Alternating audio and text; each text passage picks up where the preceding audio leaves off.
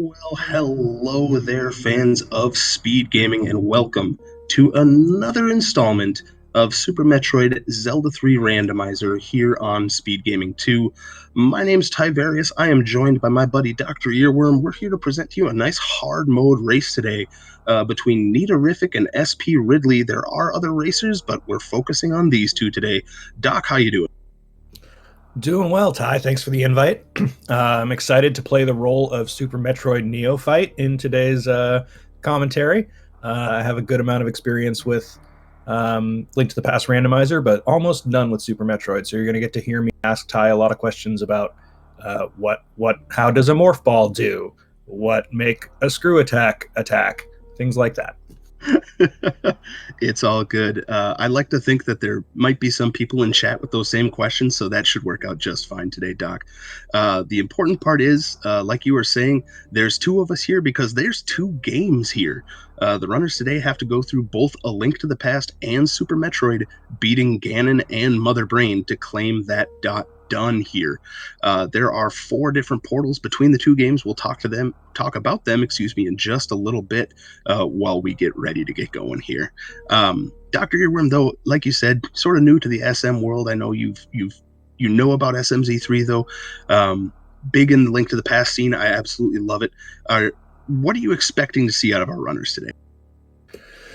Well, like you said, so I've watched a handful of SMZ3 races. I'm familiar with the concept. And from the little that I do know, I'm expecting to see 1 or 2 quick checks in Super Metroid and then spending some time in Link to the Past. And then at that point, that's the part where my eyes usually glaze over a little bit. So I'm expecting to ask you a lot of questions about what's happening. That's quite all right, but you hit it right on the head. Odds are we're going to see these runners probably jump right into Link to the Past. There are 2 logical checks on the Super Metroid side in hard mode, because again, today is a hard mode seed. So if they stayed in Super Metroid, they could check the Morph Ball pedestal and they can check the ceiling E-Tank items. Otherwise, odds are they're going to jet over to Link to the Past because there's a lot more in that open first sphere than there is in Super Metroid. We got a call for all bosses here in Speed Gaming chat. We'll see what happens there, Brawler. It could be we're guaranteed to at least get the Golden 4 in Super Metroid. Of course, that being Kraid, Fantoon, Dragon, and Ridley in order to get into Turian. And then, of course, a minimum of 7 bosses on the Link to the Past side, getting those 7 crystals to get into Ganon's Tower.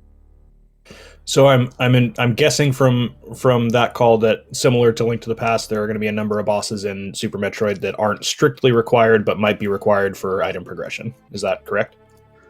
Yeah, I consider them sort of pendant bosses, the mini bosses per se of Super Metroid. So things like Batwoon or Crocomire, where they are technically small level bosses on the SM side, but they can lead to some progression. But here we go. We see both Ridley and Nito coming down, and yep, both. Oh no, we have SP Ridley doing those 2 Super Metroid checks. Interesting. All right, and suddenly I'm much more comfortable because I see a game that I recognize on Niterific's side here. Yep, doing the classic Hylia Island check there. Not a whole lot, but wow, that's nice progression right there in Link's house. Power Glove in Link's house. You gotta love it. And instantly putting it to good use at that 50-50 bomb rock, getting paid out there. Gotta love it. And I see a route that I recognize here. We got Niterific heading up to the Uncle. Looks like he's had 1 kill already, so we can check that tier 1 tree pole, and not getting much use out of that one. We'll head down into Uncle here and see what our wonderful Uncle has for us today. Yep. Fun fact about that tree pole, SMZ3 actually starts you with a loaded tier 3. So as long as you don't take damage, you're going to go ahead and get that tier 3, which was hearts. And SP Ridley already saying no to that ceiling item. I saw an E-Tank, I missed the ceiling item, but not a whole lot in the Uncle Passage. Interesting. Good to know. Okay, that makes sense why. I figured he just had a kill stored already, and that's why he didn't grab the sign, but okay, good to know. You have the tier 3, and then you can work backwards from there. Lord Goober, thank you very much for that missile call. I did see the E-tank, but sometimes keeping track of two things that I'm not running can be a doozy sometimes. But here comes Ridley to join us in the Link to the Past world as Nito putting that glove to good use. Going to go ahead and check the back of Escape. So what are some items that we need to be able to make progress in Super Metroid? Because I know that I've heard that like there's not a lot in logic in Super Metroid until you get, is it Morph Ball and or Power Bombs and or regular bombs? Yep. So the running joke is Morph Ball is required. Everything else is optional. But what we're going to see these runners look for is, like you were saying, with those power bombs or some form of bombs, those explosions. Um, just to make getting around SM easier. Morph Ball is for the most part required, but again, I have seen seeds where Morph Ball is super late and the runner was practically done with the seed anyway. So we'll see what we have. And Lord Goober pointing it out, yes, we have panic mode because we already have mitts. With the back of Escape having our Titans mitts, so we'll see what comes of these routes here. But yes, they're going to want that Morph Ball. They need enough ammo to beat the game, bosses and or Mother Brain. So that's either a combination of missiles and super missiles. Otherwise, they're going to want to find that charge beam in order to make, grinding that ammo sort of moot. Gotcha. Yeah, with those 3-minute mitts, the seed is now officially the opposite of my Crosskey seed from last night with my 2-hour, 30-minute mitts. But we won't talk about that because that was my fault for doing a dumb, not the actual seeds part. It's all good. And it looked to me just like some super missiles on Lumberjack Ledge, so probably not going to need to beat Aga to get those.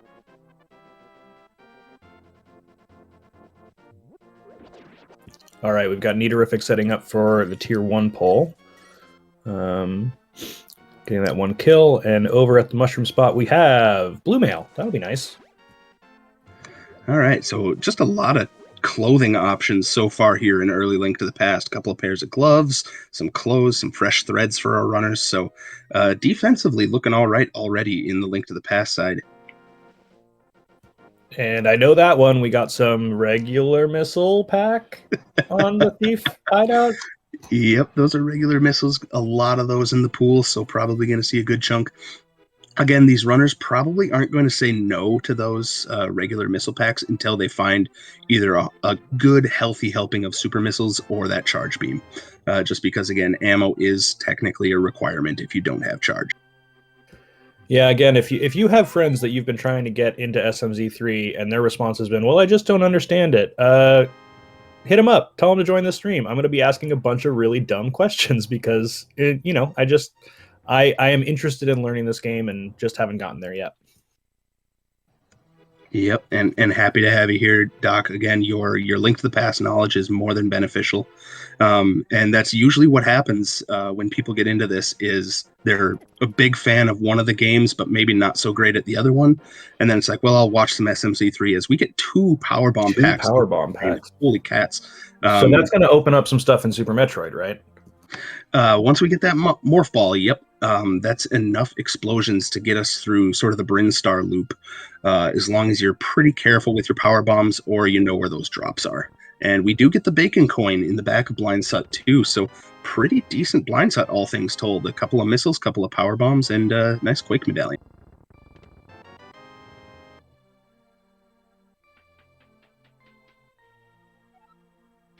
And hey, that's a friendly spot for the mirror. That's definitely going to make routing on the Link to the Past side a lot friendlier.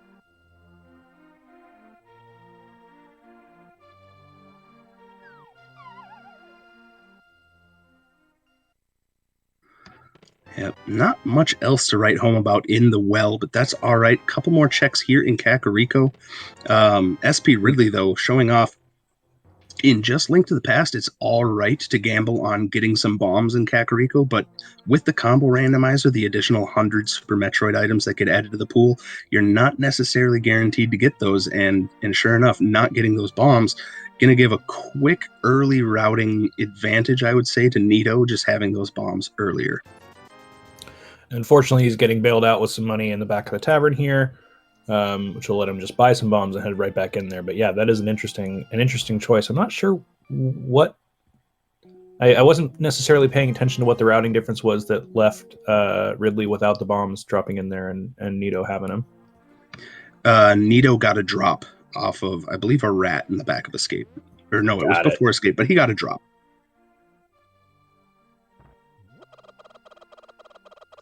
But either way, plenty of cash here in Karkariko to buy bombs and still have enough for the bottle merchant. So not really going to be in too much pain leaving Karkariko.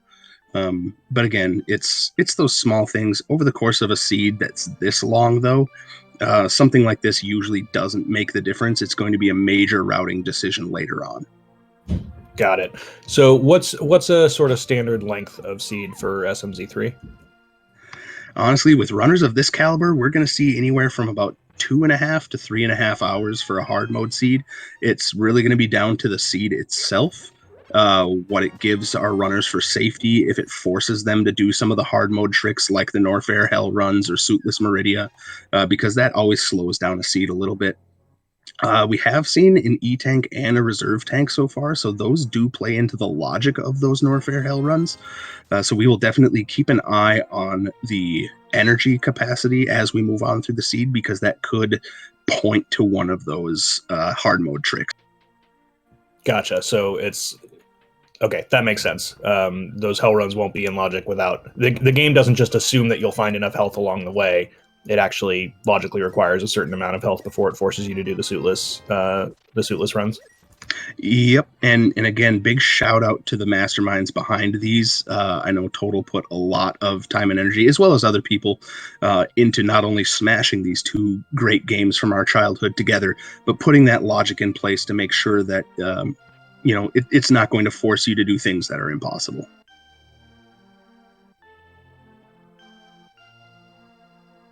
And in chat, we have someone, Lord Gruber, saying 4 E-Tanks for Ice Beams, 5 for Bubble Mountain. Yep, I believe that's right, Lord Goober. As long as you can get up the jump before Bubble Mountain, you do need either high jump or space jump, something to get up that last jump before Bubble Mountain. So, but yeah, 4 for Ice Beam, 5 to get to Bubble Mountain, or just speed. Speed gets you into Bubble Mountain nice and easily. All right, we've got everybody's favorite room in Link to the Past Randomizer, Mini Moldorm Cave with bombs. Doing a pretty good job so far. Gets the double, very nice. All right. Yep, 4 bombs for that cave, not bad. And ooh, there's some nice. That's a lot of cash. Okay, some nice quality of life cave over here.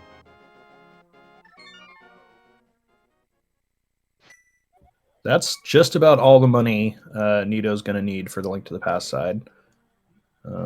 With what I'm sure will be a couple more pickups along his way, he's not going to have to worry about money in this seed. Yep. Thanks for that clarification, Sky. 3 for Ice Beam. So it's as long as you have a clean run, 3 is more than enough. But and again, we're still. Go ahead, Doc. Even without the moon, so Nito doesn't have the moon pearl. So if we do see a fake flipper here, we won't be able to get into the waterfall ferry. However, with those gloves, Zora is in logic. So I'll be interested to see if Nito decides to head straight up to Zora now, or with that early mirror, save it and try and route it in with Catfish later. Yeah, it's definitely an interesting choice on Nito's side. I mean, you have the gloves, so it's kind of in the back of your mind anyway. And then getting that 600 in Mini Moldorm Cave might be steering his thought process of, let's just check this now.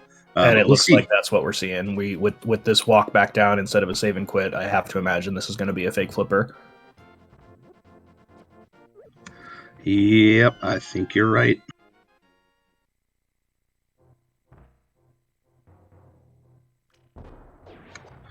First try, and Ridley baiting that first Moldorm right into the bomb. It always feels bad if you don't get that first worm, but also doing a 4-bomb strat in Mini Moldorm Cave, nicely done. And both our runners making that look easy, but with 3 and 4 hearts respectively, and well, I guess no, Nito also had 3 hearts going into Mini Moldorm Cave.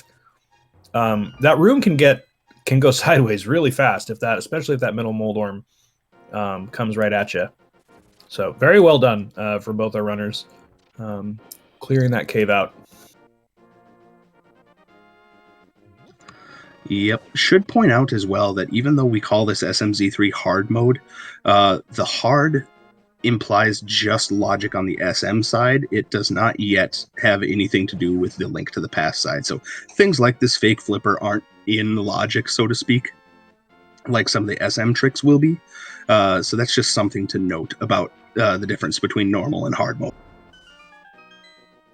Fingers crossed for a minor glitches logic in version 32 of Link to the Past Randomizer, but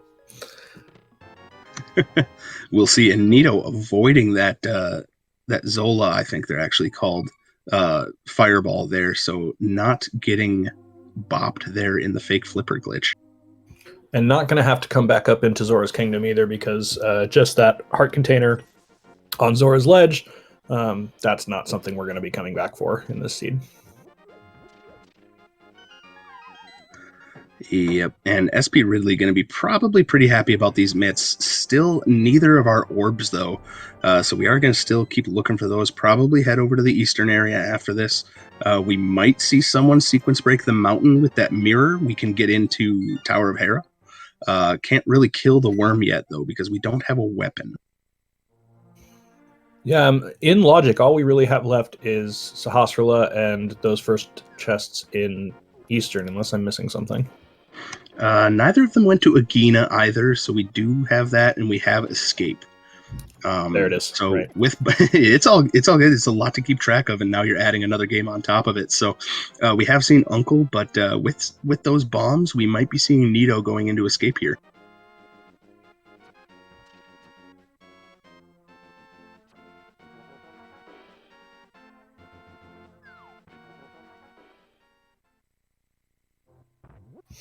I don't believe we saw a map yet. So unless the map is in Dark Cross, we'll see 2 items in the back here, possibly 3, depending on where what we have hiding in Dark Cross. Ooh, and the red cane, the glitch cane, the cane of Samaria in Saha's closet. And there's our moon pearl. All right, we have an orb. Let's go. But Nito saying, I found the key in Sanctuary, so I don't need to kill that guard for a key. Nice, simple little note there on Nito's side, keeping track of those keys. And going to save 2 bombs as well, because that's a blue guard. But yeah, chat pointing out, we now have Dark World access the best way possible, mitts. Yeah, I have a feeling we're going to be spending a little more time in Link to the Past here. Because now, if I understand correctly, the area of the world that our morph ball could be in just grew substantially. Oh, absolutely it did. So again, we could technically get a few checks in Super Metroid as well, in the Upper Norfair area. If they wanted to sequence break up into Death Mountain, they could take the first cave past Old Man, and that gets to the business center on the Super Metroid side. So that is one of the cross-world portals. We already saw one of the other ones. The sort of fortune teller house by Link's house, and the first area of Super Metroid there. The other 2 are going to be in the Dark World for Link to the Past. One over at the what's called the Dark Shopping Mall, sort of the East Lake Hylia in the Dark World. That'll get us to the back of Meridia. And the second sort of house in the Mire area gets us to Lower Norfair, right outside of Golden Torizo. So those are our cross-world portals. Meanwhile, SP Ridley making great use of that cane. Really nice work there. And Nito's going to go ahead and navigate the Dark Cross. Yeah, and with that demonstration of paying very good close attention to his dungeon items, I'm going to go ahead and trust Nito that we, in fact, have already seen the map. And so Nito, knowing that there is one more item check back here, going to go ahead and head towards it. Yep, I believe while I was ranting there, we saw the map in the boomerang chest in Escape, and our amazing tracker, Madewalk Herd, pointing out that not only is Cape not on the tracker, but we did see the map. So thank you very much, Madewalk Herd.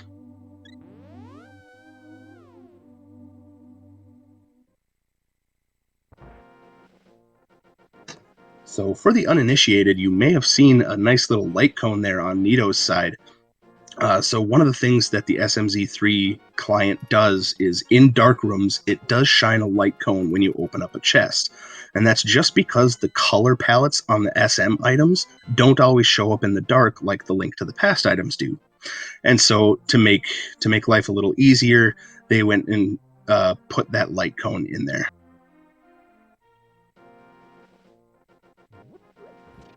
That's such a clever little fix for that, to just turn the lantern on real quick and then snap it back off. I love that.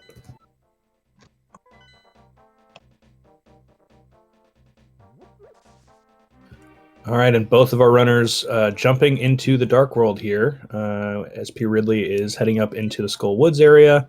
Map checks from both. I see red crystals on Ice and Mire, Pendant Skull, and I didn't catch anything else. Nope, that's all there is, because our other two pendants are in the light world on Eastern and Desert.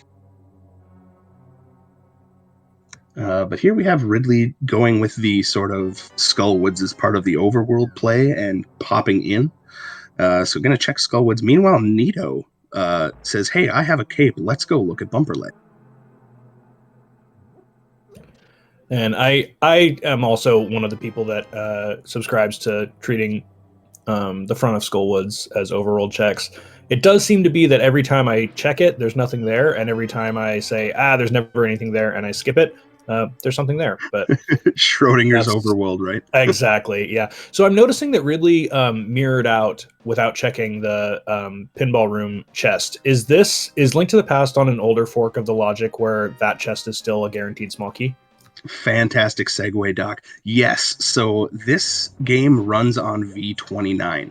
So not only is that going to make sure that it's a small key in Pinball Chest in Skull Woods, but that also means we don't go with the Dark Room logic with Fire Rod. So Dark Rooms are only in logic with the lamp. And personally, one that I like, there aren't progressive bows. We will see one bow and one silver arrow and one hook shot that we just saw on Graveyard Ledge on Nito's side. So taking that mirror and finding some nice progression. I mean, that is making a sequence break up the mountain look a lot more appealing here. Absolutely. You have pretty much the entirety of Death Mountain available to you now. Spike Cave, pretty much the only thing you can't check. Kind of need a hammer to do that. But everything else looking pretty nice up there. Plus, we have access to that upper Norfair area. So if we find Morph Ball, I would not at all be shocked to see our runners sequence break the mountain. And just from the way Ridley was routing that screen, I was very concerned he was about to run away from that hook shot there, but we're about to see that pop up on Ridley's side as well. Yep, one of those locations. Hey, Spring Ball, C-shaped house. Where's MM2? Spring Ball, notoriously MM2's favorite item. But Graveyard Ledge, one of those places that's pretty easy to forget about. But both of these runners thinking, hey, we got access to this really early. I don't want to forget it, and it's a good thing they remembered. Yeah, nice to clear that check out as part of this sort of loop out and back from the Skullwoods quote unquote overworld checks. Get Bumper Cave and Graveyard Ledge out of the way, and then head back through and take your Village of Outcasts loop south into South Dark World. It's a nice way to make sure you're not isolating those two checks for way too long. And I think, again, given that you were saying that these seeds tend to be much longer than your standard or open Link to the Past randomizer seed, I think it makes a lot of sense to be a little more thorough. There's a lot more items we're looking for. Make those two checks and then head around south. Yep. And yeah, chat already pointing out getting that Spring Ball is one of those indicators of Suitless Meridia. So we will see. Nito, however, saying, I've had enough of Thieves Town. Going to go ahead and bail after checking the front four. Not a bad idea. Doesn't have hammer, so there could be an item in the big chest. Doesn't even have a sword to kill blind, so not a bad idea just to check the front four and bail.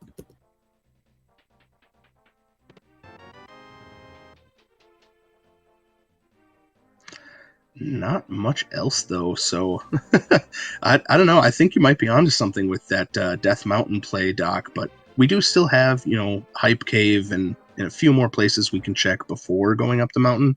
But I'm starting to feel that mountain play calling my name.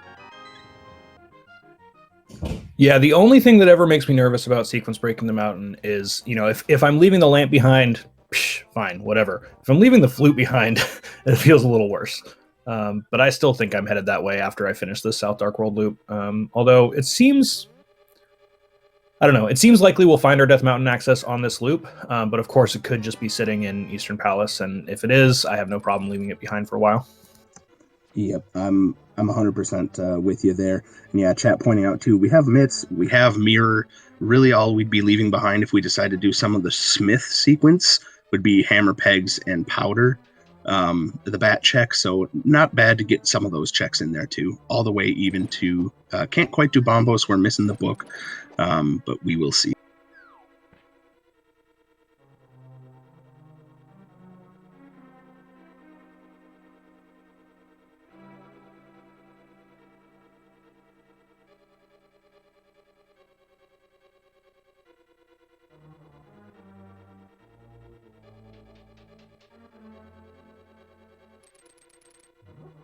And my favorite sprite in the game, good old Glenn.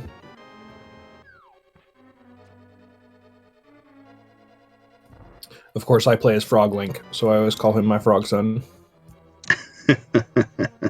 That's awesome. Ridley, though, saying, I will go further into Thieves Town. Interesting play here. Yeah, this is always the gamble, right? In a non-key sanity mode, you're guaranteed to be able to get to the back of the Thieves Town the first time you show up. You are much less guaranteed to have the hammer. And there's some interesting logic to the back of Thieves Town.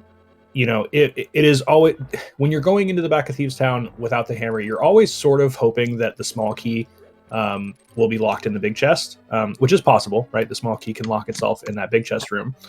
However, if the small key is locked in the big chest, then logically speaking, blind is hammer locked.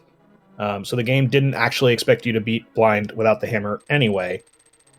So it can make sense to continue into the back even if you do find the small key early, because if you find the small key early, the hammer could just be on blind, or it could be, blind could have something that leads to the hammer. So it's always a sort of weird, tricky decision to make going into the back of Thieves Town without the hammer. Yeah, I for one, I'm all about diving Thieves without hammer as, hey, Stumpy just giving us the flute with one less step than vanilla. All right, well, there's that mountain access we were talking about, Doc. Yeah, that's this just became Hype Cave, drop off the purple chest, and rush the mountain. Yep. And yeah, chat pointing out too that, yeah, Nito didn't have the cane, so going into the back of the Thieves made less sense. Meanwhile, Ridley has half magic and Cane of Samaria, so that is one of the items you can use to defeat blind, which I always find a little bit ironic, beating up a blind person with a cane. I mean, I don't subscribe to that in real life. Please treat everyone with dignity and respect. But it's one of those things that's subtle irony to it. Yeah, we're just going to move right past that one. Thank you. Save me. Yeah, no, that's a great point. I didn't even consider that. Nito had no options for defeating blind. I love the Samaria blind fight. I think it's very fun, but a little tricky, especially on green mail, or well, blue mail, I suppose, but still not free. Yep, not free at all. It does take a little bit of patience, but again, that half magic in the blue mail is really going to help out. Okay, so talk to me about what is the item our runners need to see before they're going to say, okay, now I need to rush Super Metroid. Honestly, still probably that Morph Ball. So there's a couple of ways they can get into a few more checks in Super Metroid. Screw Attack gets us a couple of checks. Morph Ball is the best case scenario. Speed Booster is another thing that'll get us some checks. So one of those items would indicate going back over to Super Metroid, but Morph Ball being the best option. Got it. And our tracker pointing out in chat that there is an item left behind in the Thieves Town big chest. So that's going to be in the back of Ridley's mind for a while. Yep. Speaking of, be careful, Ridley. Yeah, you can't use Cane while also using the cape. But probably going to see, yep, pause strats here. I like it as we get the flute activation and a nice kill on Ridley's side. That was gaming. Well done, Ridley. And there's the morph ball. Well, all right then. So, wow, that's something. I really hope Nito finds a weapon to head back there soon. Ridley's got to feel really good about that play.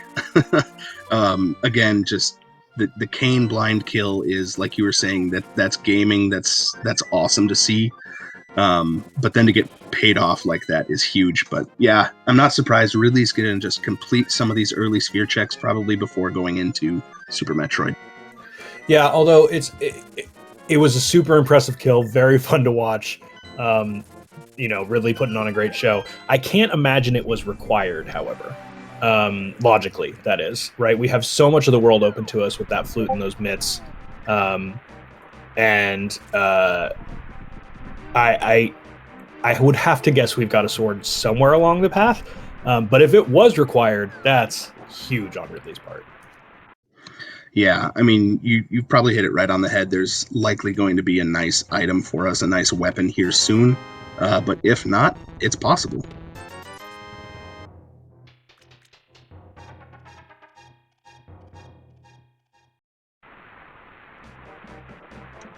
Let's see. Meanwhile, a whole lot of nothing in the Mire shed, but Nito taking those mitts in that mirror, gonna backdoor desert here, and again, just picking up those supers that are right in the route, just because you want those until you see charge, and even then, it never hurts to have a couple extra super missiles, because if you just have charge, super's still going to be the faster way to deal damage. And is that all sort of in preparation for a specific boss or enemy, or is just generally speaking moving through Super Metroid? That's generally speaking moving through Super Metroid. You're going to want some of those supers. They at this point are the highest damage per second that these runners can put out. And we do have a boots locked desert as we see the small key on the torch. Granted, this is a pendant, so maybe we see Nito steal a key. Nope, Nito says no. He's bailing.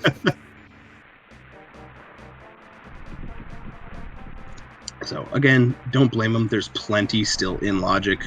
That entire mountain loop that we just keep droning on about. We have the eastern area that we keep droning on about. So plenty to check still. No need to do something that may not exactly pay off.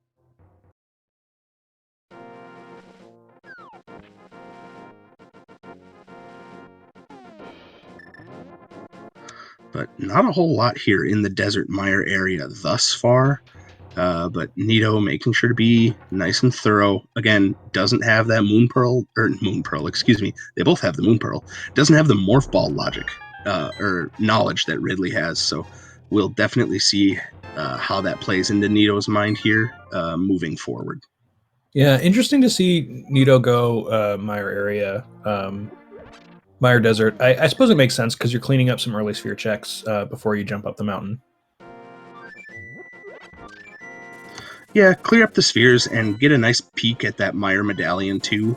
There have definitely been seeds where, in the Super Metroid side, there's a medallion stuck in a really gross area, and you might not want to come back and get it. So having that medallion knowledge early can always pay off, where if you see something on the SM side, like, oh no, that's Quake medallion, am I going to need that? And then thinking about coming back versus I know I do or don't need that medallion. Oh, and I also wasn't even really considering that one of our Super Metroid portals is on the mountain, right? So maybe Nito was hoping to snag Morph Ball before committing to the mountain so that he can clear it and then jump straight into Super Metroid. Yep, you're absolutely right there. So that we're seeing the echolocation with the boomerang here. In Nito's mind, it might even be, hey, Morph Ball's probably up here. Of course, not knowing that it's just that blind kill away. As we get our first bottle, if I'm not mistaken, from the old man.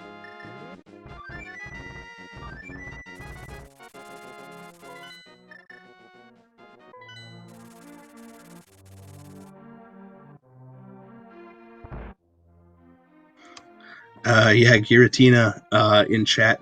We had Dark World access at like the 13-minute mark, if I'm not mistaken. Super early mitts and that Moon Pearl pretty early as well in Escape, one of the first chests in Escape. So super early Dark World access. And I don't blame Nito for turning in that bottle right away. I mean, you have the flute, you're not too far through the mountain. Turn it in. Maybe that's the morph ball. Again, hoping to spike that morph ball before diving into SM.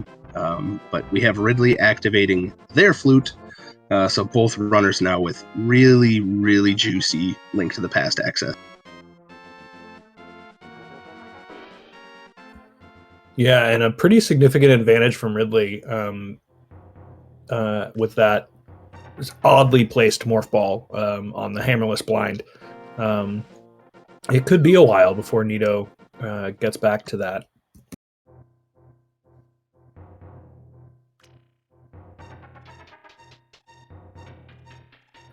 All right, so we have... Oh, go ahead, bud.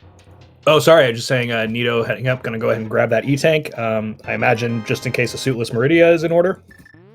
Yep, E-Tank's not necessarily needed for Suitless Meridia, but those Norfair Hell runs are where the E-Tanks come into logic. But even without suits, though, Meridia enemies hit like a truck. Gotcha. That's what I get for trying to use a Super Metroid term without actually knowing what I'm talking about. Okay, so we're going to see the mountain climb from Nito here, probably heading into Hera, although again, lacking a weapon to be able to defeat Helmasaur, or not Helmasaur, Moldorm. So probably just grabbing these two checks before we hookshot across to East Death Mountain. And in the Hera basement, oh, we see the big key. All right, so not going to be fire locked. We'll be able to continue through the dungeon.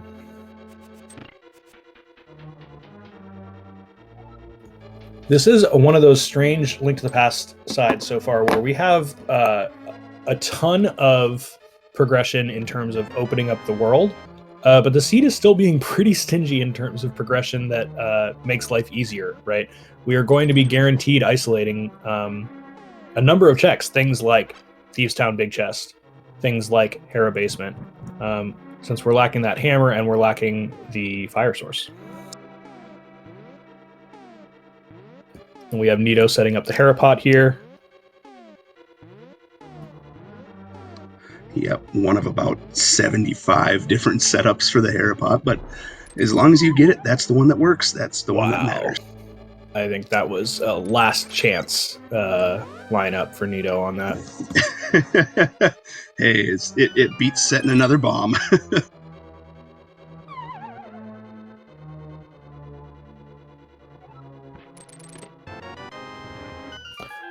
Okay, that's what you don't want to see. That small key. And remembering that without a hammer or a sword, can't do any damage to Moldorm, so we're done here. And we'll probably see Nito hook across to the east side of Death Mountain now. Yep, check out East Mountain, Dark Mountain, probably peep that other medallion, just to get the full medallion knowledge of the seed. Yeah, that's an interesting point I hadn't really considered. There aren't a lot of scoutable checks in Link to the Past where you really hate to come back to them. I guess Zora Ledge is one of them, but for the most part, if you scout a check and it's an item you need, it's pretty easy to get back to. From, again, my limited understanding, there are a number of just total pain in the neck scoutable checks in Super Metroid that you'd really like to be able to just not get if you can. Is that right? Yep, ones that come to mind are things like the speed-locked item in Wrecked Ship. That's a big one that you hate coming back to. That's probably the main one. Main Street in Meridia. So there's definitely a couple of those locations where you're just like, if I see it, I want to get it rather than coming back. Showcase Showdown, yep, that's another one. Mr. Chris Ladd, that's a huge one. I definitely remember a seed that tilted a couple of runners where both of the items at Golden Chorizo were both the rods for Link to the Past, so fire and ice rod, but we Ooh, get boots we've got- and screw attack. Yeah, this in is Paradox. quality of life cave. Screw attack is, correct me if I'm wrong, not really logically required for anything. It just makes life more fun. Is that right? It can have logical implications. So in hard mode, we can get up into the Gauntlet, and that screw attack gets us through the breakable blocks in the Gauntlet.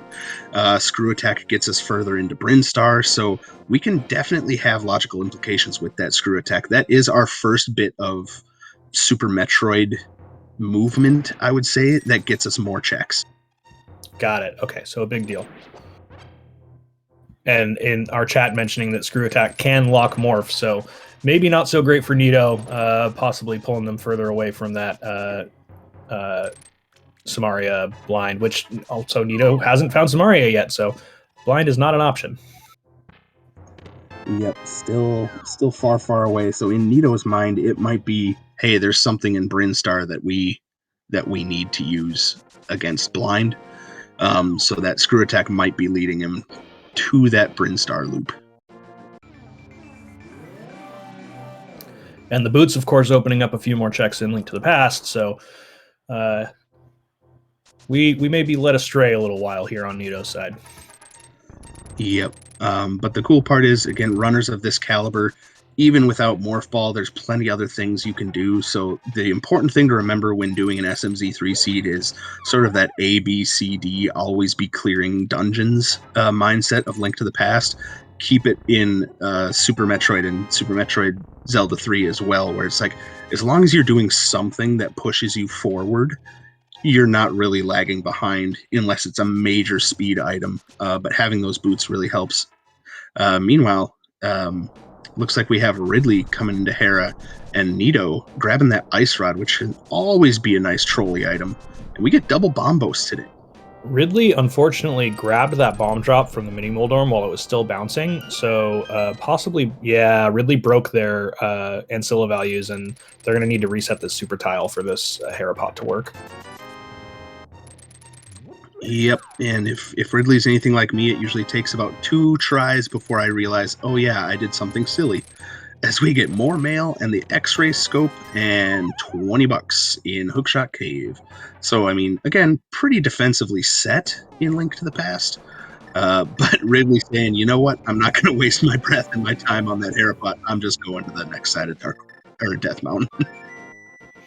Yeah, knowing that you can't defeat Moldorm, and you're likely going to have to just... I mean, Tower of Hera is a crystal, right? So we're going to have to climb it again once we find a weapon anyway. The nightmare scenario is that your sword or your hammer is sitting in one of those 2 chests up Tower of Hera, but Ridley making a totally reasonable gamble and saying, I'll just come back when I can beat Moldorm.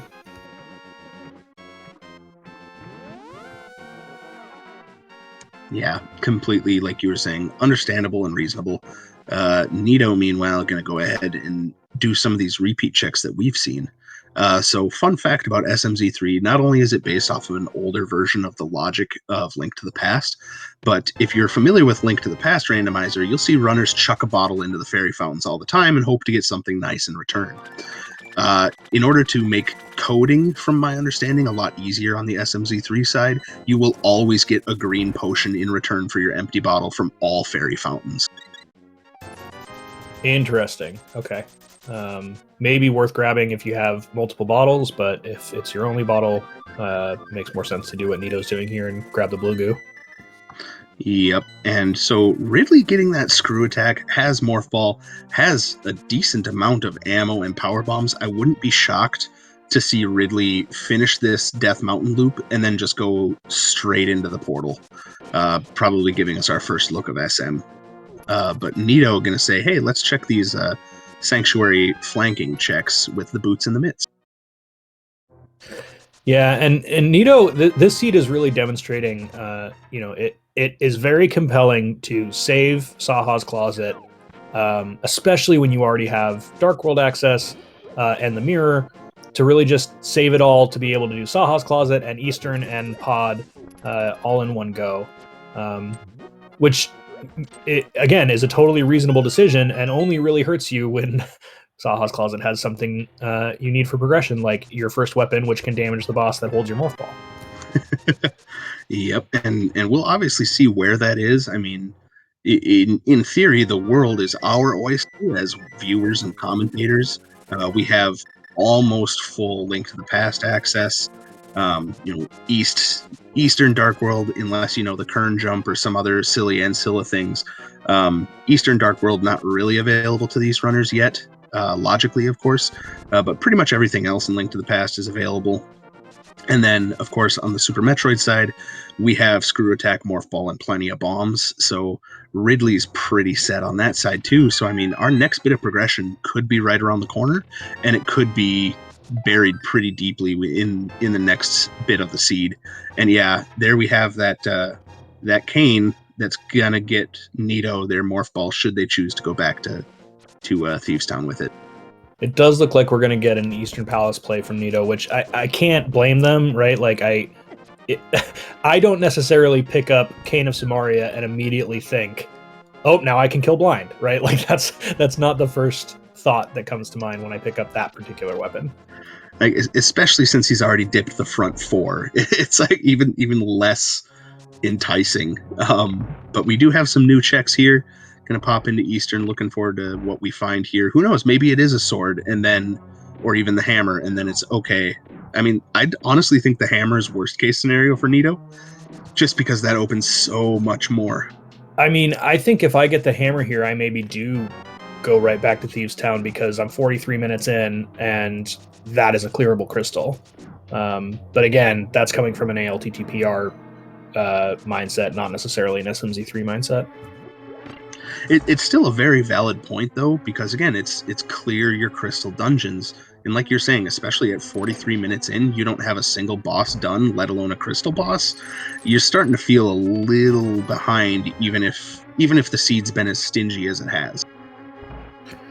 Yeah, if we find a sword in here, I think I don't know. I don't think I rush back to Thieves Town with just a sword, but I think if I find a hammer, suddenly I'm thinking maybe my progression's in that big chest. Yeah, I mean, that sword or the hammer gives us also clearable Hera. Could do that. We can almost get through Pod with that hammer. We do still need the bow, which can be anywhere. The fire rod gives us skull, albeit disgustingly. So, hey, again, the seed gave us Dark World access at 13 minutes, but I mean, beyond that, yes, on Ridley's side, the seed has been giving and giving, but on Nito's side, you got to feel like the penny has to drop somewhere, and he just doesn't know that it's on blind.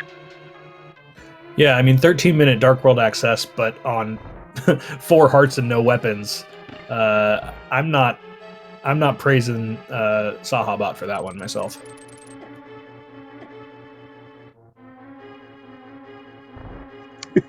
You try to do something nice and chat just eats you apart.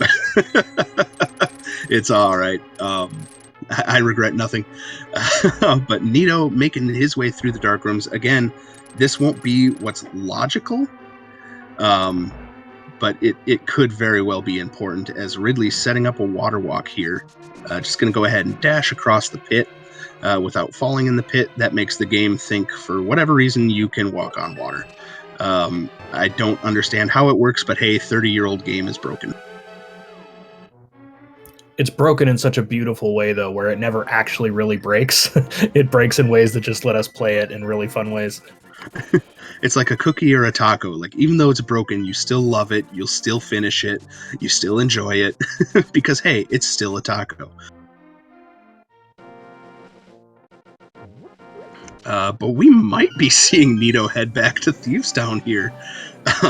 This could be the play that Nito needs to make. And yeah, I'm with you, chat. I'm also shocked that Ridley hasn't gone in to do some SM yet. But this could just be a play into looking at thoroughness, making sure we're being nice and thorough, clearing Link to the Past before we go into Super Metroid. So this is fascinating. I feel like this is a play from Nito where they're thinking, I've cleared so much of the world, so much of it's open to me. I still don't have any weapons. This is my first weapon. There's got to be something back here, right? It's sort of a when the seed feels like garbage, make garbage plays type of attitude, I feel like.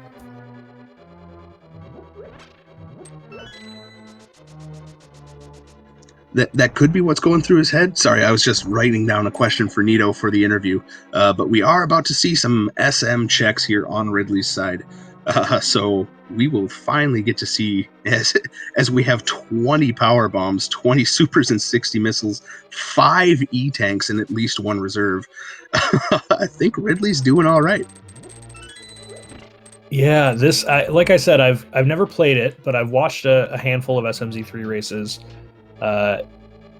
This seems like a very well-equipped first dip back into Super Metroid. Absolutely. Just taking a peek of the moat item there with a whole lot of nothing. And yeah, I'm with chat here. This feels like a seed that's just one of those nice sandwich seeds where you start with Link to the Past, get enough to stay in Super Metroid to clear it, and then back to Link to the Past. Definitely getting that vibe from it. So we'll see, as Ridley gonna go check the Alpha Peeps area first here on the first dip into SM.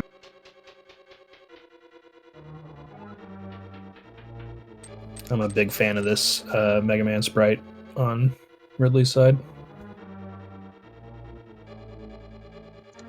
Yep, always fun to play with the different sprite choices, especially in these combo randomizers, seeing the different combination of sprites that people choose to use. So a whole lot of nothing there in the first check, but let's drop down into Alpha Peeps. Two more checks down here for Ridley.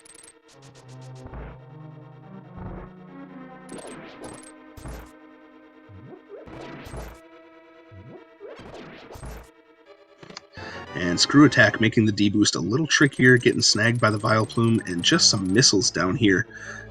So we'll see. I'd have to imagine Ridley's going to go down Red Tower next and save Bryn Loop for later, but I could be mistaken. Ridley might be thinking Gate Glitch and do the Bryn Loop, so we'll see what's on the mind here.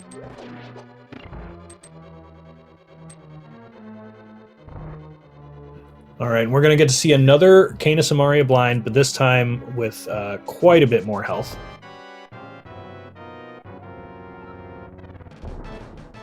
And I was also wrong on both choices on Ridley's side, going back up the elevator.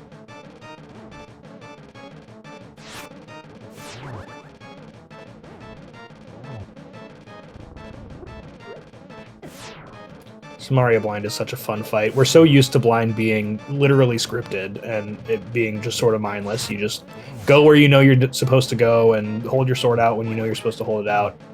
And then when you come in here with nothing but Kena Samaria, suddenly it's a challenging fight again. Very fun. Yep, and Ridley, holy cats, Ridley making those jumps up to Gauntlet look like they're intended. Those are insanely tight jumps, and Ridley just getting them first try doesn't even look like it was difficult. Well done to Ridley on that. And yeah, great fight on Nito's side, evens up the crystal count, but more importantly, gets that morph ball.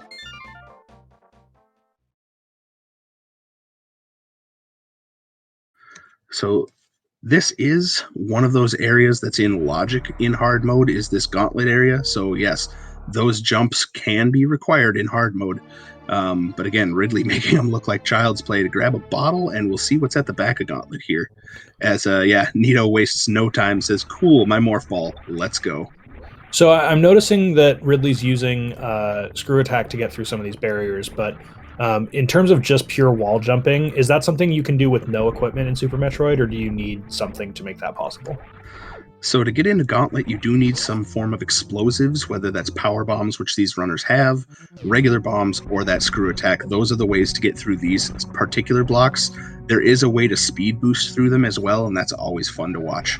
But yes, you need some way to break those blocks that isn't just your weapon.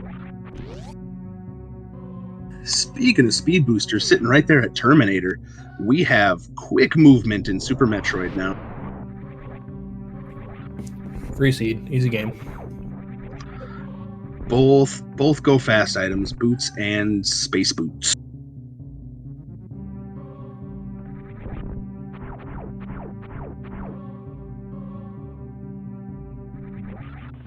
And in chat, the clarifying, yes, so the pure wall jumping is free, no item needed to do it, but items are needed to get through the barriers that wall jumping would get you to. Thank you for that. Yep. And a whole lot of nothing in the back of Gauntlet, but both runners going to be happy they did it. SP Wrigley just barely missing Alcatraz there. Gets it second try, though. Well done. I'll say a 2-try Alcatraz. No shame in that after first trying those wall jumps to get into Gauntlet. So, and is that path required because Ridley doesn't have regular bombs yet? Is that why they have to go that way? Nope. It's really just density at this point, and the runners checking items that they know they want to check, and so it's not required to go that path. But much like when you're routing Link to the Past, it's what's my best bang for my buck? How am I going to get the most item checks in the fewest sort of turnbacks as possible? Gotcha. Okay.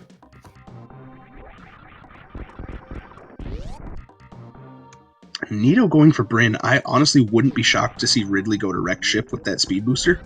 So we'll see.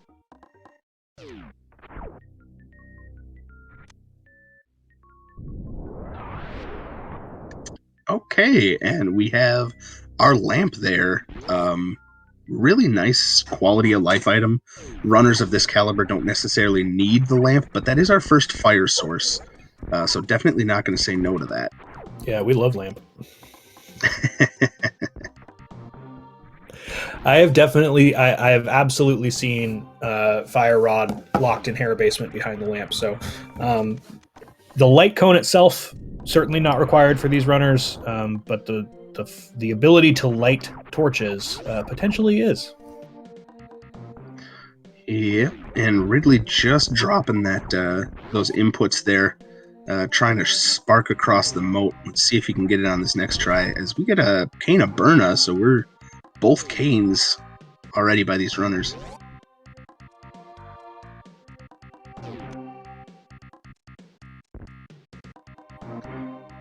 Ridley? Was he just a little short on that? Is that why he went backwards? I must have missed that. But gets the shine spark across the moat second or third time, depending on how you want to count that. So we're going to see some wrecked ship. And oh yeah, I almost forgot, these runners have spring ball too. So that'll be fun to see. Okay, I think this might be the noobiest of noob questions I'm going to ask, but I've heard the term shine spark a lot. I don't know what it is. Is it a game intended mechanic, or is it a minor glitch? What's the deal with shine sparking? Yep, so Shine Spark's one of the tricks that the game actually teaches you. That pit that Nito just jumped over is where they teach you how to Shine Spark. Made that was Ether. So it's the one we don't need, the other one we don't need. So Shine Sparking is intended by the game. You build up a charge from your speed booster after so many steps on the magic frame, and then you tap down to load the shine, and then you do some more inputs with neutral jumping and arrows to sort of direct your shine spark, and you can crash through walls and go really, really fast at the expense of energy, is sort of the easy way to say it. Gotcha. Okay.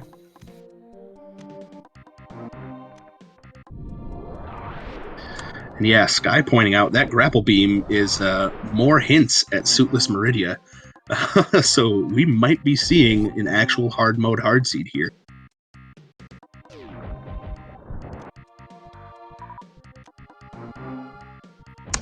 But Ridley about ready to take on Fantoon here. So 19 regular missiles and 1 super missile, because supers do double damage to Fantoon, and you can take down Fantoon's 2,500 health.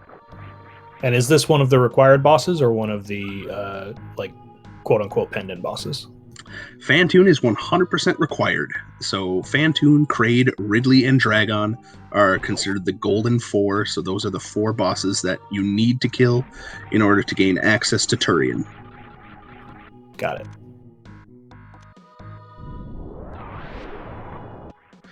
And I'll let you decide, Doc. Does Fantoon look a little like the ghost of Argus to you?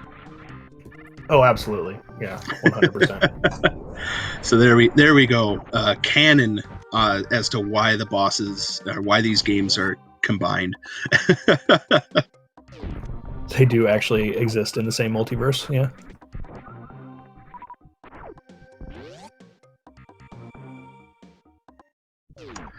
Someone get a Spider-Man sprite.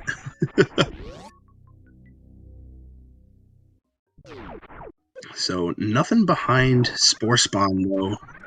At early supers on Nito's side, still doing that Bryn cleanup.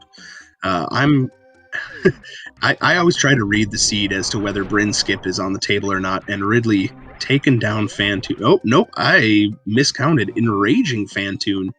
Um, no matter, just a little time loss because with that screw attack, nice and safe. I'm imagining this is a phase that is potentially skippable if the damage is done correctly. You are correct. So it was actually in Nintendo Power, I forget which one, where they told you having trouble with Fantoon, he takes double damage from super missiles. And so, of course, kids all over the place were like, oh, I'll shoot Fantoon with a super missile. Well, what they didn't tell you in that magazine was, yes, hitting Fantoon with a super missile does deal double damage, but also sends him into that enraged phase.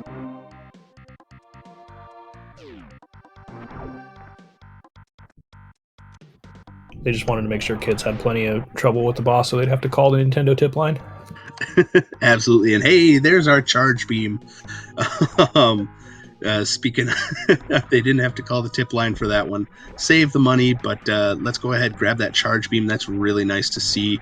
Of course, without any other beams, the damage output isn't the greatest, but we'll see as Ridley technically in the lead with our required bosses killed at 2 to Nito's 1. But Nito definitely has a little advantage on exploration here. We got Lamp, we got, just a couple more items here on Nito's side. It's going to help out as we get simultaneous E-Tank grabs.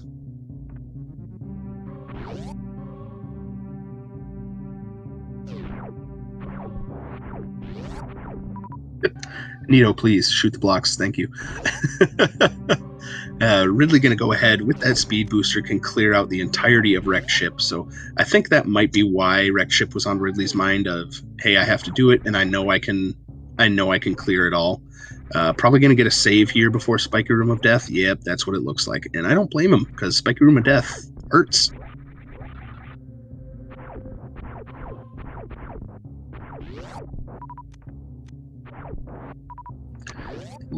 Little trouble with Construction Zone on Nito's side, but Ridley going to go ahead, get a nice speed built up. There you go. Makes it easy. All right, and again, this is called Spike Room of Death because without suits, yep, there you see it. Just taking chunks out of Ridley's health there as we see Nito spark up to the Billy Mays checks.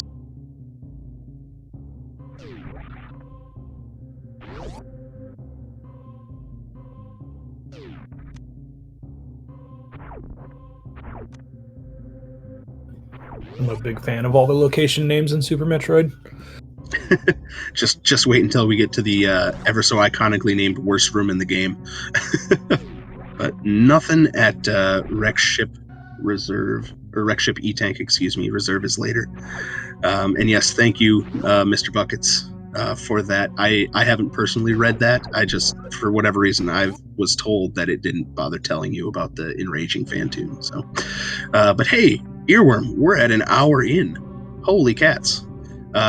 If you're having fun like I'm having fun, and Dr. Earworm's having fun, if you're learning a lot, or if you just enjoy watching this, please give our runners a follow, Neaterific and SP Ridley. Not only are they doing this, having a lot of fun, but they're putting on a great show for us, really showing off what makes this combination of games so great. So thank you very much, Doc. Nope. So we'll go ahead and get that looked at. Looks like we just need to update the command. But we'll go ahead and get their Twitch channels in chat shortly here.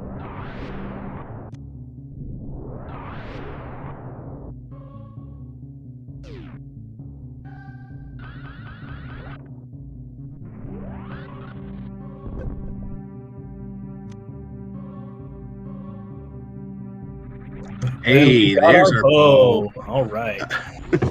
Cool. So, and we have that mirror, so that means hammer away from being able to just completely clear Pod and Eastern on Ridley's side. I don't know how I feel about that bow location. That's pretty in the path. So I don't know. I don't know, like I said, how I feel about that yet. Well, and with Eastern being a pendant, and well, I guess Ridley hasn't dipped Eastern yet, have they? So, uh, yeah, without the hammer, it's not super quick to get over to Pod area and then mirror back to Eastern. We'll see. We'll see if I don't know. I think if we find the hammer pretty soon, with that flute and the mirror, it's pretty tempting to head over to Pod Eastern area and get a bunch of checks out of the way real quick. Speaking of required items, Ridley grabbing the flippers out of missiles in the sky there. So yeah, wrecked ship actually looking like the good play here. A couple of really nice items already.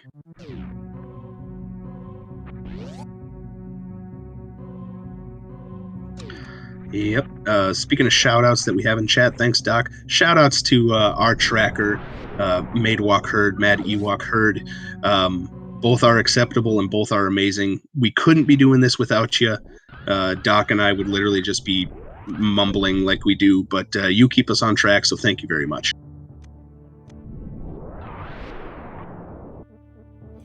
All right, this room is called bowling, right? Yes, like that? This nailed is it. bowling Chozo. Well done. And SP Ridley has already scouted the reserve item, so just gonna go ahead and check below bowling for the Chozo down there, and we'll make sure to get that going.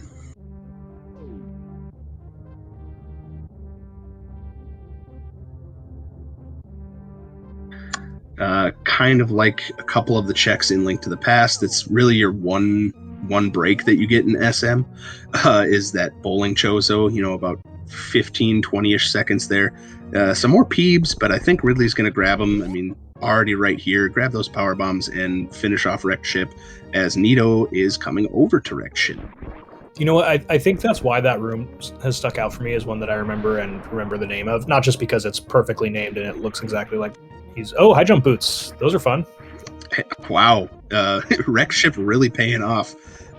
Giving us all kinds of footwear between the flippers and the high jump boots, but also that bow. But yeah, that really is one of the only sort of cutscene rooms in Metroid, right? I think that's why it's stood out to me. Yep, especially in Randomizer, they did take out the golden forest statue sort of crumble. Oh yeah, and Ether, technically in Criteria, but we'll call it Wreck Ship area. So yeah, one of the only sort of cutscenes and one of the only breaks that you get during a run is that bowling Chozo. But nice little high five by our runners. Again, Nito coming into the Wreck Ship and Ridley leaving the Wreck Ship. Couple of good choices for Ridley now after that. Again, could go check some on Norfair. Really nice short charge there by Nito. Just saying, I'll just shine spark across the ocean. No worries here. But again, a couple of choices on Ridley's side. Could do the Bryn loop that they skipped. Could go to Norfair. Plenty of health, so those Norfair hell runs are sort of negligible for Ridley, and even more so for Nito with the amount of E-tanks that we have. So we'll definitely see what the choice is here on Ridley's side, but looks like going to clear out some of the Bryn and Criteria check. So at this point, as a runner, do you have any incentive really to head back to Link to the Past for a while, or do you just have so much to do in Super Metroid that you're going to hang out here for a while and hope to find as much Link to the Past progression as you can? So even though the transitions don't take too terribly long, again, it's all about routing efficiency. So how many checks can I do on my way to the Link to the Past, and trying not to double back to get to some of those locations where you can sort of transition between the games. So yeah, Ridley's probably looking at hey, maybe I can do a lot of Bryn, go into Norfair, and then just transition at Norfair if you wanted to go back into Link to the Past. But as a runner, it's always going to be about the density of checks. And in order to get to Link to the Past, you have to go through a portal, but to get from Link to the Past to Super Metroid, you can just save and quit and then reset your console, correct? Correct. So the hard reset, and that's also why. So a couple of reasons why Super Metroid is the game that you start in. One, you can actually set your controller scheme in Super Metroid. So in order to achieve that, the dev said, let's go ahead and make Super Metroid the starting game. And then as a byproduct of that, yes, if you reset the game, your emulator, the console, however you're playing, you will then go back to Super Metroid if you're in Link to the Past. If you're already in Super Metroid, you will just reset back to a prior save location. So you may see some save scumming later on, especially in Meridia, when these runners check things like the sand pits.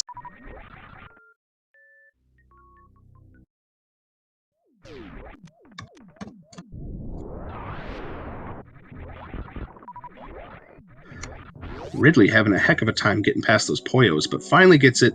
Check Shaft Super for a whole heart container. And yeah, even though we have red mail, probably just going to grab those because, hey, it's right in the path. You don't really have to wait for the fanfare like you do in normal Super Metroid, so it's just free health. And both runners there forgetting that they have Spring Ball using explosives to jump. So Nito getting really close to energy percent too on the Super Metroid side. Really, really fun to see as Ridley, going to go ahead and just continue on with these, with the Bryn loop. Obviously going to like it. Going to get a couple of those really nice and required items. Going to get that charge beam. Going to get that lamp. Sky, I think so. Definitely. I mean, especially with the Crystal Flash. Can get through pretty much the rest of the game. And let's see, gonna get high jump boots here, has spring ball. I'd say with Ice Beam, that puts Nito in pretty much SM Go mode, knowing what Nito is capable of in this game.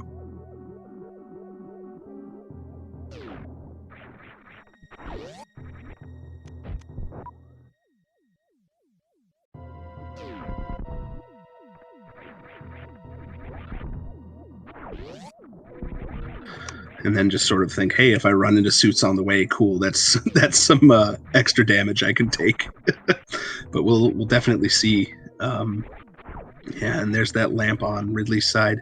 Again, not required unless the fire rod's locked behind it, but really, it's even for runners of the caliber of Nito and Ridley, seeing that lamp is always just refreshing of I don't have to spend the extra second or two in those dark rooms, and I can see right where I'm going.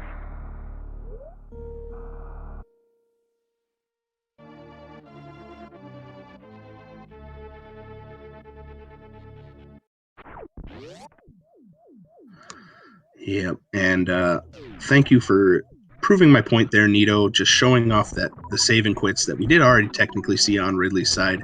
Nothing, again, at that energy tank and wreck ship, so just save and quit and reset back. Yeah, we are Gregors. We are still swordless at the hour 10-minute mark. Probably one coming up soon, but these runners are just tracing each other's footsteps at this point, so we'll see. If I had to guess, Bubble Mountain probably going to have some of our weapons progression.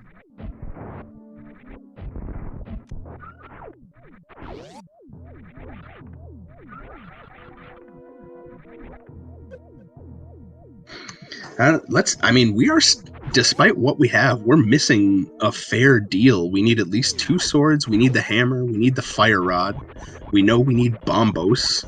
That's pretty much what we need on Link to the Past. Obviously, a third sword or silvers would be nice, but not necessary. And then again, on the Super Metroid side, it's really that ice beam. I mean, suits would be nice, but we can technically get through most of the game at this point. You will get Varia before Lower Norfair, even in hard mode. Like chat was pointing out, the Grand Hell run never in logic, and of course that being the run all the way down to Ridley. So while not in logic, still could be playing on the minds of our runners here, especially with easy access to the Gold Terizo doorway. We have Flute, we have that mirror, we have Mitts, so we can easily get to Lower Norfair nice and safely too for both runners. And Nito having a little trouble grabbing those flippers, but I imagine they'll get it this time. I misspoke. Oh, Nito, come on, buddy. What is this trick? Is this a Shine Spark? Or Yep, so, what is it? Okay. Yep, it's a Shine Spark to avoid taking the incredibly slow-moving Rippers, which is the developer-intended way to get that item. Another way to do it is, of course, the Infinite Bomb Jump, or if you have Space Jump. But Speed Booster is kind of the OG way to get that item in a speed run. Even like the 100% speed run, you're going to have your Speed Boost to get there, and then just go ahead and grab that item.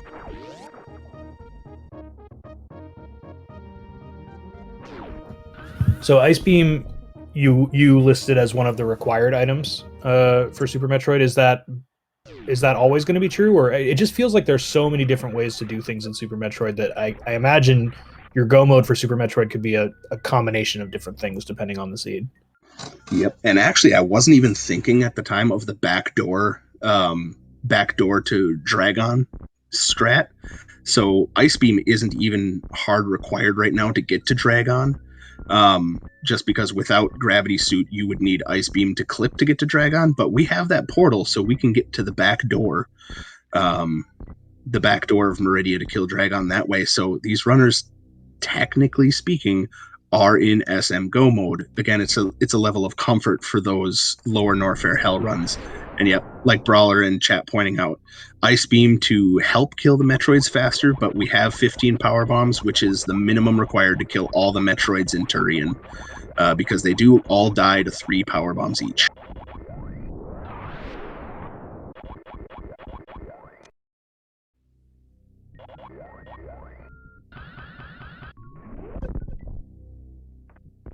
And Nito didn't scout this first, so just going to go ahead, shine, and grab it.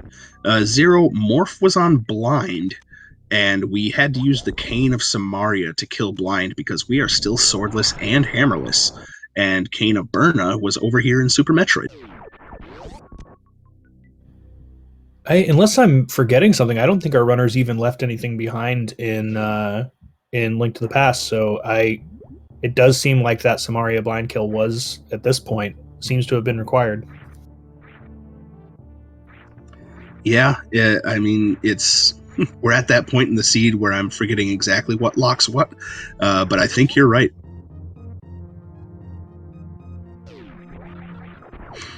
Yeah, I mean, we could technically go back and check Madewalk Herd pointing out we have those boots now, so we can go finish off Desert. Could do that, and we have the bow, so who knows, maybe we'll get another inconvenient Link to the Past boss kill with a bow Lanmo fight.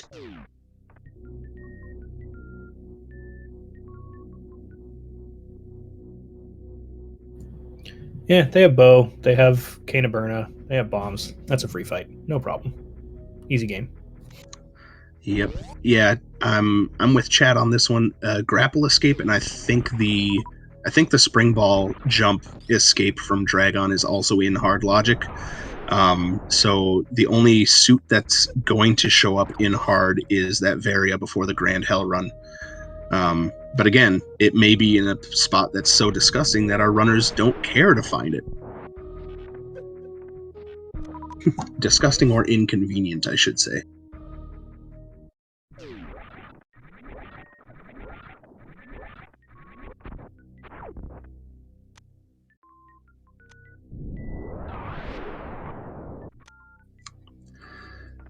No techno. We haven't seen any water shenanigans to get over to Pod yet. That's still possible, of course, but we are missing that hammer, so Pod, while not totally enticing, we do have the cape and we do have the lamp, but we're still missing a sword to slash the curtain, so East Dark World isn't logical that way, and yeah, we have those flippers. They were missiles in the sky in Wreckship. Yeah, as soon as a sword shows up, it suddenly makes a lot of sense to either current jump or water walk over to pod, and hope for the hammer either on pyramid ledge or somewhere in pod. But without that, like you're saying, it's hammer could still just be in Super Metroid, and then there's your East Dark World access.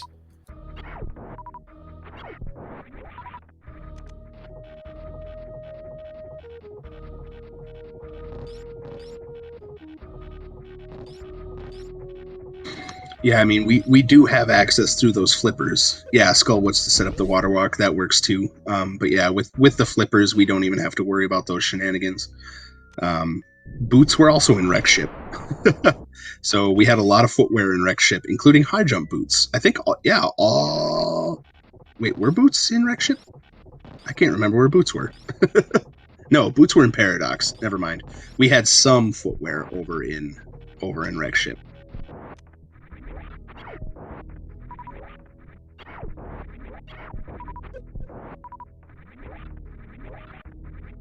Oh, fair enough. Thank you very much, Nico. Gregor's correct. I believe when Ridley was in the Mire area, didn't have morph. No, Ridley had morph.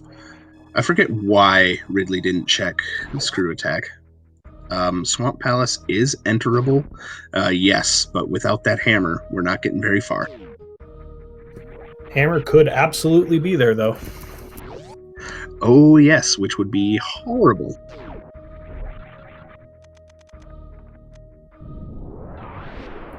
Yeah, I think if our runners had flippers when they made that first South Dark World loop, I don't think it's a terrible idea to just make that first check in Swamp Palace, because without the hammer, it takes so long to get back there.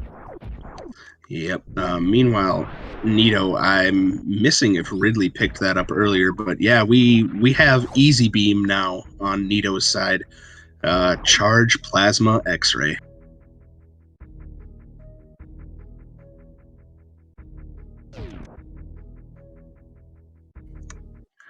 So yeah, now I think Nito's going to start saying no thank you to some of the ammo, just because of what Nito has. But we'll see. If it's right in path, I can see picking up a couple more supers. But yeah, mate, I'm with you on that. I don't think Ridley did that. So if so, I'm wondering why they're not using plasma. So we're gonna guess they didn't pick it up. And hey, there's our double required medallion, sitting right here behind our good friend Kraid. So that was X-Ray, right? That Nito used to scout that. Yep, actually using the developer intended use of X-Ray to look through the walls. And I have definitely heard some runners complain about finding X-Ray in the past. Is that just because it makes menuing harder, or Yep, so not only does it make menuing harder, but to use X-Ray is the button you use to sprint. So if you're accidentally menuing while sprinting and you go over X-Ray, you will halt all of your momentum and use X-Ray. Got it. Okay, yeah, that is a potential pain.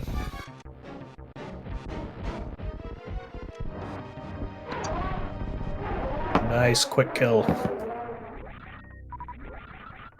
Yep, very well done on Nito's side, and before you even know it, there was a boss there. Now there's not.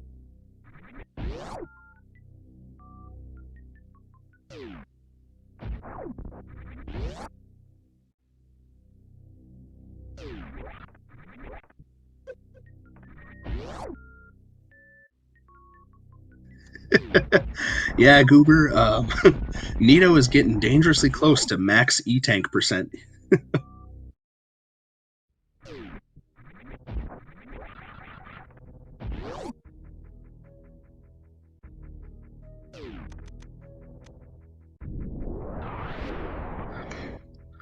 So, yep, there's plasma on Ridley's side. So we do have plasma on both sides, and even more power bombs. Holy cats! 35 power bombs on Nito's side. That's plenty of damage here as Ridley's about to come in and show us his quick kill skills.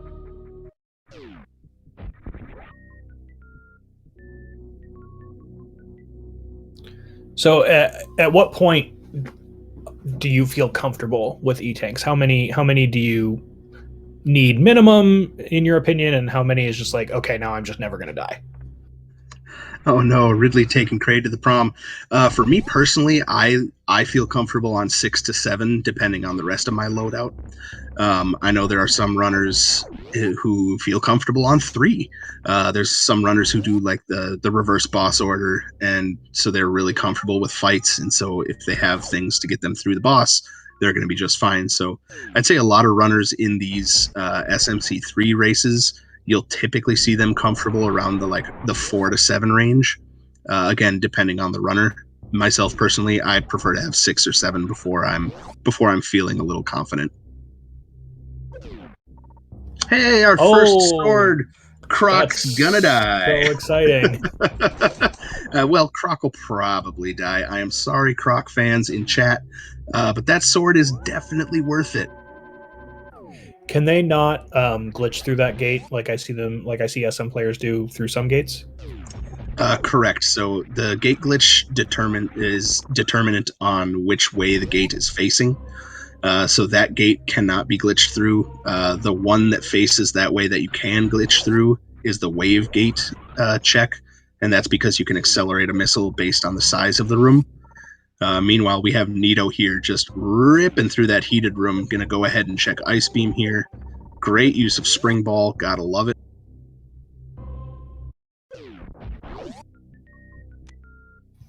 Okay, so also with that sword, we now have Aga in logic, and so at this point, it would make a lot of sense to either water walk or kern jump across to the pod area, and hope and pray for a hammer over there. That is a nice huge skip if you can take it, of just skipping the entire castle tower climb, and finding your East Dark World access on the other side of Aga. Doc, we have the flippers. We don't need to fake flipper. We have the flippers. We don't need to fake flipper. East Dark World is completely in logic. I just made the same mistake too. Oh man. It's one of those things where you're keeping track of so many things. You're like, oh, I can get there if I do this. Yeah, we can just get there. I mean, to be fair, it would be a really easy kern jump. That's true. First try every time. You'd be like, hey, I got it.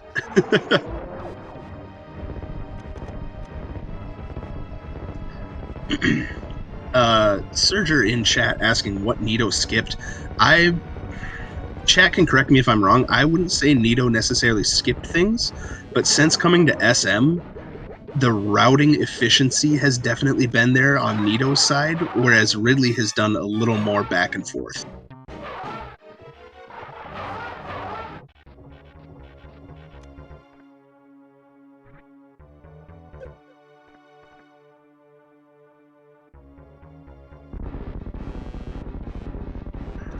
Yep, Nito not grappling Croc to have fun.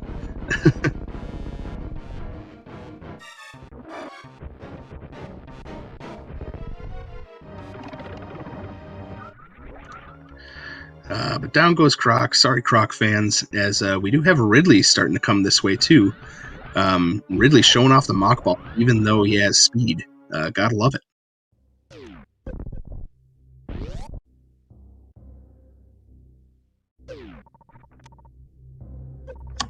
Even more power bombs at Alpha Power Bombs. Yay! All right, we got the bot fixed. Thank you very much for, again, all the hard work. Madewalk Herd, appreciate it.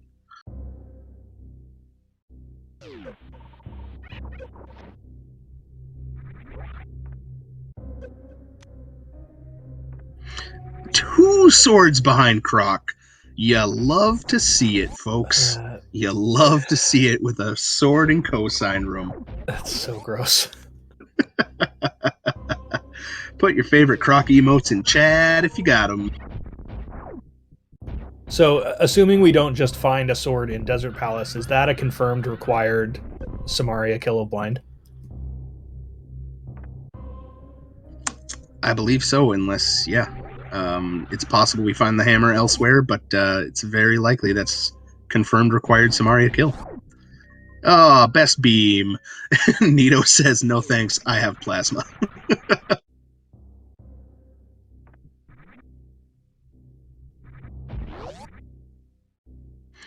But Ridley, I don't think scouted Croc, so gonna check Bubble Mountain first. And Nito definitely getting paid out here with not one but 2 swords. Nico. Actually. Oh, he did scout it? Awesome. Thanks, chat.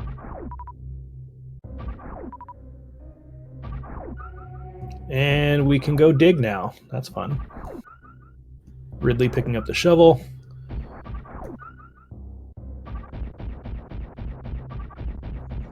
Yep. And what do we got here at Reserve? A whole lot of nothing at Norfair Reserve. I mean, we can play the semantics game if we really want to, chat.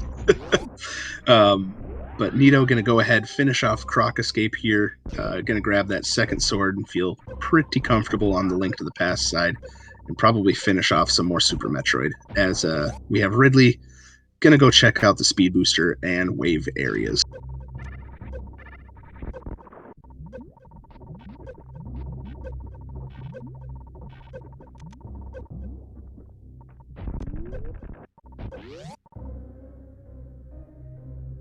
And in hard logic, moving through those hot rooms is in logic, right? With a certain number of E-tanks. That's what you were saying earlier.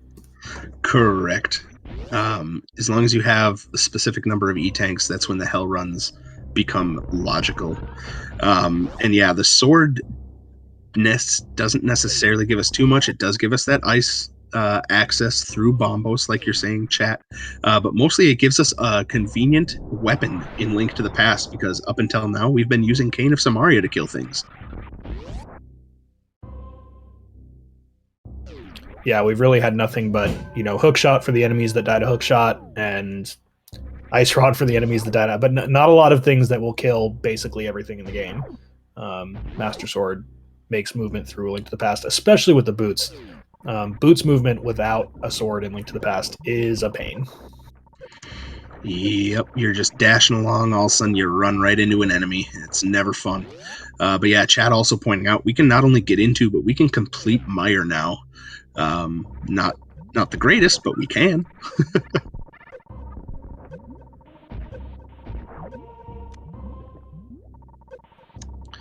So depending how Nito's feeling, with that mirror, might see a Mire into desert play, try and clean up some of those checks.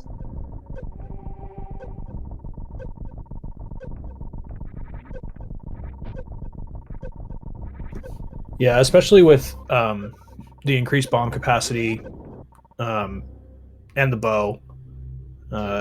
Vidi is very doable with Master Sword. It's not as fast as you'd like it to be, but it's very doable.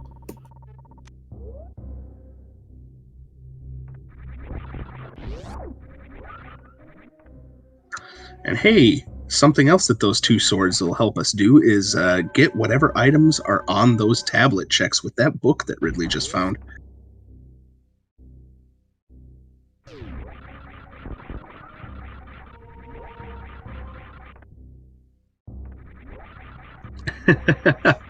Yep, this seed indeed. I will say, Miss Metroid is the one who rolled this seed, and before the race started, she said, I'm hoping for something fun.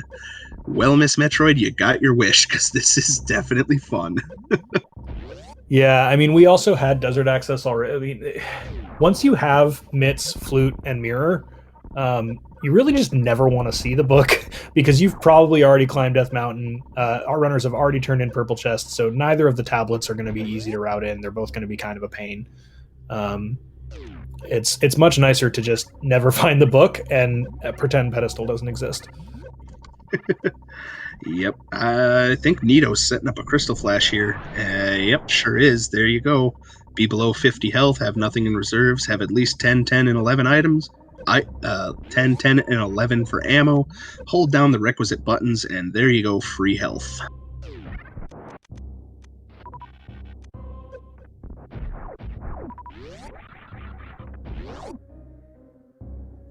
And for the second time tonight, ladies and gentlemen, and folks of non-binary description, Karkariko. Oh wait, where's he going? I don't like that we bully this beautiful little boy.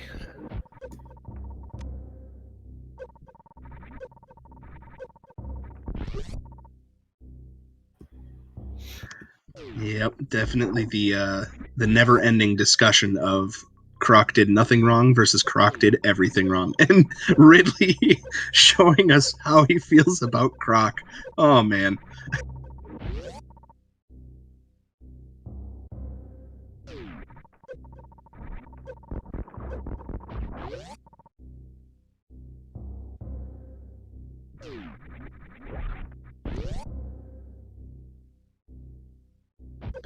All right, I'm just going to go grab a little more water while we see these runners retrace each other's steps. I'll be right back, Doc. All right, and I will try to come up with something interesting to say about a game that I haven't played before. So this will be fun for me and everybody.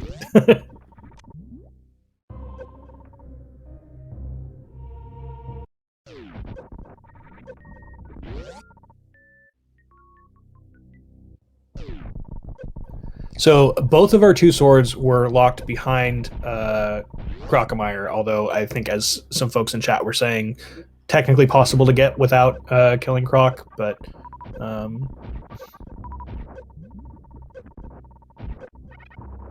yes, Brawler, I agree. The first time, so I've played a little bit of vanilla Super Metroid, and the first time I killed Croc and came back and saw that skeleton come blasting through the wall, one of the most disturbing moments in Super Nintendo history.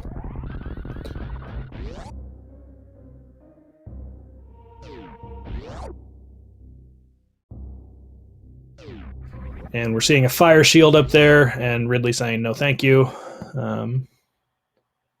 Can't say I blame them. Hey, and we're back into Link to the Past on Nito's side. All right, so now that we have a couple of swords, that's the other thing swords open up for us, is we can finish off Tower of Hera. We have a fire source. We have a weapon that can damage Moldorm. And I believe Nito was the one who bailed out. I don't remember. One of our two runners, it might have actually been Ridley, failed the Harapot and bailed out and said, I'll just come back when I have a weapon for Moldorm. And yep, it was Ridley. Got it. And this is going to work out well for Nito, because Nito's going to get to check Ether Tablet, which will have more missiles. And now... Oh, interesting.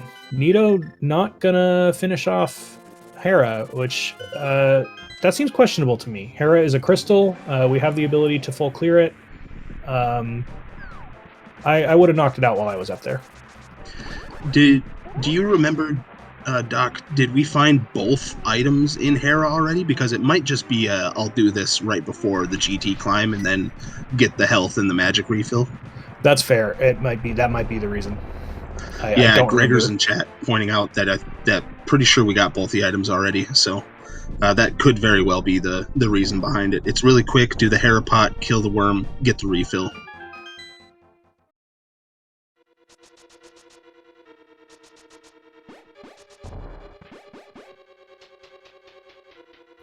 All right, but we do have both logical ability and just plain old ability to full clear Mire, so we're going to see that from Nito here. Pretty clean 2-cycle on Mire 2.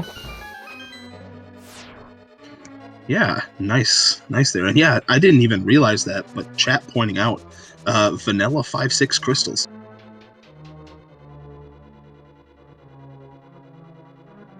And a vanilla green pendant. I just realized, what is this seed? Miss Metroid, what have you done? Hopefully we find the hammer in here. Oh, and of course it's the Godmire when we're still looking for lots of progression. That's how this game always is. Yep, I mean, that's how you know you were supposed to come in here early. Because if you come in here already in go mode and see that, for whatever reason, the game's like, no, you should have been here a lot sooner, so you waste your time in Mire.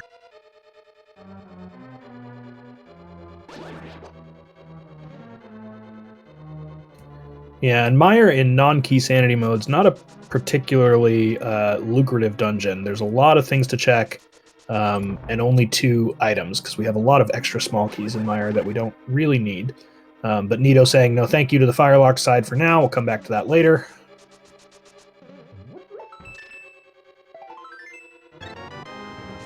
Yep, and Ridley deciding I have boots now. I'm going to do this other version of Harapot. Gets a nice hook speed Harapot and goes ahead and just knocks it out. Well done. Yes, the version where we don't have to worry about ancilla values.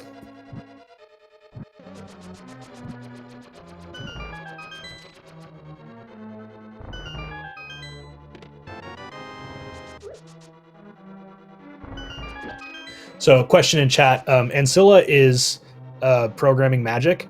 I don't know how to explain it in technical terms, but essentially there are these things called ancilla values, and if they get messed up, certain glitches don't work.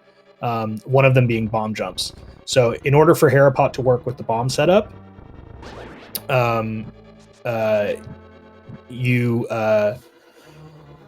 if you pick up an item before it hits the ground, is it actually an altitude value? It could be. I always heard it as ancilla, but I could be wrong for sure. In any case, there is a value. Is the easiest way to adjust it. Gotcha. Okay. In any case, when you use the hook speed setup, it doesn't matter because you just clip yourself into the pot using speed rather than using a bomb.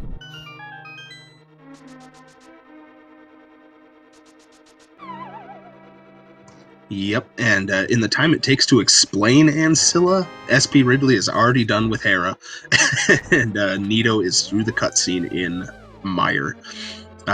So moving along, and Ridley is actually going to join us in Mire. So even though we're an hour and a half in, both runners converging in Mire.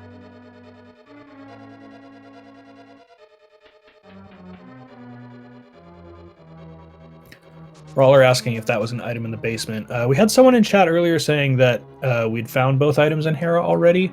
I was not paying attention.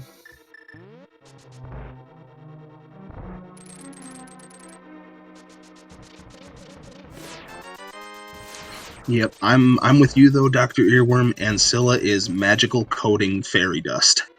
Yeah, it's programming magic. Don't break it and you can do cool things. Or sometimes break it and you can do cool things. But we found both of our items in Mire. We just had a piece of heart and some more money. Naturally, we had a God Mire while we're still looking for items, and we found nothing of value in here.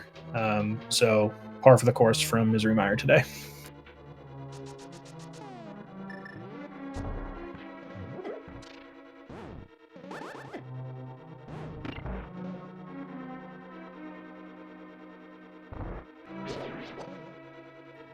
Yep, but importantly, it is one of our required crystals, and equally importantly, we can't beat ice yet because we still need that hammer, but disgustingly enough, ice is a place where that hammer likes to hide out.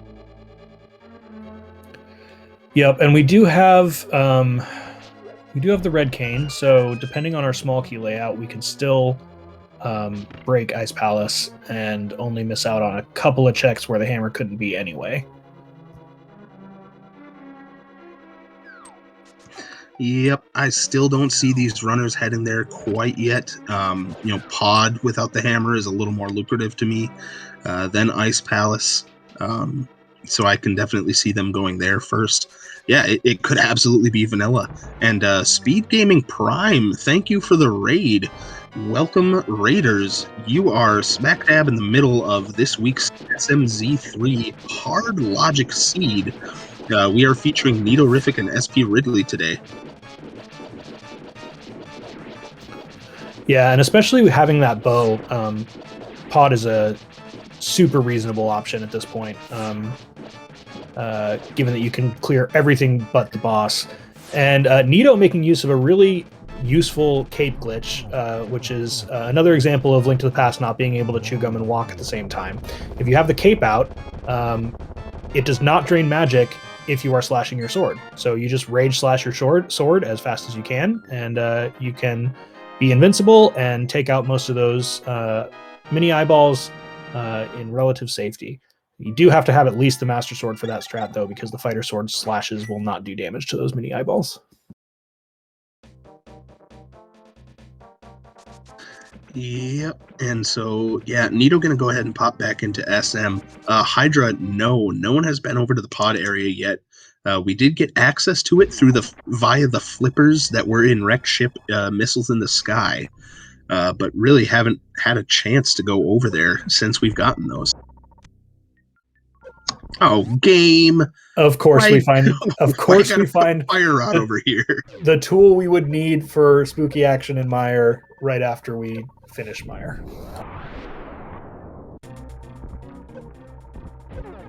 Yep, not much else down here, but just charge Plasma, and Nito's going to go ahead and just take care of GT this way.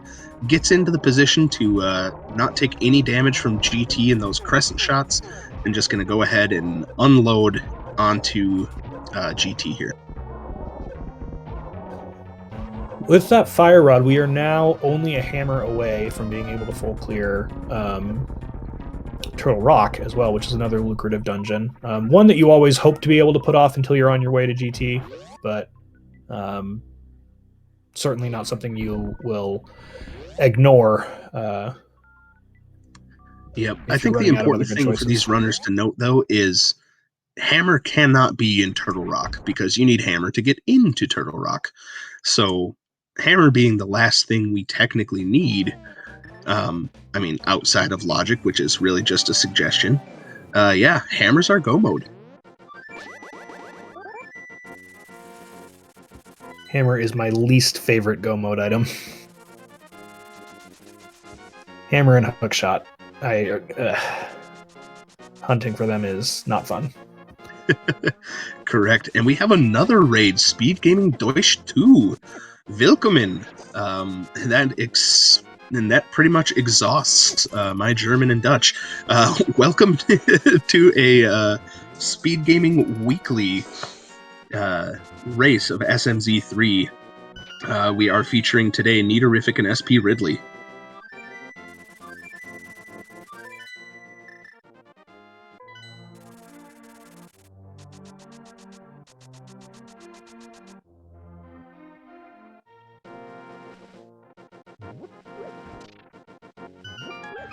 So yes, enjoy.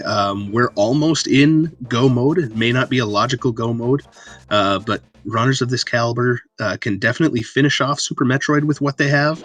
And all we're missing for Link to the Past go mode is a hammer, and then some quality of life items like another sword would be welcome.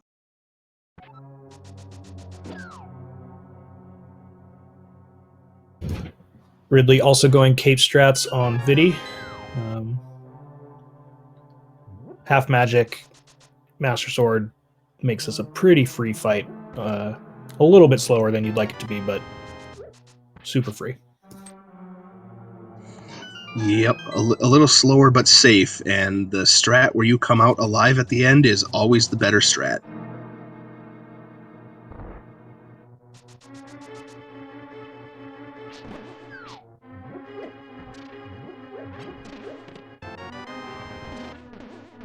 So we've already seen the front of Skull on Ridley's side, so we're going to see a few duplicate chests here by Nito.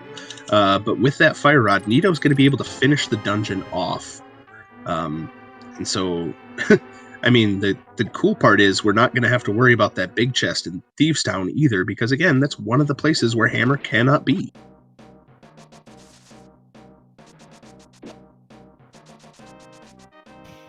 One of the very few upsides to Hammer Go mode. There are certainly a few likely to have been isolated locations that you just don't have to worry about.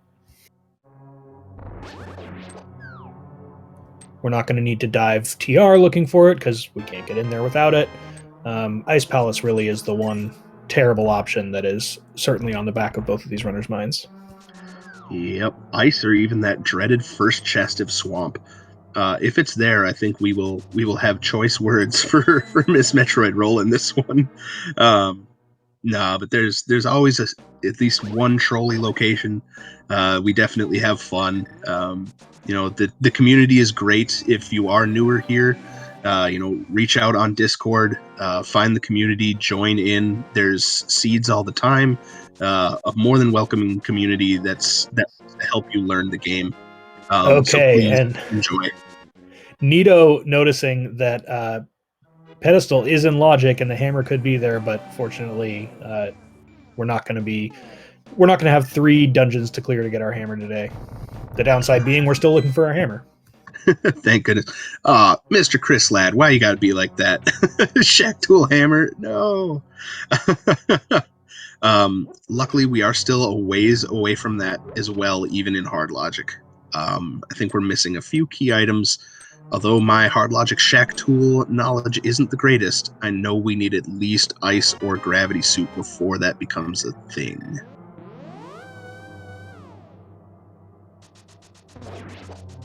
Doesn't necessarily mean it's not there. But of course, we will see in due time as we're getting some new checks on Nito's side, and Ridley going to go ahead and grab that fire rod.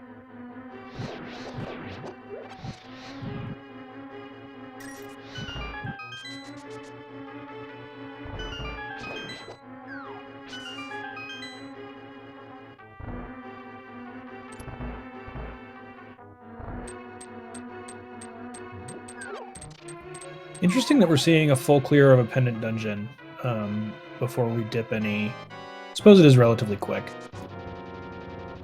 Yep, it's quick. Nito hadn't done the front yet, and you just got that fire rod, so, I mean, in the back of your mind, you're thinking, what's the latest progression item I got? Fire rod? Okay, let's do the fire rod check that I can do. Yeah, makes a lot of sense.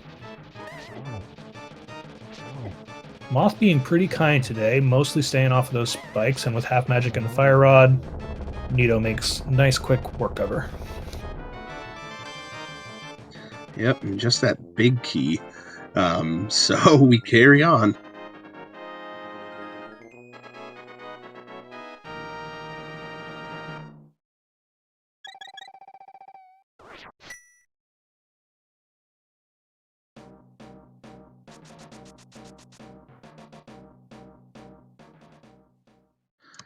All right, so if my quick maths are correct, we have 4 required dungeons on Nito's side and 5 required dungeons completed on Ridley.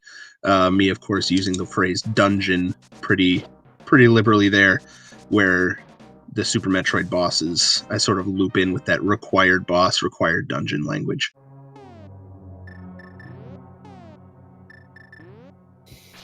All right, let's get hype for a required pendant moth kill, 4 big key, 4 hammer, and big chest. Is it going to be here? No.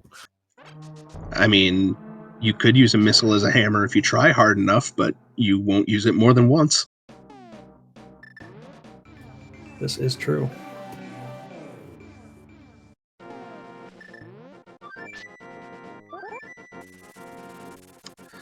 All right, definitely appreciate the logic conversation in chat. I knew there was something weird about getting the Shack Tool, just based on what you need to get back there. So I appreciate the logic hunting that's been going in there, Nico. And Nito continuing to follow that fire. We have had access to Ice Palace for a while without the fire rod, but this still seems like the next right play to me. You've got this first check in here. As long as you get a small key, you can ice break and get pretty quick access. And if you get stuck, you can always just mirror out and bomb jump. Yep, I am with Hydropower in chat on this one, though. Ice before pod. I'd probably go to the pod area first. We haven't seen Catfish, and we haven't seen the Pyramid check. So that's a couple more checks that pod would have over ice. But hey, it's still possible it could be here, so we'll see. Yeah, that's fair. I could see myself making this call first, just because with only Mit's Dark World access, it feels bad getting to pod. And if you get lucky in here, then you're done. And if not, you haven't wasted too much time. But yes, absolutely, the density is in pod area. Speaking of having access to this a long time ago, there's that Various suit.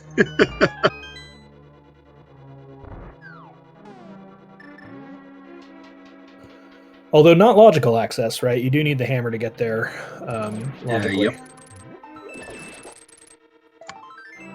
So that means our hammer won't be in Lower Norfair. Cool.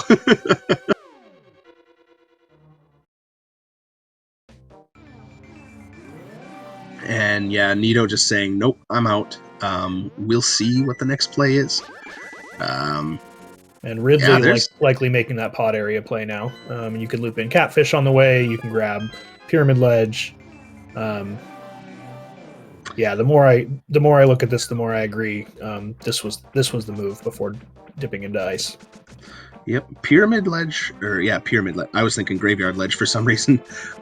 Yes, which was our hook shot, but yeah, Pyramid Ledge, Catfish. There's those pod checks. So, and did Ridley do the Smiths? Yeah, Ridley did the Smiths. So where's Ridley interesting going? to see Ridley go south. I mean, you can get to pod this way, but you're going to be skipping out on the quick access to Catfish and Pyramid Ledge.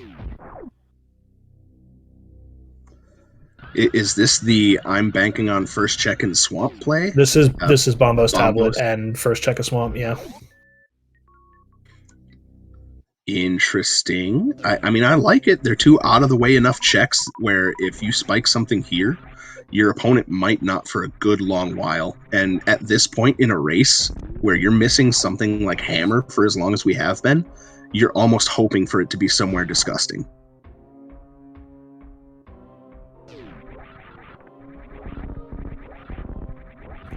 Yeah, when it works, it feels really good, but it can also be easy to get into that mindset of I'm so far behind, I needed it to be somewhere terrible and I need to get lucky. It can be dangerous to fall into that mindset too early, because a lot of the time, if you haven't found a key item for so long, it's because the seed has buried it, not because you've done something terrible and your opponent is in a similar position, which, easier said from our sort of bird's eye view of being able to watch both streams. But it is something that I try to remind myself that I have lost a lot of races because I've started thinking, well, it's either on PED or I lose. And it wasn't on PED. And in fact, if I had just followed the density, it would have been a much closer race. Yep, it's very true to fall into those mindsets, but it looks like we are getting those East Dark World checks by Ridley. And yeah, Nito's just taking that Various suit and saying, well, hey, let's go ahead and follow this into Lower Norfair. Again, it's going back to that, it's something I have to do. There's not much that makes Lower Norfair faster at this point. Maybe Space Jump, but again, it's one of those things where let's just clear it. We might spike something on the way that we need, and we can move on with our lives.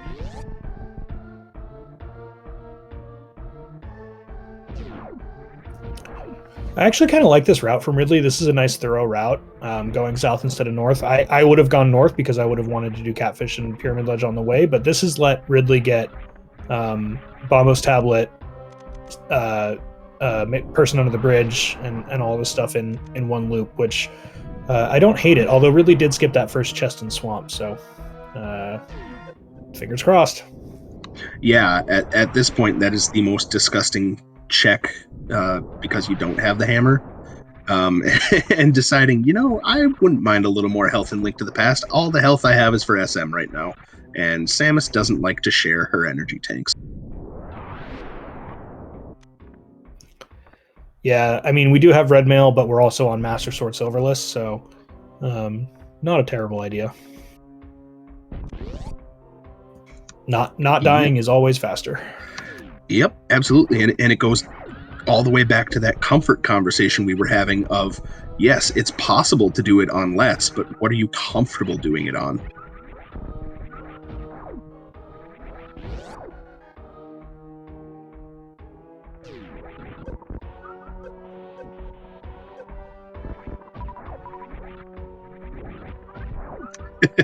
I think Nito was going to go for the sprint and the acid strats and then remembered, I don't have gravity suit.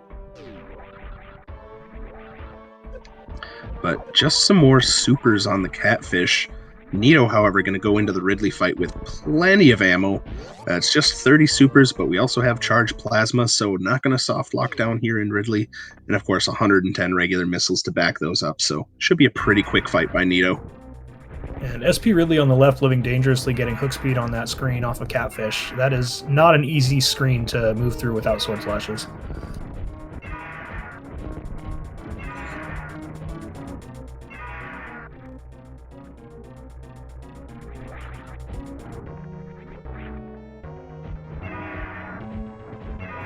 And knowing that they don't need any more money, only needing 110 more rupees left in the seed to open up pod, might as well fill up all those bottles while we're here, and we just don't have to think about it anymore. Yep. Nito, really nice spring ball jump into Ridley's claws. I always love the subtle little use of spring ball, even though it's such a hotly contested item in the SM and SMZ3 communities. Just the way runners find to use it to save a little bit of time, or even just for swag strats, because as we all know, swag is time neutral. And I'm not remembering which of our two runners cleared the front of Eastern already. Was it Ridley or was it Nito? I believe it was Nito, because Ridley grabbed the cane and then bailed, whereas Nito came over here later and then did the front of Eastern. That's right, because Nito was still looking for Morph Ball. So this is going to be a very lucrative area for Ridley. We're going to be able to clear everything but the boss in pod, and if we still haven't found the hammer, we can completely clear out Eastern. And if we still haven't found the hammer, it's a quick little jaunt over to Saha to turn in the green pendant. Yep. So, I mean, statistics say we should find something over here, but as we all know, rando be rando some days, so we'll see what comes up. Yeah, it's definitely sitting in the first chest in Swamp. Really nice speedball there from Nito to get out of there. I always love watching runners who can do that very cleanly.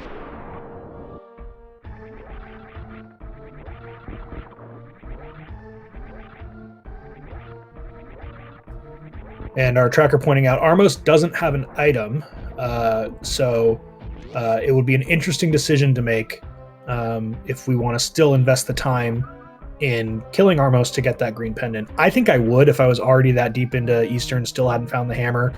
It's a nice quick trip to the back of Eastern to knock out Armos, get that green pendant, and turn it into Saha, and just never have to come back to this area again until we have the hammer. Yep, and Mount Ridley having morph ball bombs. Come on, game. I mean, at least we had spring ball early, so we weren't wasting power bombs trying to do little one-tile jumps, but that's a pretty rude spot for those bombs. Just some super missiles in jail, and of course, pod living up to its name of Mullet Mansion. All the business in the front, and all the fun is in the back, with nothing but keys, keys, keys so far.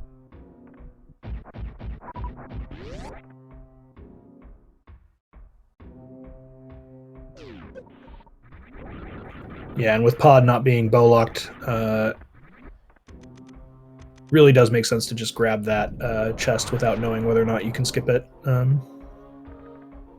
If you do the right side first, based on your key count, sometimes you know that has to be a small key. Ooh, and we found the Tempered Sword on Nito's side. That is wonderful. Yep, definitely not saying no to that. And I think that's about all we had in Lower Norfair after that Fire Rod find on Golden Torizo. So what's next? Do we think we're going to get some Suitless Meridia here on Nito's side? Are we going to come back to Link to the Past? Ooh, choices.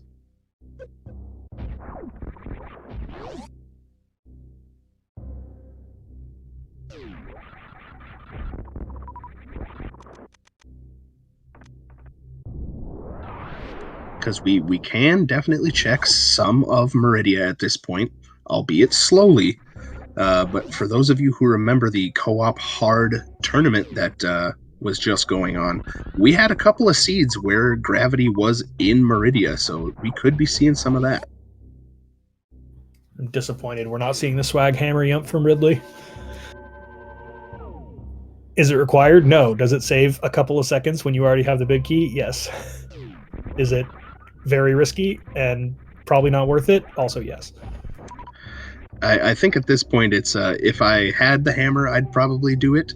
But as that big chest is probably going to be the last item Ridley checks, probably just going to go there. Let's see if he's properly counting his keys. Nope. Nope, this is going to be a guaranteed small key. Yep, sure is. So pod key logic is always really interesting to try and work out, especially if you're newer to Link to the Past randomizer. But it can always save a few crucial seconds. Really nice gravity jump there, breaking the tube on Nito's side. You love to see it. Oh, Well done. I Oh, spoke that's too soon. We are going to see the hammer yum from Ridley. Very nice.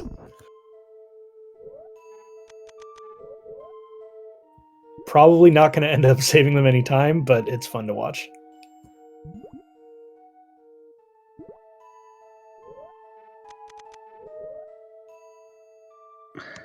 Yep. Meanwhile, hard mode fans in chat, get your hype. We have high jump spring ball Meridia. Let's go.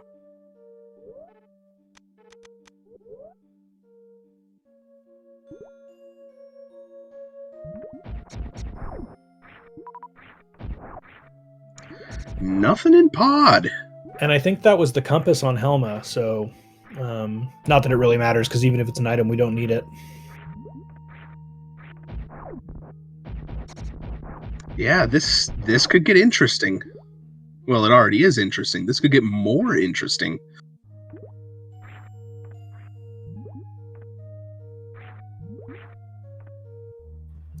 Yeah, that's that's one of those, like, it was a good play. It just wasn't the right play for this seed. But I don't think you can argue against doing Pod Eastern in this situation.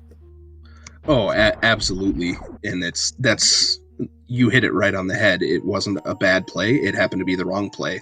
It was a dense play, which is a good play.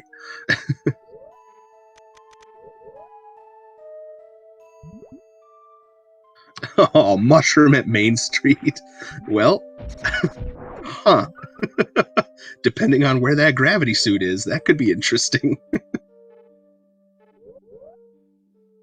And we already know Ridley's not going to find anything in the front of Eastern, so this is just going to be watching to see if they decide to continue through to Armos Knights and turn in that green pendant. Yeah, I think at this point, if Ridley's taking the time to dive Eastern, Ridley's going to take the time to finish off the boss and turn in that pendant.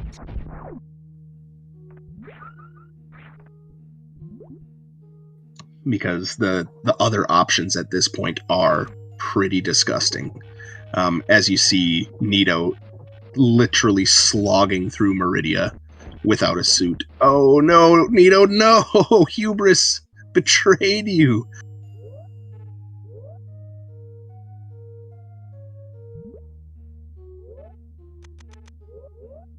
Yeah, and on Ridley's side, this is one of those situations where it can feel slow and bad to invest the time in something like First Chest and Swamp. But the more of Pod Eastern area that you clear out without finding the hammer, the more you're starting to think to yourself, I should have just done it, because this is a lot of sunk time doing checks that you know, Pod would have been go mode, Eastern could have been avoided completely. But then again, if it's not there, you know.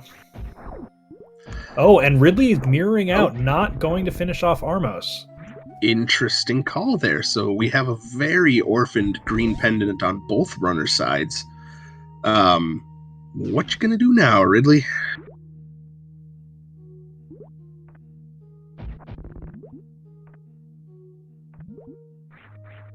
I mean, without hammer, there is no dock on the Swamp Palace side. Ridley will have to run all the way around the through Village of Outcasts to get back to Swamp area.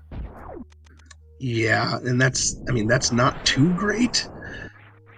But if you're going to start orphaning checks at this point, you really need to be comfortable with those orphans. And Ridley might be giving us a backdoor Meridia here.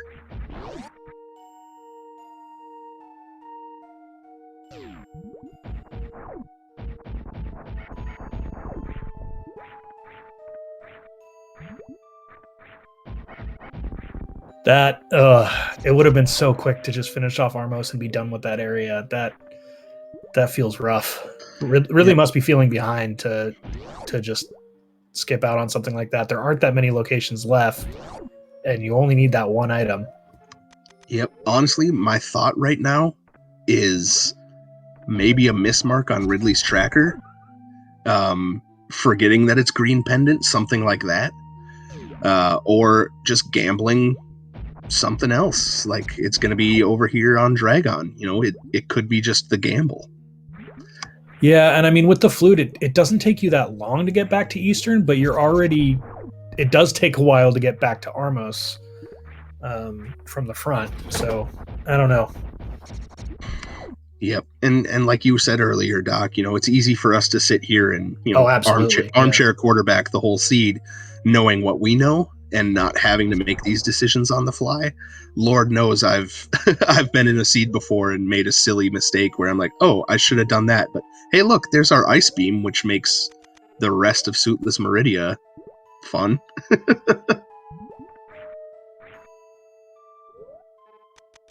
But it will definitely be something interesting to ask Ridley in the interview, should we get them in, what the thought process was there.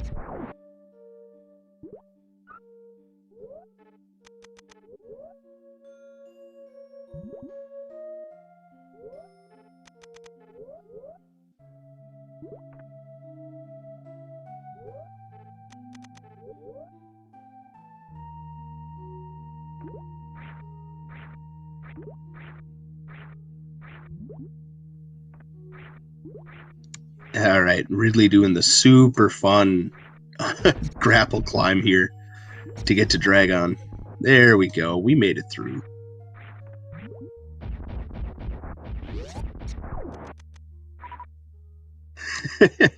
Chat pointing out we might get that Shack Tool wish. Oh no. Oh, Ridley's stuck in the sand and there's spikes down there. It's really, really tough to get out of here once you're that far buried with this loadout. Oh man, Ridley, no.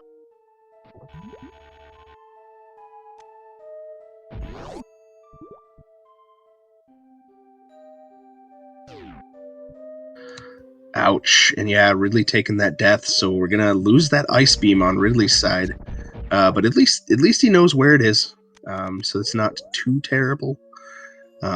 But ouch, yeah, that's a rough death to take.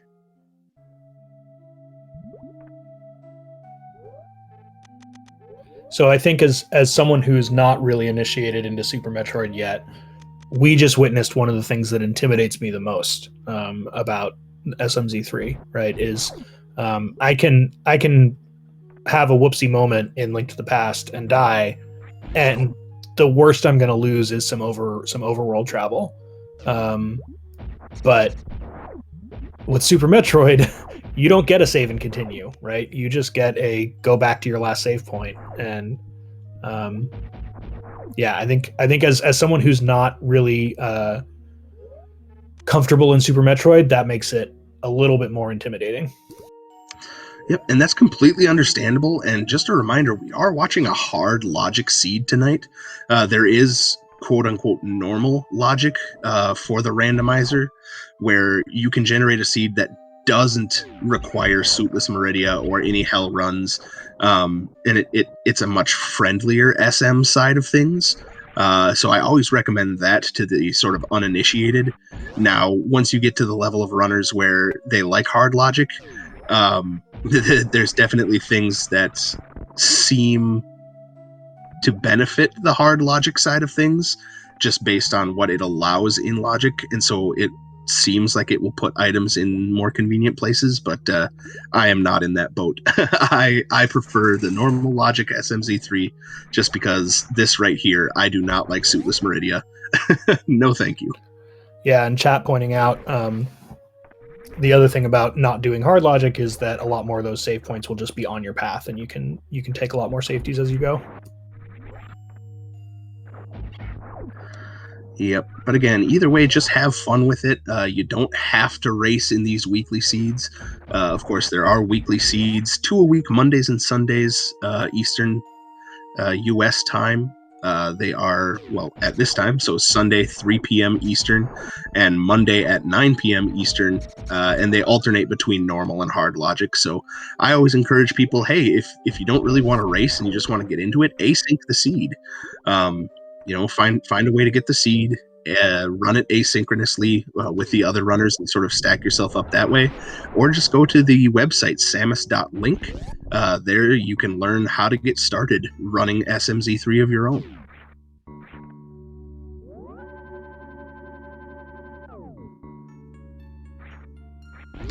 And yes, I will always and forever think the URL is amazing, having it be samus.link.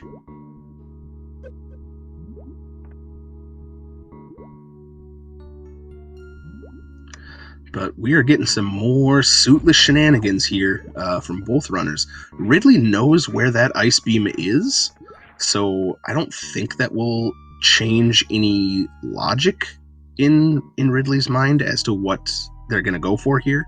But we got Nito checking some sand pits.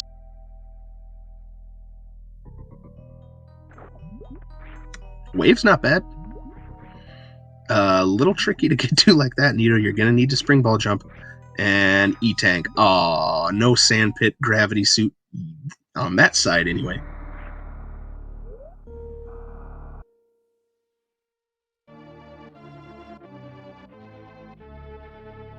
So nice little save scum there on Nito's side. Let's check the other pit. And I believe that's the last beam we had to find. We know where ice is, we know where wave is, and we know where Spazer is. So yeah, that's all of our beams located.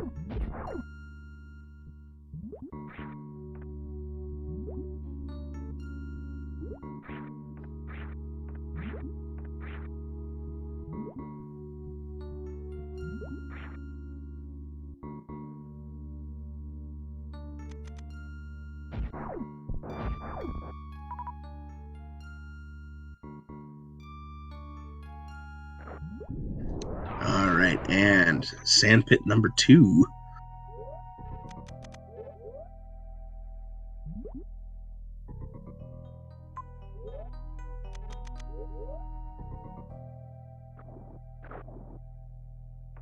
Heart piece, and I missed the other item, but it looks like Nito did too. Gonna do the tricky wall jumps. Oh, come on, Nito. So close.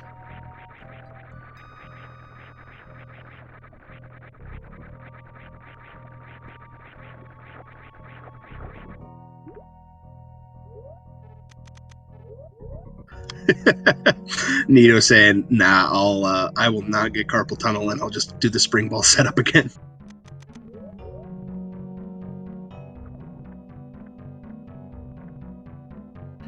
Wow, whole lot of nothing in the sand pits. Hey, Scoop.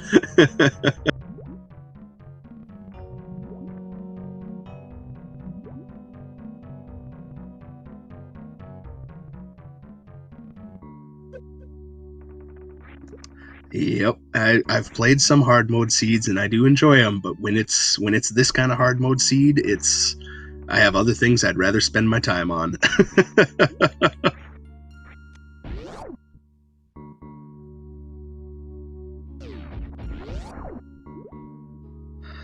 But nothing doing so far in Meridia, so Nito gonna make his way out. And yeah, gosh, what do we do now? Is it that amazing, to use Scoopila's term, big brain of First Chest Swamp? Is it going to be that green pendant?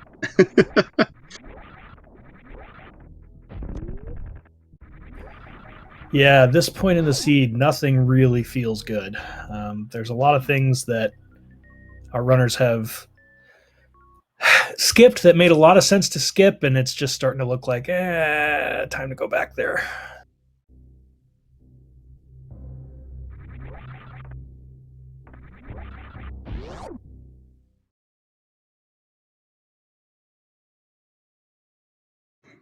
Yep. So Nito coming back to the Link to the Past. We'll see what the plan is here. But yeah, with that hammer location and even the gravity suit still on the lamb, we might be in for a bit of a longer seed here.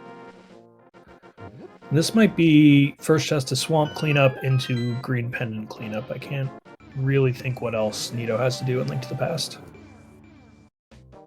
I suppose there's also... Did we finish off Desert for Nito? I mean, clearly we wouldn't be going into the Dark World if that was the move, but...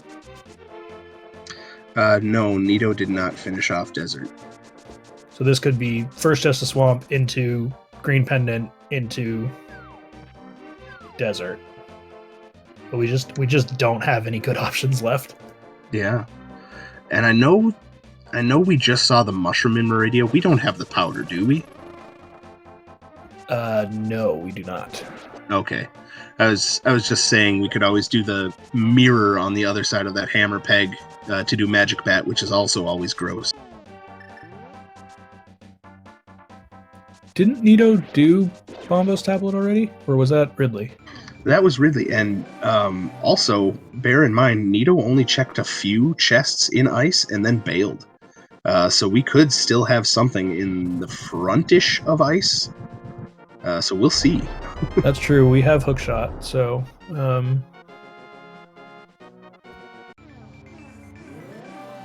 even with that big key in the first chest, we have Hookshot, so we can get to... Iced Tea, I think? And we can get to Freezor, and we can get to the big chest. Yep. Yes, Nito, do it. We have first chest swamp. Oh, Lord. If this is Gravity Suit... If this is literally anything, it's going to feel so bad.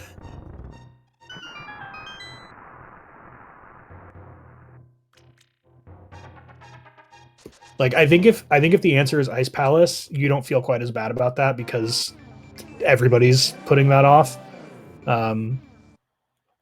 This is one that feels bad and maybe shouldn't, because it makes sense to put this off, but it's also one of those things that you could have just done real quick on one of your many loops through here. Yep, I'm trying to think. I mean, these runners went to what's it called, Hype Cave so long ago, and I know we didn't have flippers back then, but we had access to them because of where they were in wrecked ships. So no video game, please. Miss Metroid, we're gonna have words.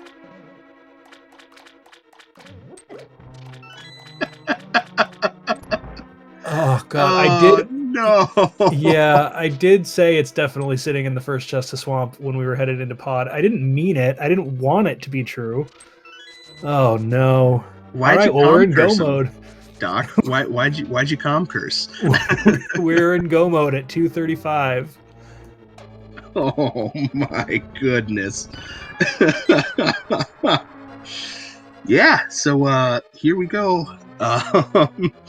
So Nito still has to backdoor Dragon and kill Dragon that way, which is disgusting. Is not going to get Ice Beam because that's at the Botwoon energy tank and is just going to kill Dragon and get out of there. But that's fine, has plenty of power bombs for Turian. And then finish up Swamp here, go back to Pod, finish up Ice, do T-Rock, and then finish up Hera. Oh man, these poor runners. So what is Nito looking for here? I have to imagine there's something that would make Super Metroid easier that they're looking for. Yep, again, that Ice Beam or Gravity Suit would be my guess. On Nito's side, I mean, I know he's a capable enough runner or some more supers like that. He's not going to go out of his way and check things like left side, but chests that are pretty quick on the way, I can see him checking. Just because that Ice Beam saves, even though you can kill the Metroids with power bombs, that Ice Beam saves a good chunk of time in Turian. And that would be full beam combo. Well, no, because we left a wave in one of the pits. But that's just more safety, pumping up the damage of the beam and not having to rely on super missiles. Yeah, there's also so many chests just on the path in Swamp Palace on your way back to Argus that I think I would even probably still open them looking, just checking for silvers at this point, because I mean, again, this can be a trap to fall into. If you check too many, then suddenly you don't save time anymore. But if it's in the first handful, you certainly save time over doing Silverless, even with Gold Sword. Yeah, and I mean, you hit it right on the head, is find that balance of how many chests you're going to do.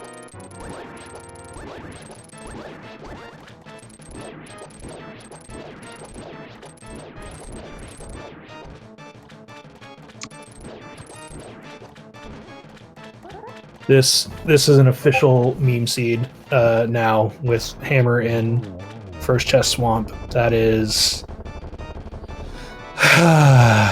terrible. And it's exactly checks like that that get me into a bad place of doing things that are statistically not going to pay off, but when they do, oh boy, does it feel good to have that hammer on your first loop through South Dark World.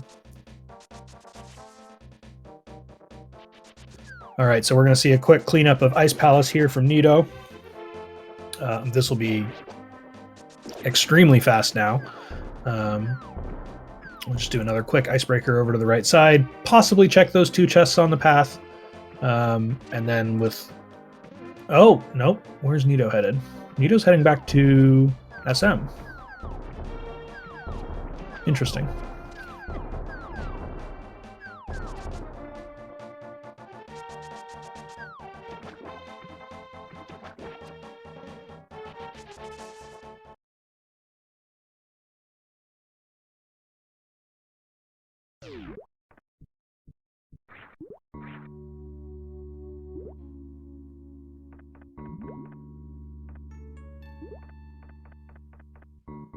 Apologies, I think I might have had my mic live right there when my Discord went off. I have muted it now. No worries, that happens. So we saw Nito run straight past a now fully clearable Ice Palace to head back into Super Metroid. What do you think they're doing, Ty? What's the thought process here? If I were to guess, it's just to have one less transition later on. He's going to come back out through that back door anyway, and then go do ice. Whereas if you go, if you try to do ice first, where you mirror, you can't then get to the back door. But oh no, Nito falling into the same sandpit trap.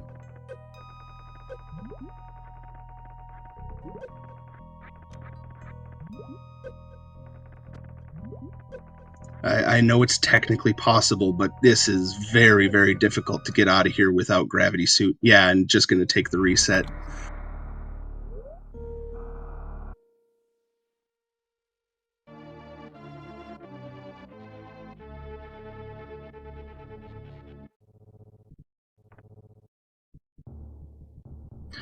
Yeah, that's a good call, chat. That could give him just enough height, and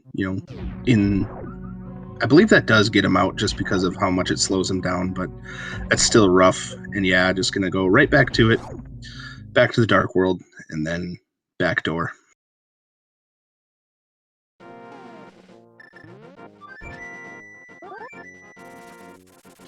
Meanwhile, Ridley just finishing up his sandpit checks. And then I'd have to imagine Ridley's next play has to be a swamp.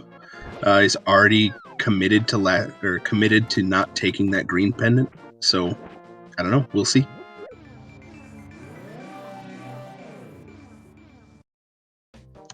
Awesome. Thanks, Gregors. I guess it's one of those situations I don't find myself in because I hate Suitless Meridia.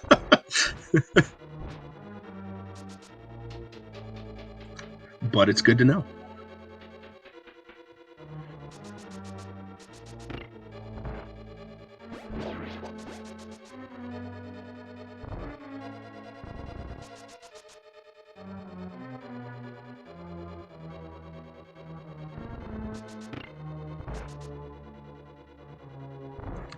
Alright, and Nito coming back for some Ice Palace vengeance here. Going to be able to get through this now that he has that hammer. The hammer that elicited 0 strong emotions, of course, from Nito.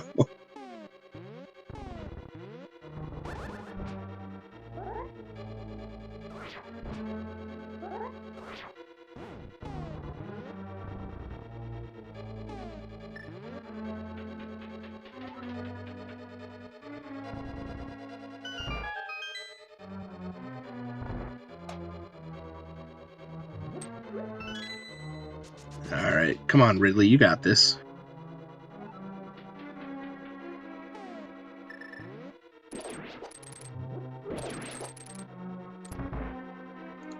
It's going to be interesting to see if we see where that gravity suit turns up. Because, I mean, we know there's nothing in Meridia we need other than the boss kill. But as we were talking about earlier in chat, it depends on your loadout as to how you get out of Meridia, or out of Dragon, rather, without that suit. So we'll see if we see it at all, how disgusting it was. Yeah, and I'm sitting here thinking about that hammer location, and I think the lesson learned for me is if I'm looking for anything except hammer, I think I play it exactly the way that Nito did. But when I'm looking for hammer, if I have access to that first chest of swamp, just because movement around the Dark World is so terrible when all you have is MITS access, I think it's worth the check. Because it just makes everything else so much faster. Suddenly you can flute to Pod Eastern area. You can, everything is just much, much, much easier. Yeah, it's kind of like the meme that is mirror in purple chest. It's a check you never want to do without the item, but when it is the item, it just feels so much worse. And oh look, Butter takes out Cotton Candy. Who would have known?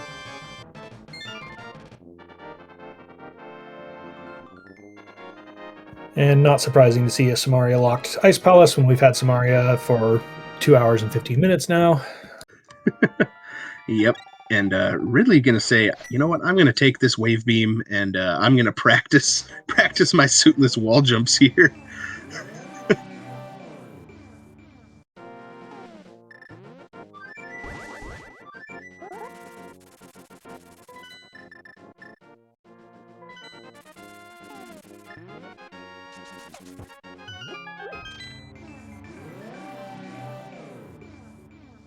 Yep, that gravity suit has been just completely MIA so far this seed, and so was that hammer up until moments ago when Nito decided, I'm gonna finally check that first chest in Swamp.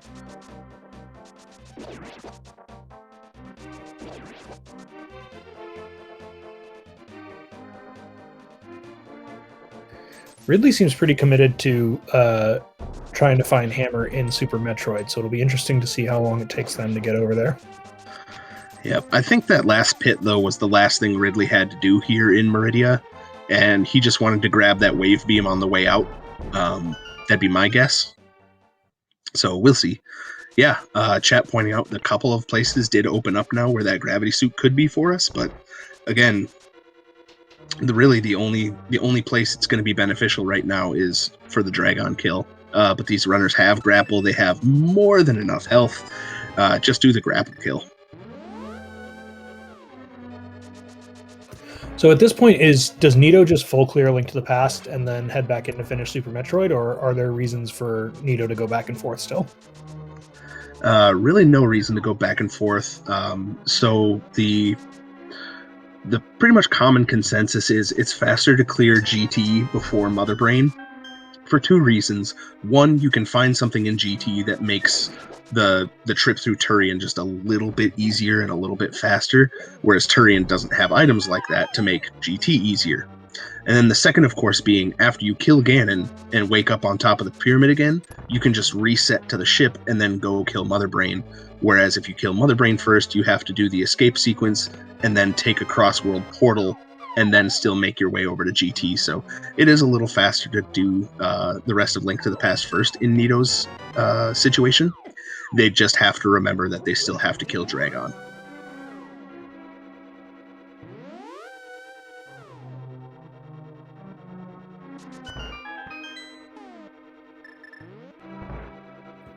And right now, their only access to killing Dragon is through that Dark Shopping Mall portal. Is that right? Yes. There are some sneakier ways to get to Dragon with the loadout.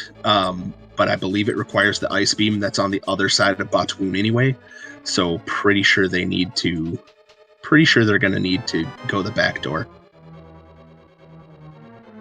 All right, and Ridley will soon be disappointed that Hammer is not hiding in Ice Palace. Yep. I don't fault him for the play though. It's the potentially three items versus just the one in Swamp, but again, we know that it's a smart play, but it's not the right play. Yeah, and again, I think given what your Dark World access looks... Well, no, I suppose this still makes sense to do because you don't have to go to the Dark World to get to Ice Palace. It does make a lot more sense to just do this first and then tuck your tail between your legs and flute back to 3 to head over to Swamp if you don't find anything in here.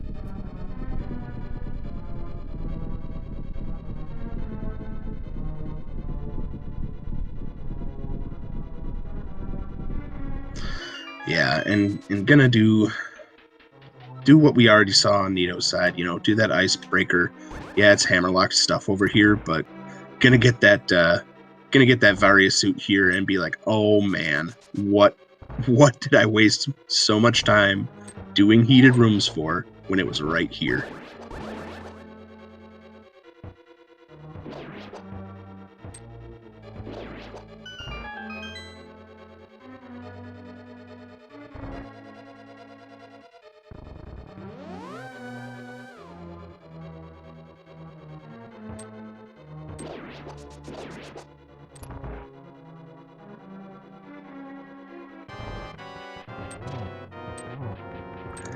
So grabs that Varia suit, grabs the piece of heart. Gonna go just a little bit deeper here into ice to find that third item.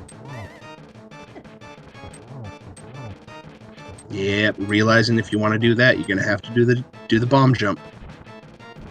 Yeah, with that small key layout, you are done in here from that side.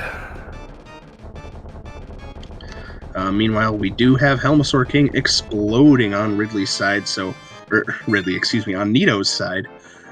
So one trip up the mountain here, gonna clean up TR and Hera, and then probably do a GT climb.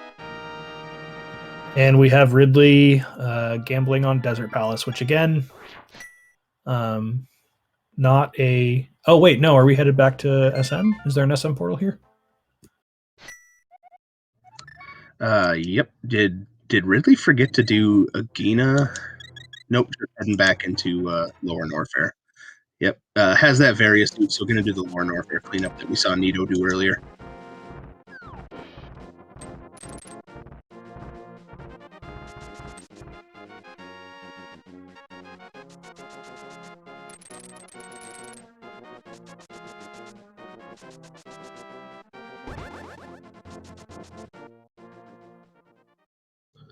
Okay, I really like that by Ridley, knowing that that's a super tricky wall jump there, very similar to worst room in the game.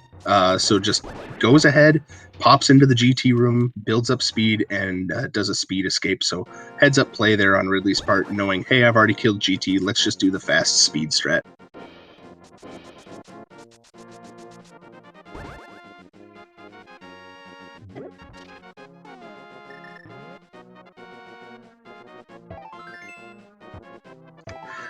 Hydra, I think you're right.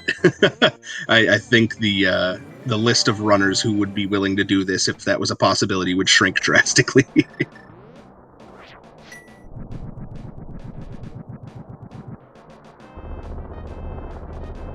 What would be the logical chain to get there, if that was possible? So are we talking about the GT as in Ganon's Tower or GT in Metroid?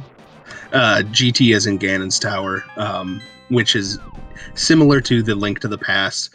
Logically required items cannot appear in Ganon's Tower, even in this combo randomizer, just to sort of load balance and make sure you're not spending all of your time in one game and not the other. Right, because otherwise you just beat Link to the Past and then go beat Super Metroid.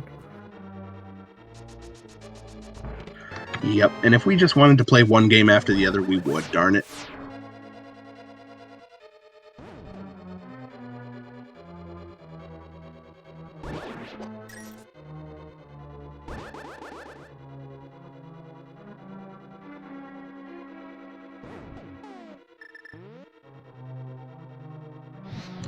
So Nito making a nice slow trek through Turtle Rock here, and we're gonna have face-off going on here in just a second. Ridley versus Ridley. Place your bets. I think Ridley's gonna win. You? I think it's a safe bet to say that Ridley actually is going to win. Ah, I see.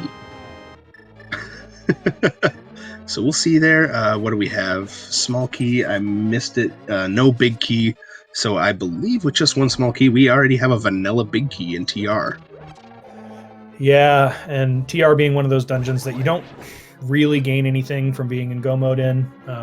Depending on the small key layout, you can safely skip the big chest, and you can usually still gamble it, but we'll see what Nito decides to do here.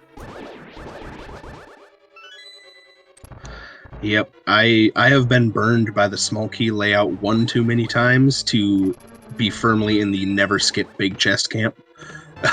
Just because yes, mathematically, you should be able to skip it and get away with it, but when it burns you hard, so I just go ahead and check it.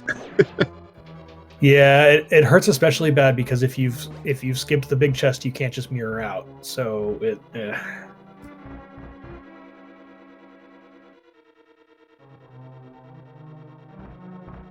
Yep, and yeah, Ridley deciding to go pretty much through the entire escape just to see if Hammer was there.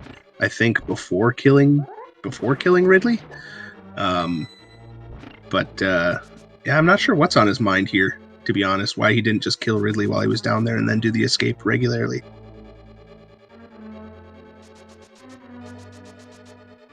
How tight is the timer on escape? Could this be a comfort thing where Ridley just wanted to make sure that they had plenty of time to make that check? Oh, so the timer for escape doesn't trigger until you kill Mother Brain. The lower Norfair escape is just that sequence of checks that we just saw Ridley doing, that you usually do after. It could be, and my only thought process is Ridley is then going to reverse all the way back to the Crossworld portal instead of going to Bubble Mountain, but I don't know. No, Falcon, you're correct 100%. And it may just be at that point in the seed where Ridley's not thinking about the logic chain like that, where knowing where Varia was or if that chest is technically hammerlocked. So I don't know. I truly don't know what Ridley's thought process on this is, or why Nito is checking this chest.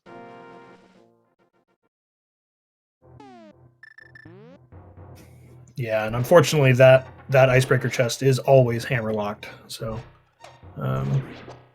it is certainly easy to lose track of the logic pretty quickly, though. So, fun continuity error bit of tidbit for you, Doc. That chest that we were just in is technically illegal, or that cave that we were in, the Mimic Cave, because Mimics are Dark World enemies, and the little mole hammer pegs are also Dark World pegs, but that cave is in the Light World. Yeah, it always weirds me out on the Dunka tracker that Mimic Cave is a Light World. I'm always looking for it on the Dark World locations and then realize, oh yeah, no, it's Light World, but it's Dark World, but it's Light World, but yeah.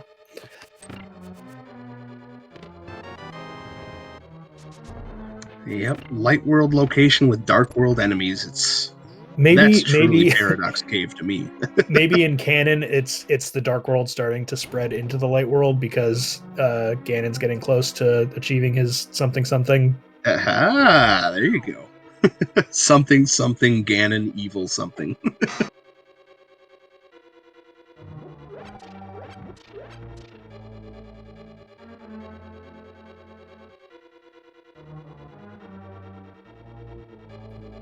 Yeah, a good point from Mr. Ebucket's Emo Tracker actually has it listed as a Dark World location.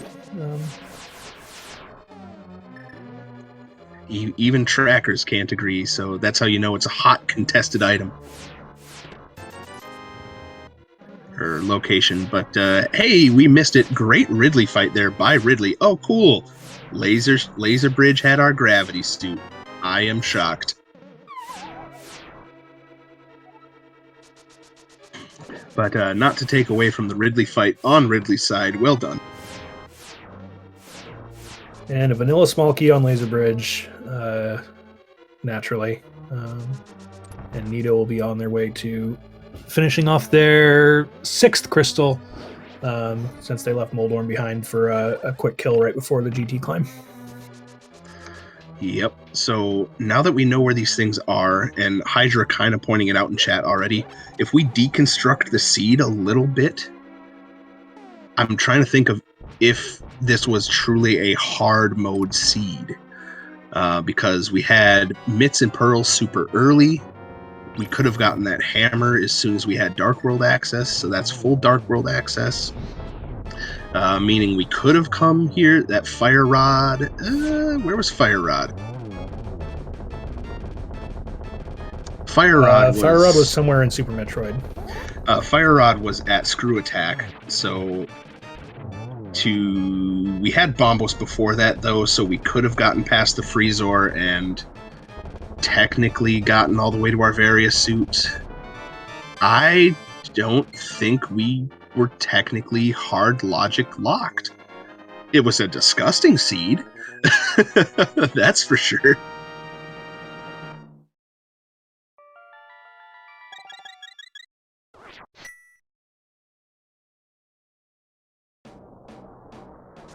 Yeah, I mean, that hammer location it's going to be hard to not last locate for most runners, especially since you don't have, especially without having the flippers on that first Dark World loop. Like, if you have the flippers on your way to Hype Cave, it's early enough that I can imagine doing it just because I want to be thorough on my way through the South Dark World loop. But without flippers, coming back for just that one chest feels so bad. Oh, yeah. And so with with the clip here, we're at less than 60 seconds on Nito's side into GT entry. So if you subscribe to playing the GT Big Key guessing game, go ahead and throw into chat your guess. Whole integers only, 1 through 22, where you think the Ganon Tower Big Key could be. After the hot garbage of this seed, I'm honestly calling Tile Room, Doc. How about you? I am also going to call Tile Room after my cross keys disaster last night, where I skipped it and it had my Sphere 1 glove. Good times. Cross keys, always crazy, but we got all kinds of numbers popping in chat. We got 8s, 22, 2, 13, couple of 13s, couple of 22s, 12s, 5s, lots of 22s, actually. I think everyone's with us that the seed was so rude, it's not going to stop. So again, Nito just has to remember that he still has to kill Dragon before he can kill Mother Brain, but probably just going to knock out the rest of Link to the Past and then backdoor Dragon and then take out Mother Brain. So after you kill Ganon in Link to the Past in Combo Randomizer, don't you have to hard reset so that'll put Nito back in SM? How does that work? You don't have to. So after you beat one of the games, if you've only beaten one of the games, you get to remain in that game, so you can transition to the other game. Got it. So people it won't roll the credits. Okay. Correct. It won't roll the credits until both final boss flags have been set. So if you defeat Ganon first, you're back on the Pyramid of Power, and then you can move about Hyrule freely, and of course backdoor Dragon in this instance. If you defeat Mother Brain first, you don't trigger the Zebus exploding sequence, and then you can just go to the cross-world portals that way. Gotcha.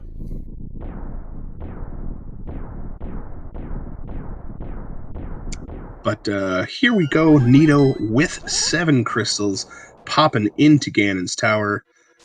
Let's go, Nito.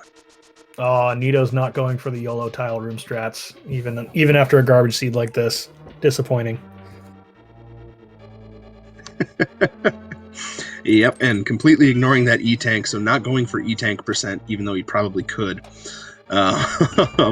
And Ridley is back in ice, gonna probably do the Ice Palace bomb jump to get a little further and check that last item in ice.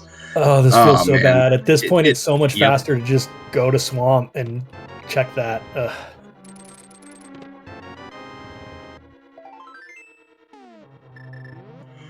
Okay, nope. We have a Dark Magician strat here, so 1 through 5 turning out nothing. So Nito gonna go right side. Still a chance to do tile room for, let's see, 5, 6, 7, 8. Oh, and Hope room pays off with small key, big key. You just gotta believe some days, Nito. So number 6 is our big key. And Ridley was 1 pixel too high on that bomb jump.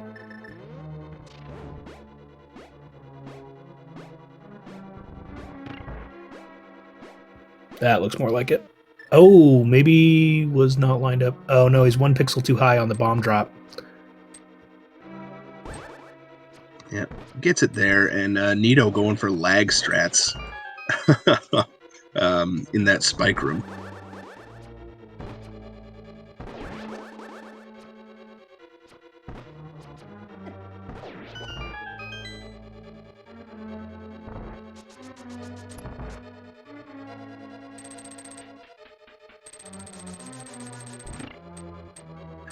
Oh boy. Alright, so we have the gauntlet climb here for Nito. Gold sword, red mail. What do we got? 12 hearts?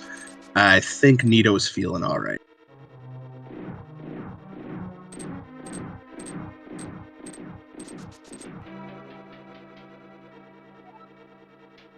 Oh, and that's even worse. The last item in Ice Palace was just 20 bucks. So at this point, Ridley knows, all right, do I do that green pendant that I bailed on almost an hour ago, or do I do the equally disgusting first chest of swamp? And this looks like, hopefully, a first chest of swamp play.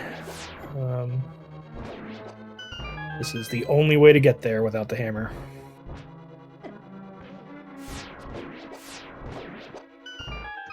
Yep, really limited access to the Dark World. Oh no, this is a moth play. This is a cleaning up Skullwoods play. I mean, it makes sense, right? It would be easy to think that if it were first chest in swamp, someone did it on that first or second loop through South Dark World, and so if it's there, you lose, and you're just going to check everything else first. But again, that can be sort of a trap to fall into of a mindset. Yeah, that overly metagaming yourself. There's definitely a time and a place for it. I would say, or I would argue, just because I metagame at certain times and places, but this might not be one of them. When you know the seed has already been as gross as it is, like you were saying, Dr. Earworm, just sort of play your game at that point. Let the items fall where they do, because everyone has to go through the same slog.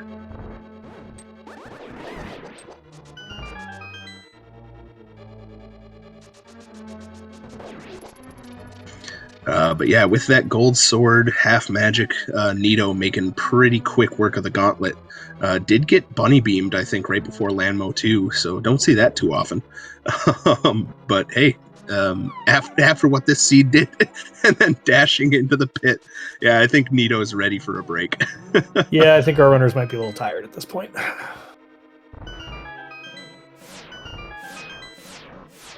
Oh, and Jingle Glitch is probably not patched out in this version, is it? Correct, because this is still an older version.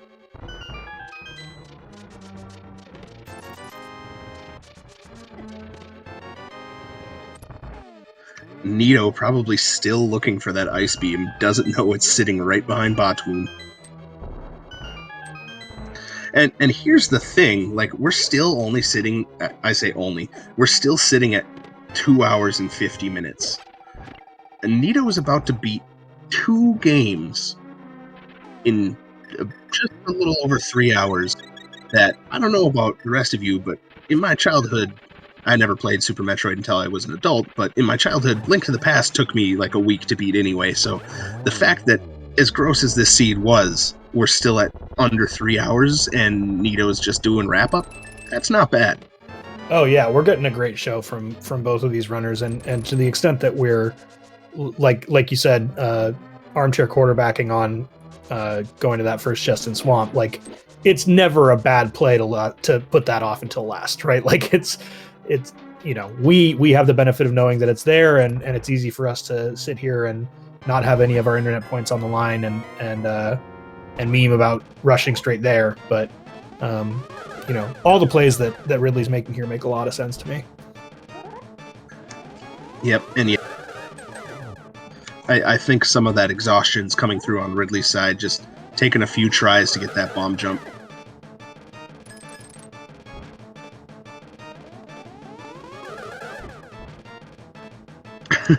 and Nito missing the swing on some of these ag projectiles. So yeah, it's time for a juice box and a snack and maybe a nap time after this. All right, I don't think there's anything else down there. I think this finally is gonna have to be first chest and swamp play from Ridley. I think so. And when you've been at go minus hammer for what, well over an hour, that just feels awful.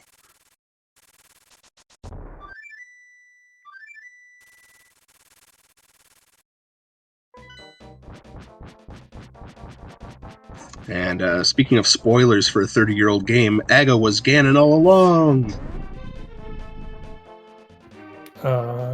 Ridley, where are you going?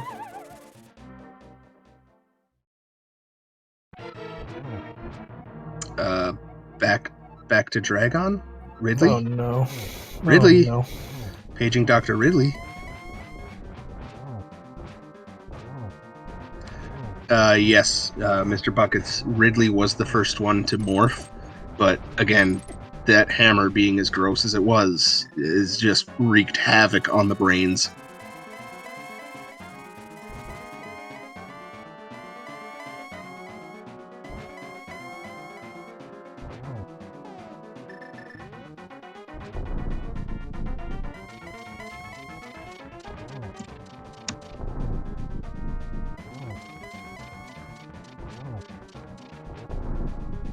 Yep, Ridley just going to go back and take another crack at Dragon. Hopefully it doesn't get caught in the pit again. Nito this time will have gravity suit, so going to be nice and easy to get to Dragon and out.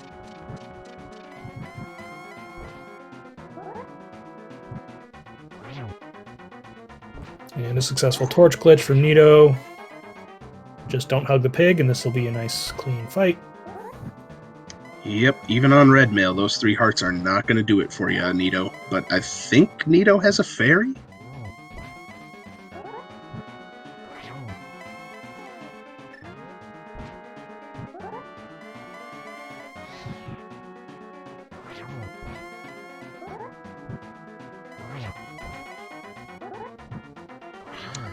Really good Ganon dance so far, though, on Nito's side. Yeah, getting some good clean triples in.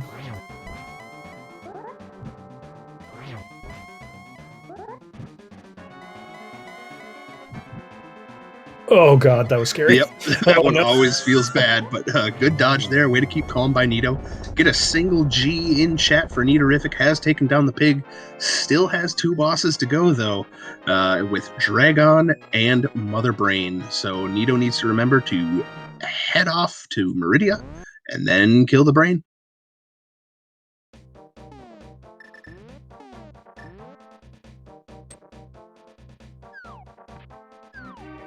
Okay, good. And remembering, yeah, with all the extra transitions, I think a mirror and a flute to 5 would not be faster here. Oh, right. Remembering the whirlpool that I always forget about. Even better.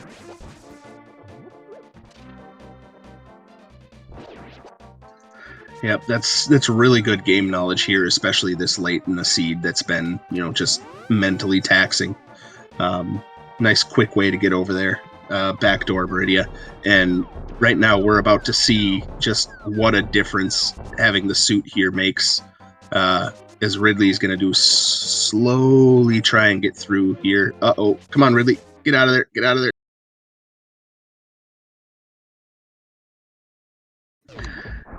Pardon the panic there, folks. But yeah, Nito showing off here why Gravity Suit is how the developers intended you to do this. and just gonna absolutely probably fly by Ridley here.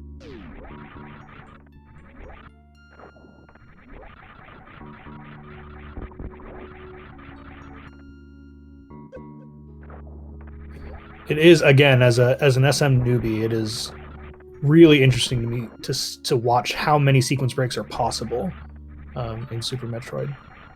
There's so many ways to move around this world. Correct me if I'm wrong. Not even really using glitches, just using items maybe in a different order than you would have originally had them, or it seems like it's a super open game with a lot of room for creativity. Oh, absolutely. And it's like you were pointing out too, it's so much fun watching the runners who are just top tier, and just the way they can move through the game is just it's breathtaking to watch. And even those who have played Super Metroid know that the movement is tricky at the best of times, so to watch people who have mastered the movement is even more interesting. And here we see the lovely microwave strats. Kneel down, shoot charge plasma at Dragon, smash that X-ray button to reset the iframes, and as soon as Samus stands up, the shrimp is dead. But didn't quite mash fast enough, so we're gonna have to do a round 2 here.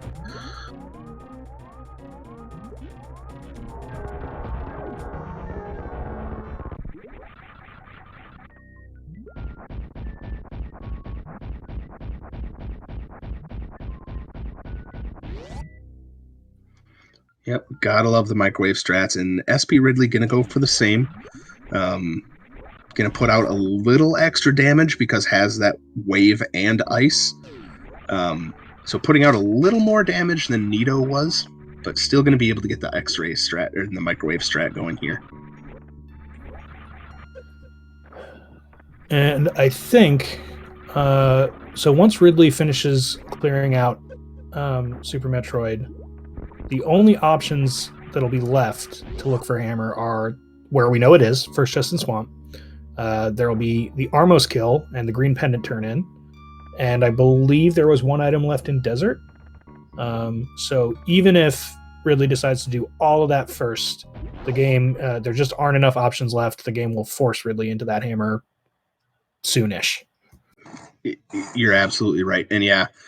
So Nito showing off there. Just go ahead, come back into Link to the Past, smash that reset button because now we're on the ship. And so that's going to be how Nito's going to fast travel here. And all right, Ridley's going to have to do some interesting grapple jump strats, and just didn't morph in time. Semi-classical, yes, it can be beaten in either order. Logically, the game says before you go to GT or Turian, logically every boss is in logic. And just barely misses that last jump.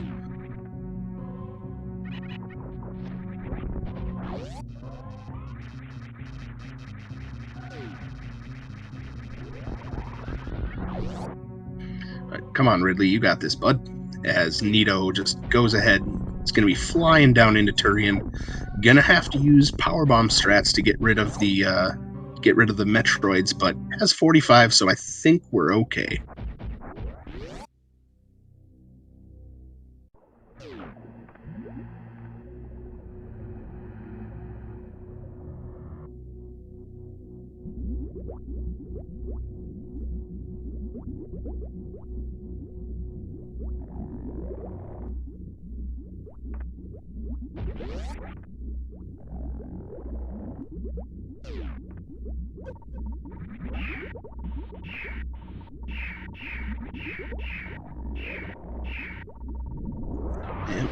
Alright, gather the Metroids, bring them all nice and close, and then nuke them.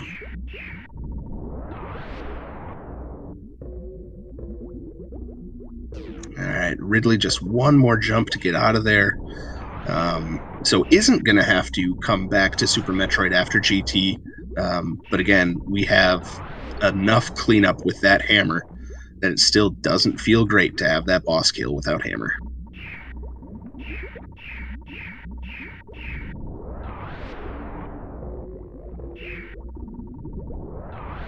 So Ridley doesn't have any more SM bosses, correct? So it's just GT and then Mother Brain? Correct. For Ridley, no more SM bosses required. So the Golden Four have been defeated. Again, Kraid, Fantoon, Dragon, and Ridley. But in order to get into GT, of course, we need those 7 crystals.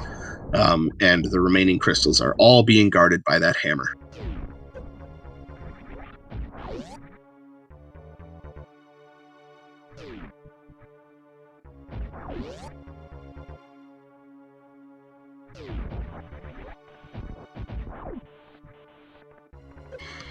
All right, and here comes the baby. Nito just damaging down. Probably not going to worry about baby skip because it doesn't have full beams. So while yes, baby skip and stand up could save a little time, probably not even going to worry about it. And yeah, just jumping right into the baby, take the damage, move on with my day.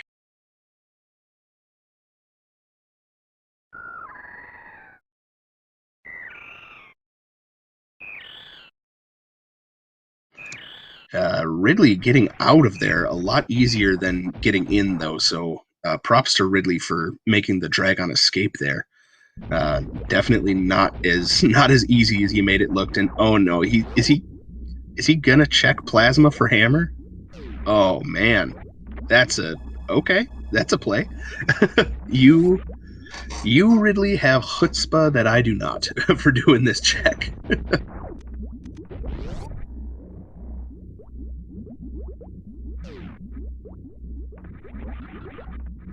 And yeah, decides, no, I'm not going to do that check. But looks like we might be going backwards through Meridia. Very interesting.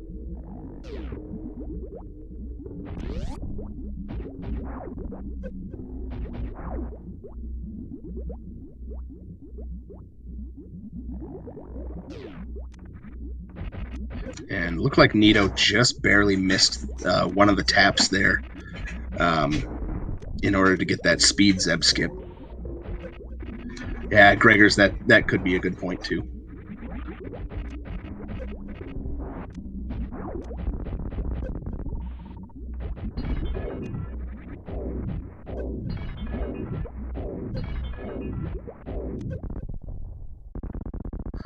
All right, fishbowl gone. Let's take on Mother Brain.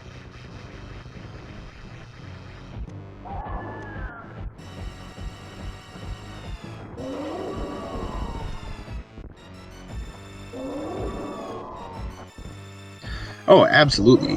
I mean, seed being what it is, still getting that roughly 3-hour finish. Not bad at all.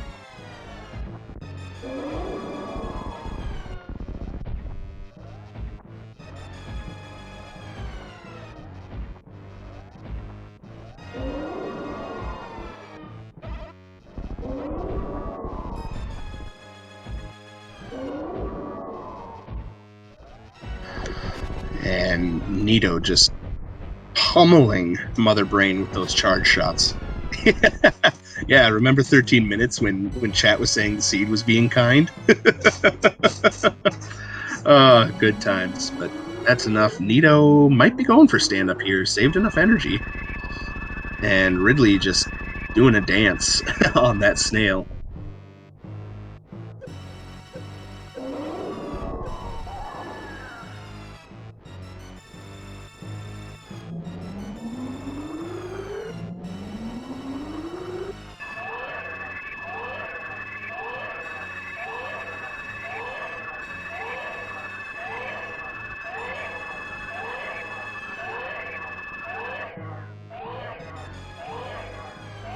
And with just the beams that Nito have, I'm not 100% sure on how many shots it's going to take, but it will help remove some of the hyper beam shots that are required. So, going to take a little chunk out of Mother Brain's health here for phase 3.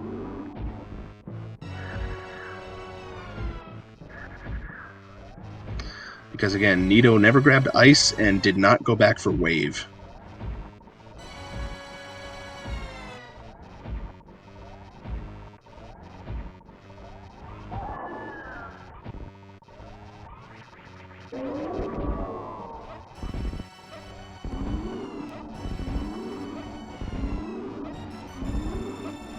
So yeah, Ridley gonna go ahead and actually check that plasma location, it looks like. So just further and further away from that hammer and swamp.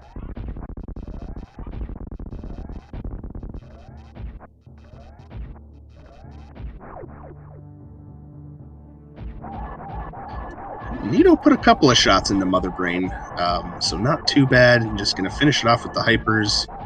Nice triples, and there she goes.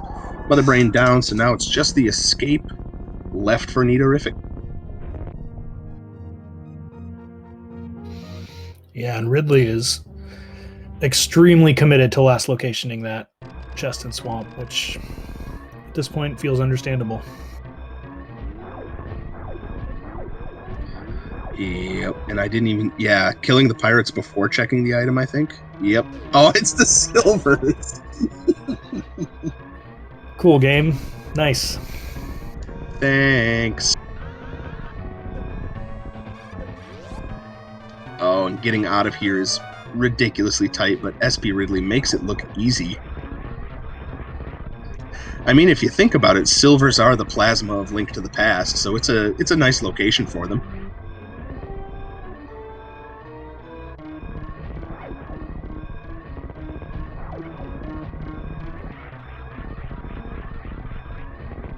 But Nito just gotta finish up the escape sequence here.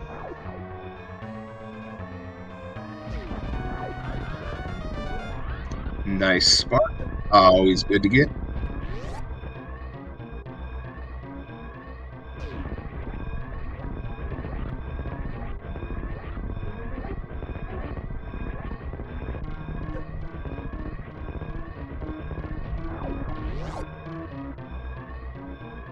And just gotta make it up onto the ship, deciding not to save the animals, but that's okay because Nitorific has finished first on our restream, 4th place overall with an official racetime.gg time of 3 hours, 8 minutes, and 9 seconds. Get your GGs in chat for Nitorific.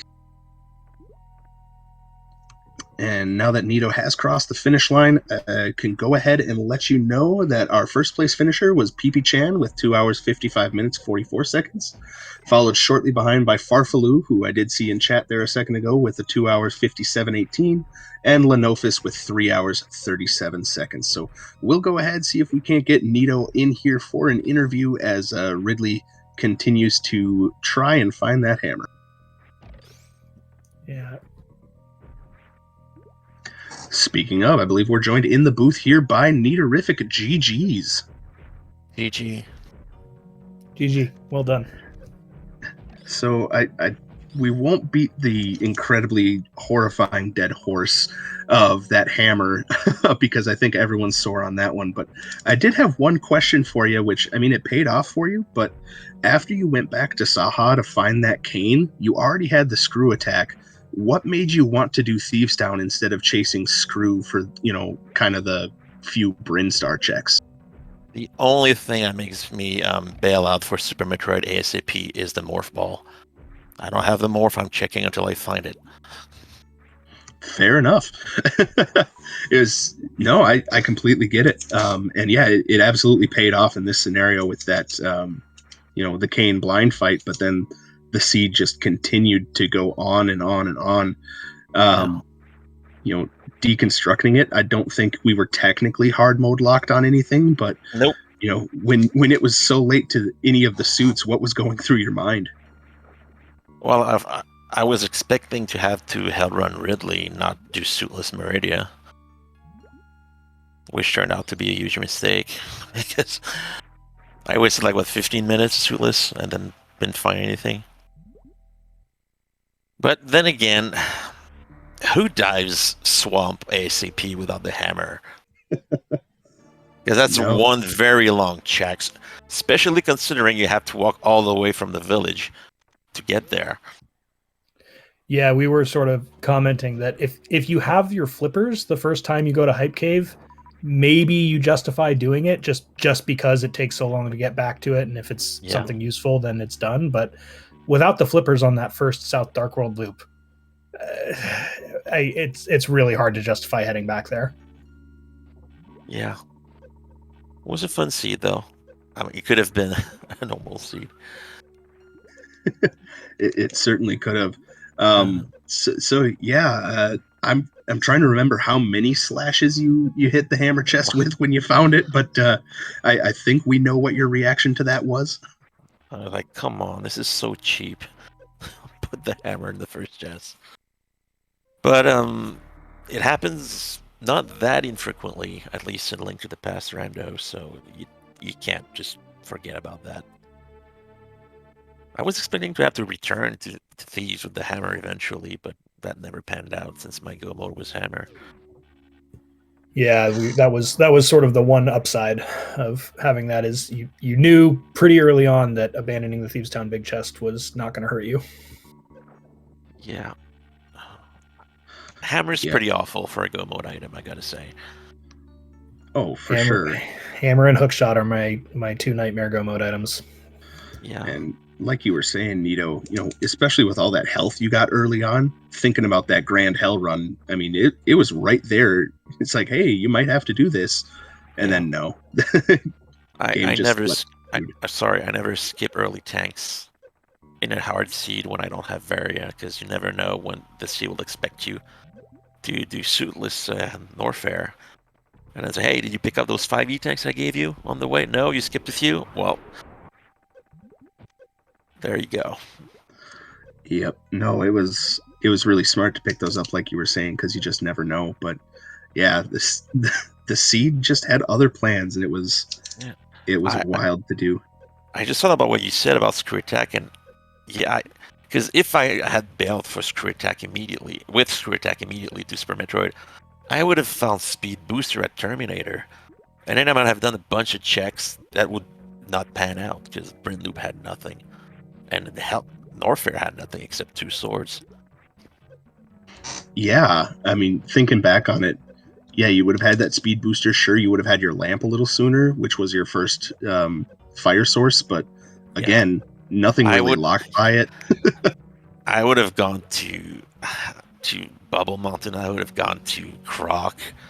I would have done a bunch of checks. But no, that was a fortunate decision. The only unfortunate decision was Suitless Meridia. Yep. Speaking of Suitless Meridia, I don't know if you're in the speed gaming channel right now, but you and Ridley both took a death to the sand pit before Dragon on your trips through, and that's where Ridley is right now, trying to get out. Still hasn't gone back to Swamp Palace. So, I know it's possible to get someone told me how to get out of those sand pits, suitless, but with high jump boost, and I forgot how. It's not a death sentence. It's really hard to get out, but it's not a death sentence. You have high jump boots, but for the life of me, I can't remember what you're supposed to do. So I just reset it instead of fighting it for 5 minutes. Yeah, no, we don't blame you at all for just resetting, because it turned out that you did then find Gravity Suit on Laser Bridge, because why not? And then I was hoping for either Space Jump or Gravity. The Space Jump makes Coliseum really easy to traverse. You just stay out of the water space jumping. And then you get a flu suit from Dragon, and then you just springboard jump your way out of Precious Room, and then you're back to Coliseum, and then you're back to Link to the Past. That's how I planned it. That was kind of what we were thinking when you kept opening chests after finding that hammer, at least the chests that were on your way. So yeah, no, well done again. Any other thoughts on the seed, Nito? I know it was a bit of a slog, but hey, you still got it just over 3 hours, which that's not bad considering what this seed threw at you. Yeah, honestly, I didn't mind it all too much. Because sometimes he just make you go everywhere. We had mobility early, so I can't really complain. Speed Booster was early, well, in Super Metroid, and we had Flute and Boots pretty early. The only thing that really bothers me in the seed is when you have no mobility and it sends you everywhere. Go to this corner of the map, then go to this other one. It's like, can I have a Flute or something to do that, please? Yep. No, completely understandable. And then yeah, wreck ship had even more mobility with the high jump boots and the flippers. So it's like, okay, I can go everywhere. Yeah, high jump boost made me think, uh-oh, suitless Meridia, because I had spring ball already, and grapple at that point too, I think. So that's all you need to get all the way to Aqueduct. Yeah.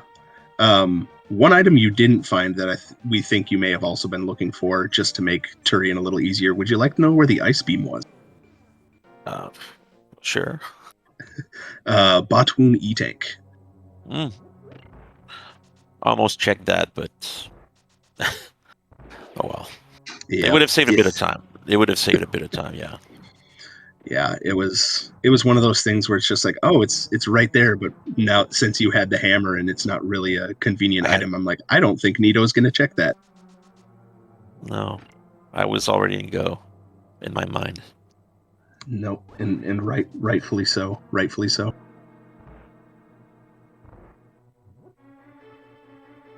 All right, well, thanks for having me, and thanks for commentating. Absolutely. Thanks to everyone who works behind the scenes as well. GG's, well done. Yep, GG's again, Nito. On the time, again, good for first on Restream, 4th place overall.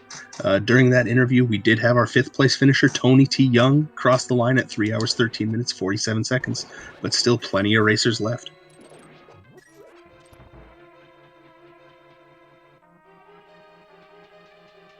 All right, and it looks like we have Ridley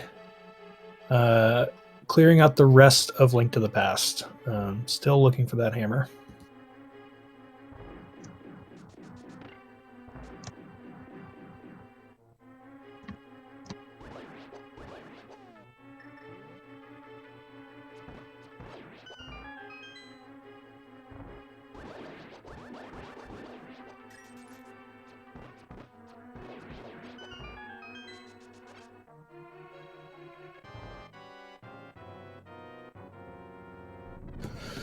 All right, and really did pick up the silver arrows, right? Interesting. I wonder if he just forgot to swap over to them, or maybe actually losing them, trying to get back out.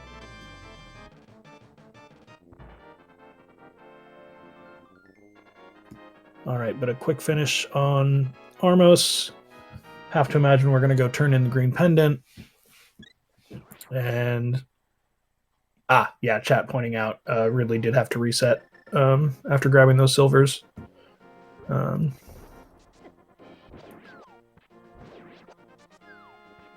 But let's see what Saha has, and then hopefully we'll see a flute to 3.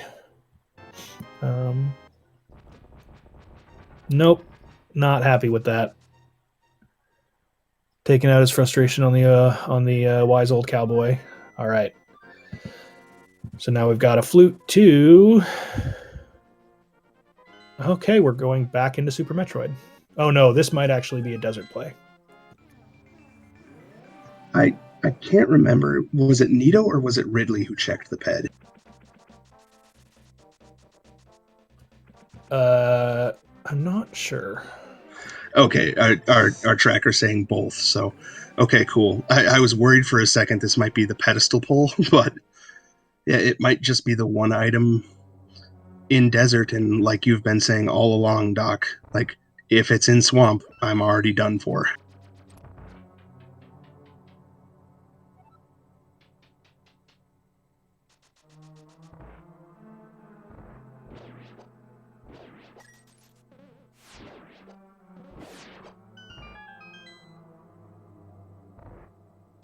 Getting bullied a little bit by that Beamos, but with Gold Sword, half magic, all the rods, should be a nice quick fight. And Ridley will unfortunately again see nothing he's looking for here.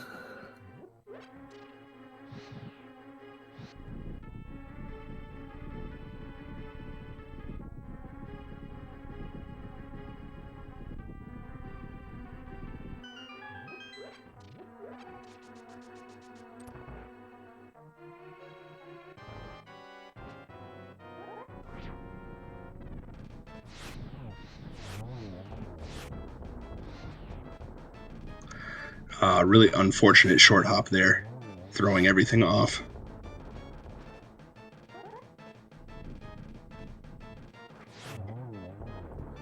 Yeah, the Landmo fight with Gold Sword and rods can be kind of a trap trying to hit all the rod shots, because Gold Sword slashes and Fire Rod do the same damage to Landmo. It's 2 hits either way.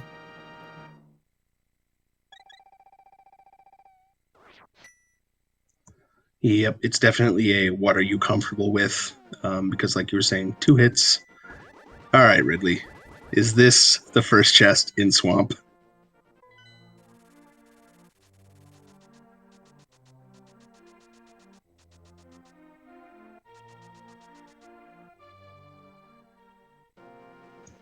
And again, bear in mind, this race had 18 runners enter, and we still only have 5 finishers. So everyone is going through the same slog. Oh yeah, absolutely. That Nito and Ridley did. That they're just doing it for our entertainment here on Speed Gaming. Yeah, I believe we've had 6 forfeits already too, so a lot of people deciding thanks but no thanks.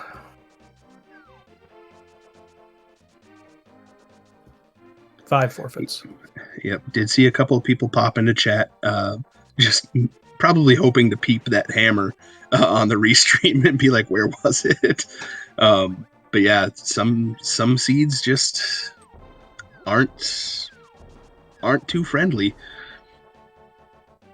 All right, and Ridley is about to hit go mode. All right, Doc, over under on the number of slashes, more than or fewer than Nitorific? I mean, it'll be interesting to see if the stream stays live. I might rage quit from life, finding my hammer at 3 hours and 23 minutes, but you know. Gregor's, I believe this is true last location because Ridley even checked plasma. The only thing he wouldn't have checked is Shack Tool, but again, checking that with the current loadout is very tricky, if not impossible.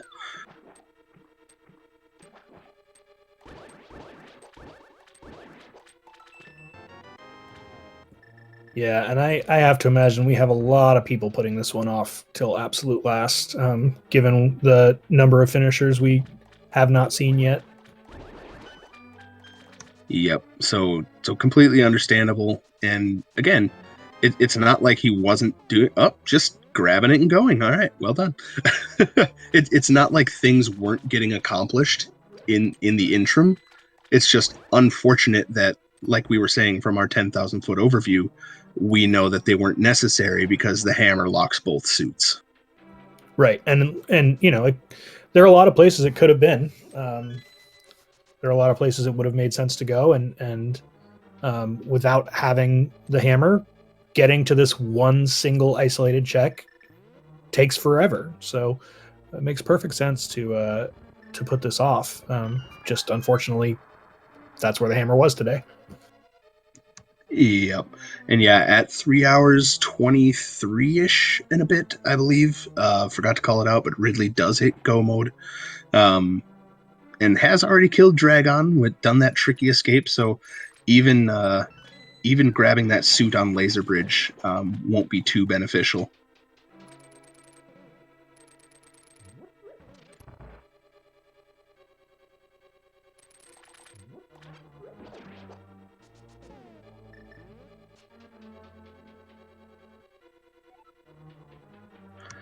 So yeah, at this point, it's just let's rip through the rest of Swamp, go and finish off Helmasaur. I mean, there are still some choices left for Ridley to make, all basically just routing decisions of, okay, what's the order I do? And I would have to imagine it's Pod, then Ice, then Turtle Rock. But who knows? Maybe because he's already down here, he'll mirror and then go do Ice and then Pod. Yeah, I think I would probably do Ice first. It sort of, yeah, it seems like it's 6 to 1, half a dozen the other, a little bit, but either way, you're mirroring and fluting and mirroring or transitioning again, and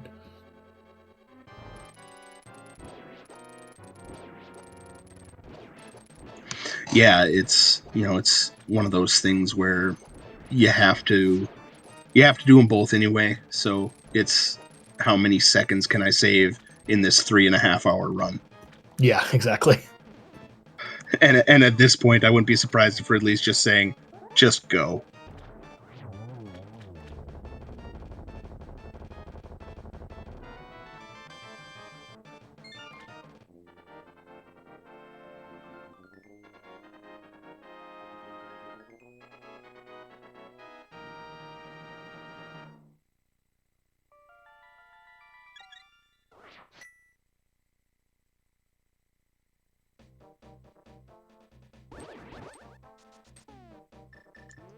And yep, there you go. Just like you were saying, Doc, gonna go head over and finish off ice. The only thing that feels bad is this is the third dip into ice for Ridley. Yeah, this is rough.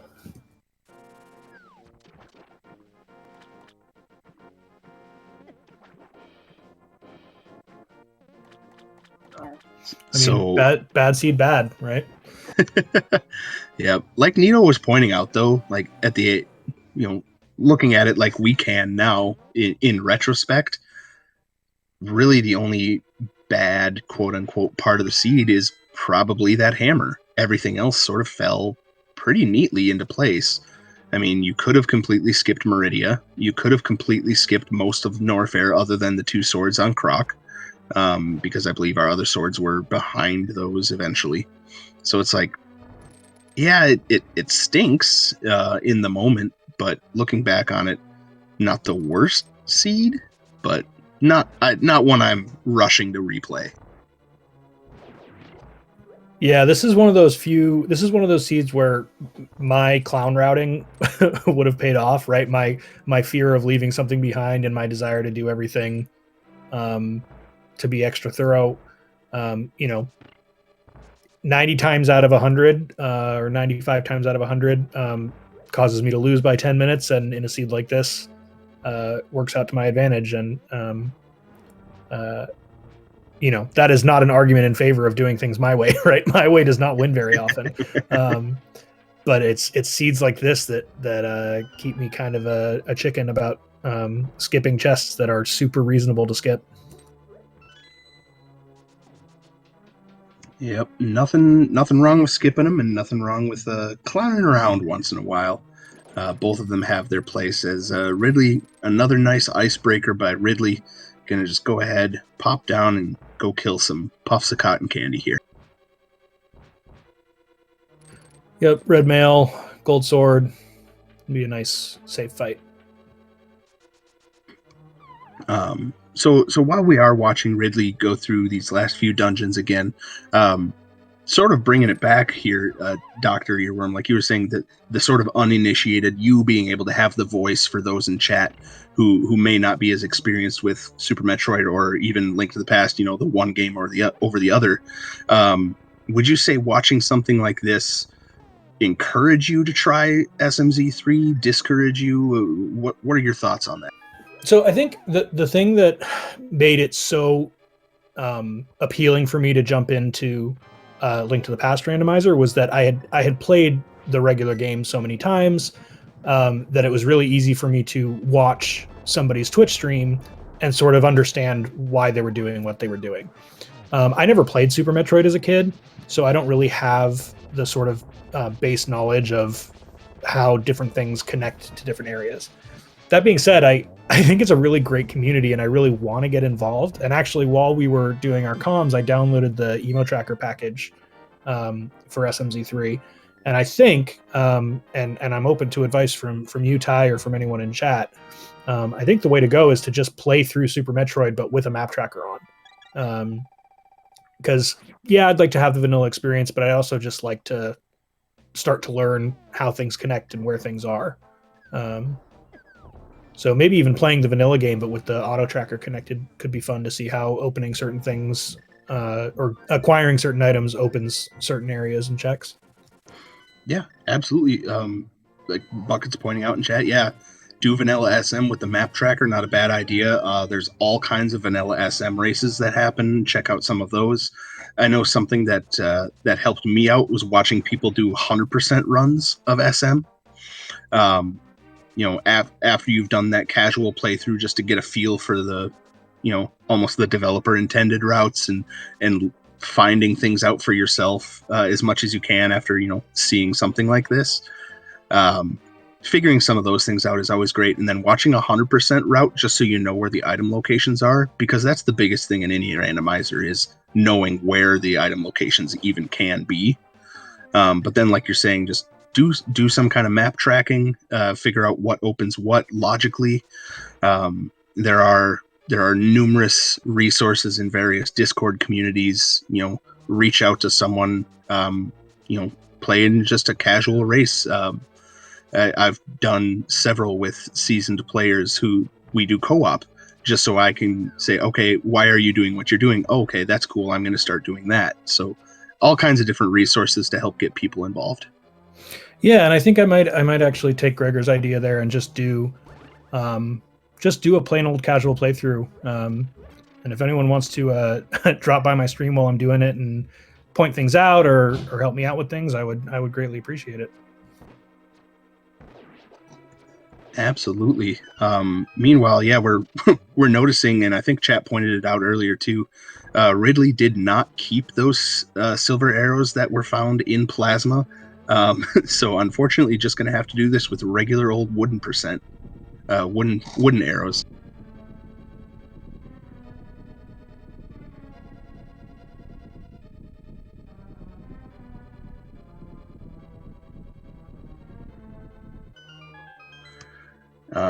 Let's take a look here. We have had 2 additional finishers.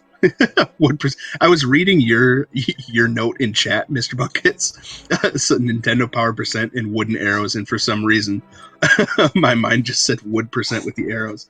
But we have had Metroid MST and Polar Bear Bunny both also cross the finish line. 3 hours 25:30 and 3 hours 32:11 respectively. Nice.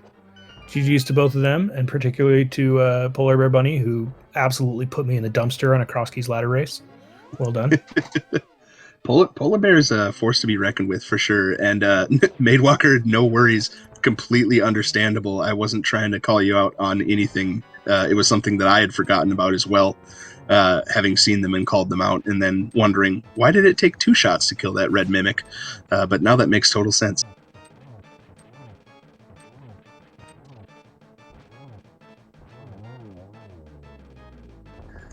And there you go, a nice reminder of, if you have the gold sword, it's probably still faster to slash Helmasaur instead of switching over to those silver arrows anyway.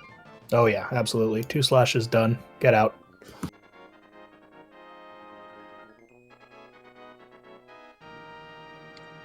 So that's pod done.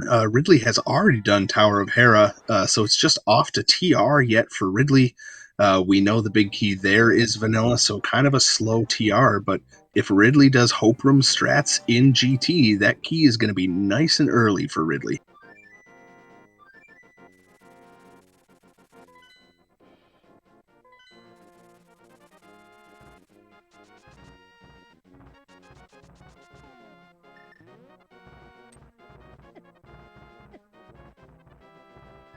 And again, make sure you're dropping a follow to our restreamed runners here today, putting on a great show for us. And my buddy Ty here also has a wonderful stream if you want to go hang out with him sometime. And like I said, I think I'm going to put a casual playthrough of Super Metroid on my top of my to-do list. So come hang out with me too and watch me clown my way through the vanilla game. Hey, we wouldn't be on the internet if we weren't a little into being just clowns. But here goes Ridley. Gonna pop through TR quick as you like. I wonder if we're gonna see any reaction to that gravity suit. We saw no reaction to the hammer, but like chat was pointing out, that green pendant on Saha did elicit a bit of a reaction. So interesting to see how Ridley takes Laser Bridge, because if he goes straight to the 4th chest first, then we're not going to see that gravity suit. But if he does top to bottom, we'll see that gravity suit. I'm curious now.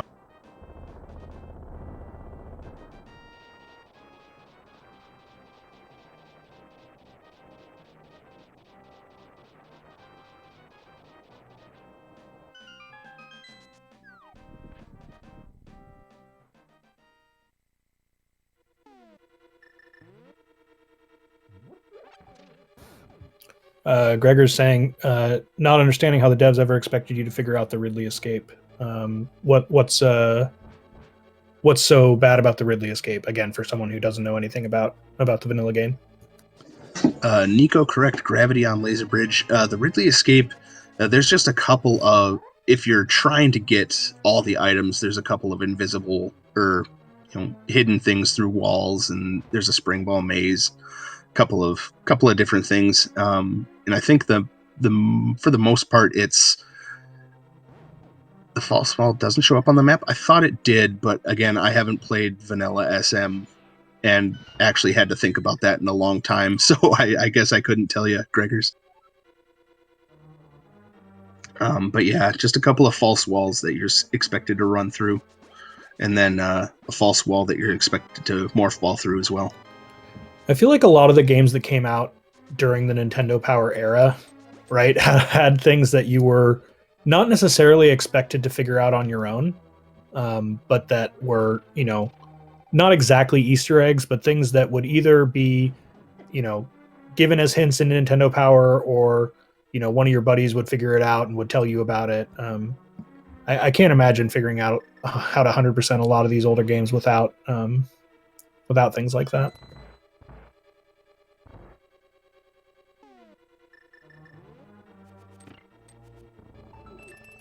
Awesome. Thanks, Mr. Buckets, dropping the knowledge there.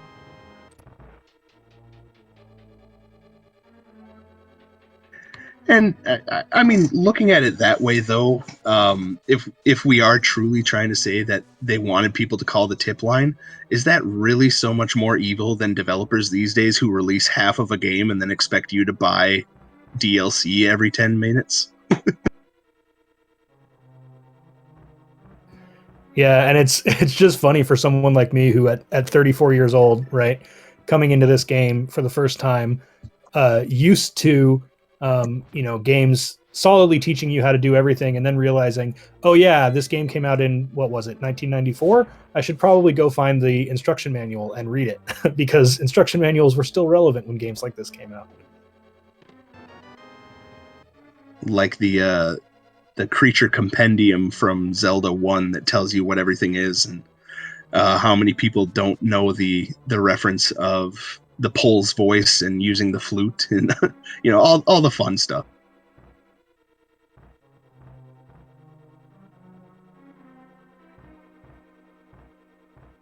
I mean, that first hidden whistle in Super Mario Brothers 3, right, is the perfect example of that. How many people didn't learn about that from watching that movie, The Wizard? Very true.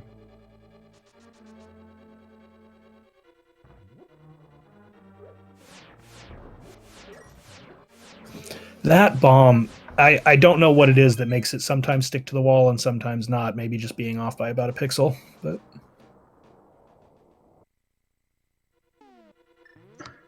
yeah, the wall is just made of rubber. I've found. Yes, Gregors. I remember picking up that game from a swap meet, and it didn't come with the manual, so I was so confused. All right, Ridley's making good progress here through Turtle Rock. Did grab that small key out of the big chest, so not going to get locked. Not going to get locked out here. Yep, dodged the crystal roller on that first bonk, but just getting tagged by it on the second time through. But again, red mail, not overly worried about taking a little bit of damage there.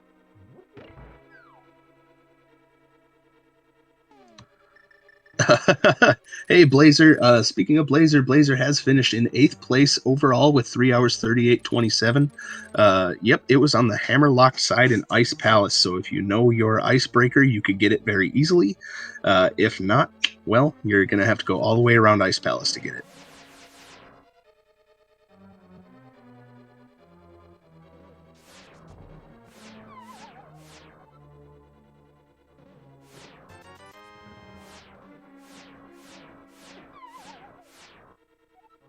Yep, and Ridley is doing top to bottom here, so there's that grab. Just stares at the chest a little bit and moves on with his day.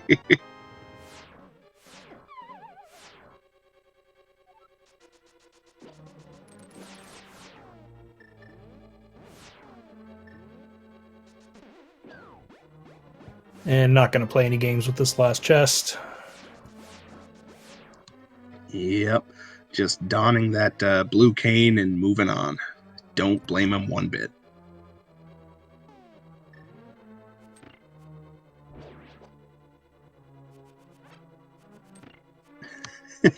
Just using red boom strats. Gotta love it. So again, something else about SMZ3 that if you're only used to, Link to the Past randomizer as opposed to the combo, no quick swap. So you got to get good at your menuing again and knowing what item you're going to use for multiple upcoming rooms. Yeah, I was going to mention that earlier, but I thought it might be a point of contention, so I kept my mouth shut about it. It's not a point of contention, it's a feature. It's just not included in this game. Gotcha, yeah. Oh, face right, Ridley, face right. There you go. And takes down Trinex anyway, so Ridley about to head off to GT as Ace Zero crosses the line. So a couple runners left. We'll fill out the rest of the places here as Ridley concludes. So we'll focus on Ridley here for the rest of the climb and the Mother Brain fight.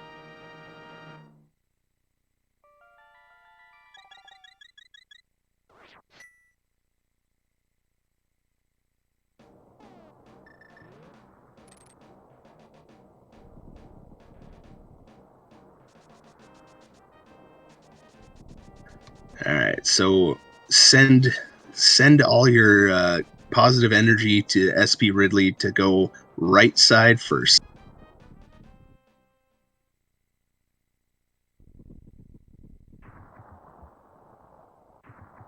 And I think we're about to have some debate on the best controller setup for Super Metroid in chat, which is another thing I know is I understand people have strong opinions on in Super Metroid.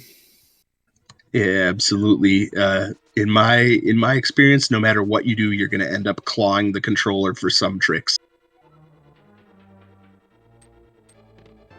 Hey, chest number 1 for Ridley. You gotta love it.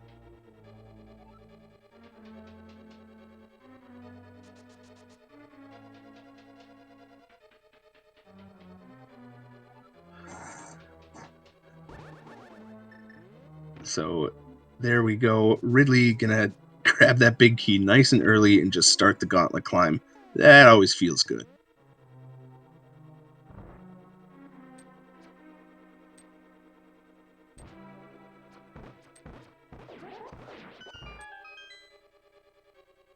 Nice first mimic room there by Ridley, and yep, nice and quick through mimics too. And looks like shield was eaten by a picket earlier. I know Ridley had a shield at one point, so interesting.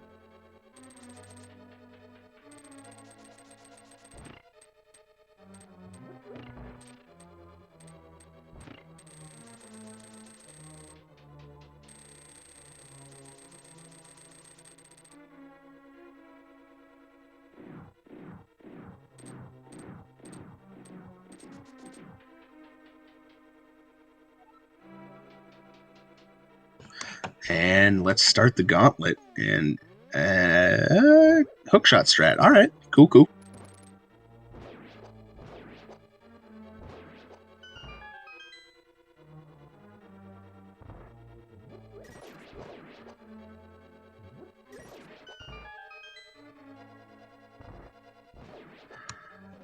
Pretty good work in the first few rooms of the gauntlet here by Ridley, and continuing to clean up the gauntlet very cleanly. I love to see it. Nice work.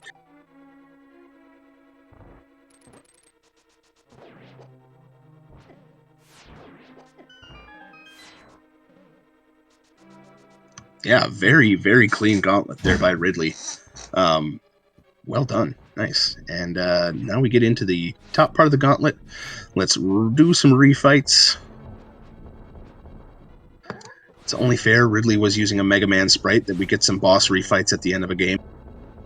And the swag dash on Landmo number 3, you love to see it. Oh yeah. Who cares if it increases the bonk counter? It's all about swag.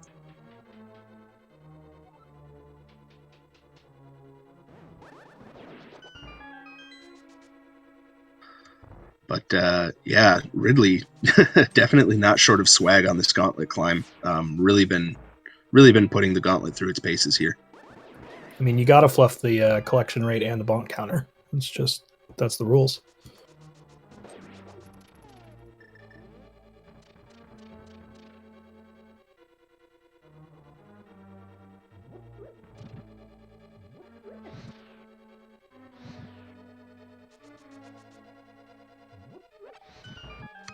Really flexing that half magic muscle there and just using Fire Rod to light all the torches.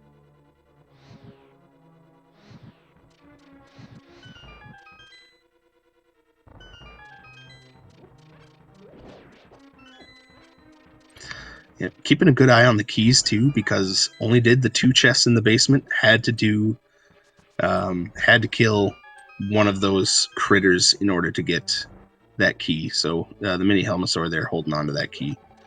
Really heads up play by Ridley to remember that.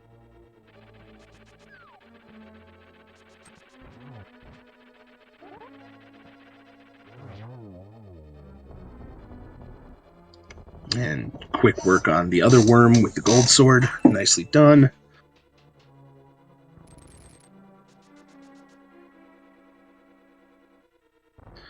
And says no thank you to Moldorm's final possessions. Just going to go ahead, dash through, and just finish this seed, put it behind me. Don't blame you at all, Ridley. Yeah, at the 3 hour and 47-minute mark, this is definitely a get me out of this seed mindset, which, yeah. That's where I would be with it anyway. It's all good. Nice 2 doubles to start. So something else I failed to mention earlier, and if you're familiar with just the Link to the Past randomizer, you wouldn't stop to think about it because the seeds have set RNG for things like Aghanim. In the SMZ3 co-op, Aghanim and Ganon Warp RNG are not set in the seed, so the runners could have completely different Aga and Ganon patterns.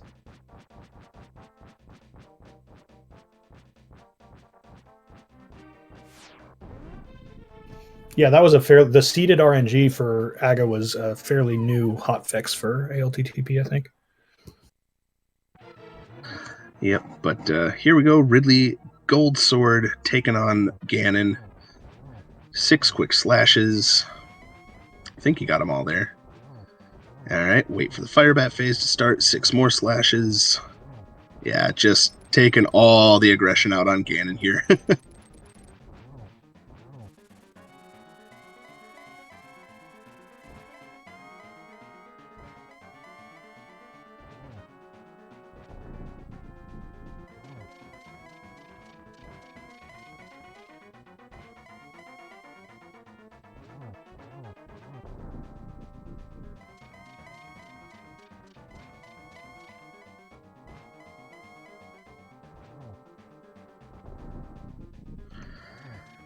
Yeah, Annie Nico, I think the chain was definitely take your super early Mitz Dark World access, kill blind for Morthball for fun, pop into Swamp once you get flippers out of Wreck Ship.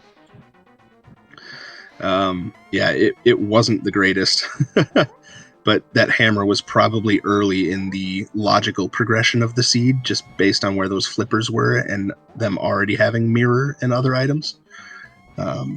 So remains to be seen what the actual progression was.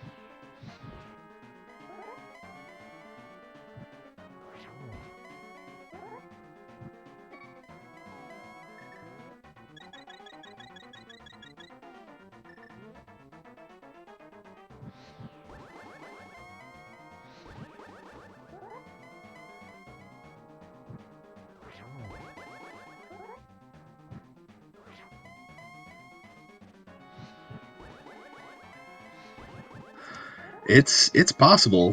Get the get the less beneficial torch glitch where it just doesn't ever light.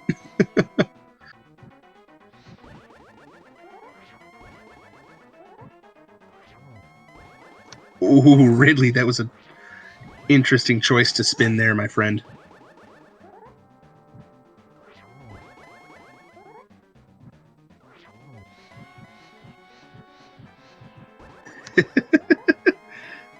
Ridley just spamming the fire rod. You love to see it.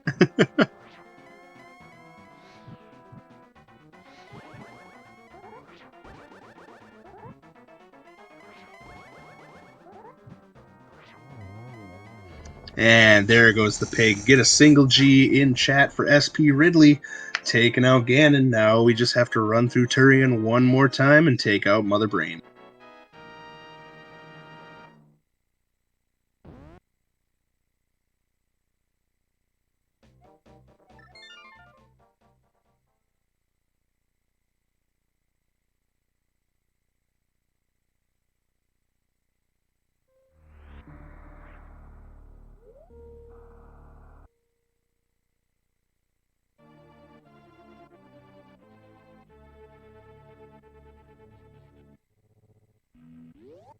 Yep, just going to take a nice refill here at the ship. I mean, we have Charge Beam. Ridley Ridley went back for Ice, so Ridley has full beam combo, so can just freely abuse and use the missile count to get through everything and then just go take on Mother Brain. Excellent. Yeah, full beam combo for Ridley. Only beam that was turned down is the good old Spazer.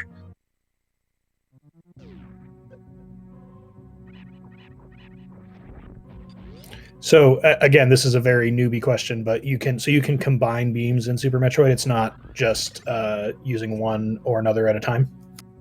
Yep, the only two beams that can't exist in the same combo is Spazer and Plasma. The other beams can all be combined and should be combined. So right now, Ridley is using Charge, Ice, Wave, and Plasma to make one beam that is considered the full beam combo.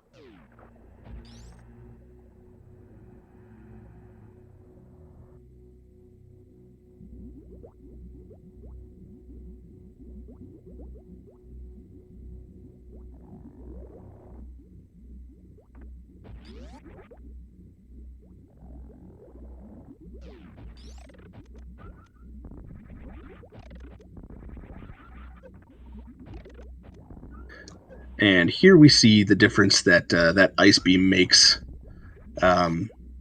Just freezing these Metroids and then one super and it takes them out instead of the 3 power bombs.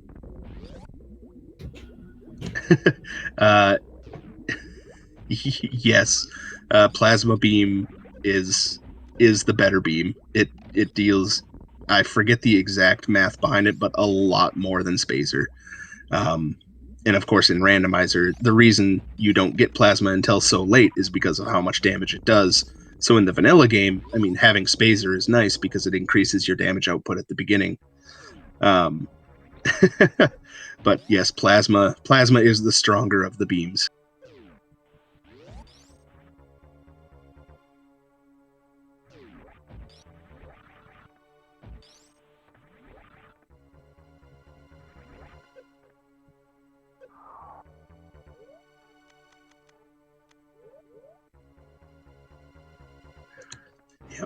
Taking off that screw attack does signal to me that Ridley is going to go for the Ice Zeb skip here in a little bit. Just because having screw on, to my knowledge, breaks that Zeb skip and gets one jump, but then gets grabbed by the baby.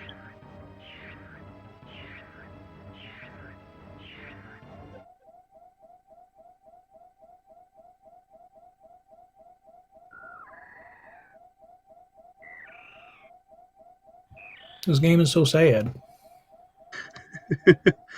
It's not sad. The baby realizes that Samus saved it in Metroid 2, so now the baby's returning the favor after almost killing Samus. It's like, oh yeah, right, I know who you are.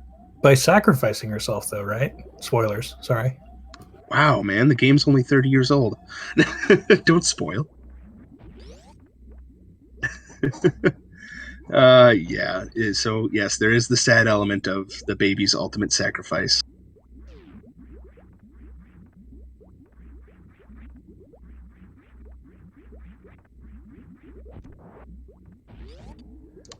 So, filled to the brim with energy, filled to the brim with ammo and the full beam combo, this should be a pretty comfortable fight on Ridley's side.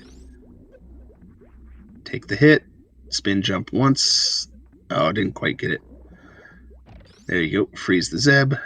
Take a hit. Spin jump through. There we go. Nice Zeb skip.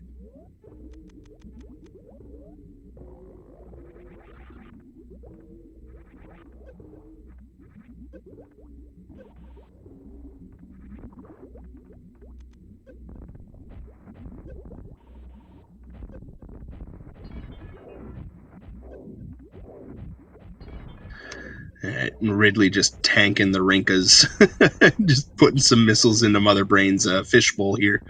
And here we go. Let's go phase 2.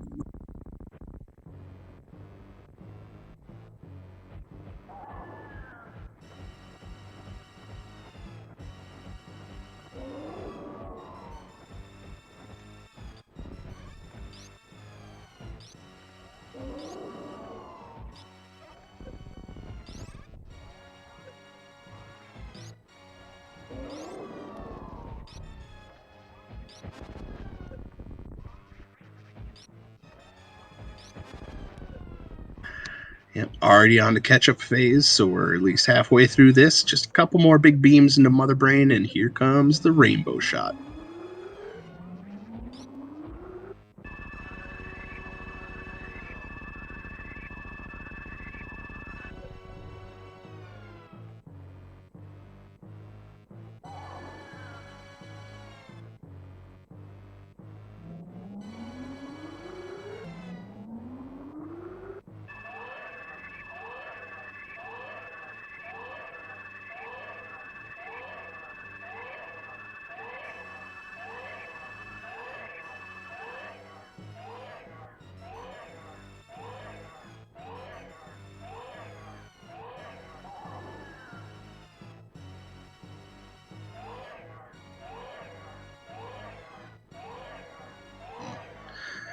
Ridley just enjoying this cutscene here. Gonna watch the baby take care of the Mother Brain and go ahead and refill the energy before finishing off Mother Brain here.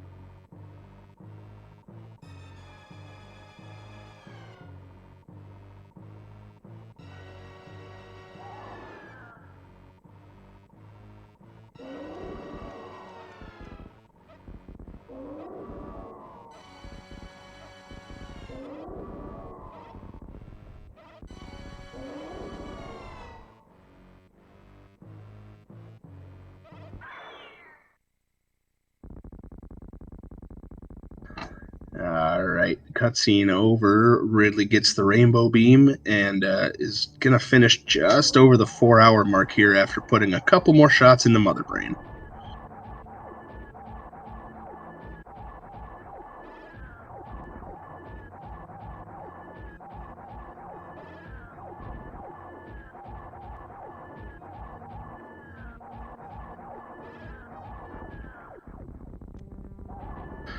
And there we finish off the ammo count as Mother Brain explodes. Yeah, here. just go ahead and put all those missiles into the game, yeah.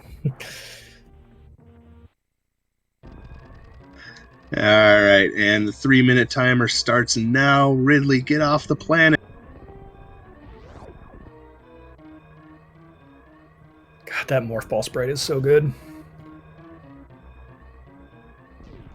It is really fun to see the different sprite work that's gone into these games from different contributors. Shout outs to them.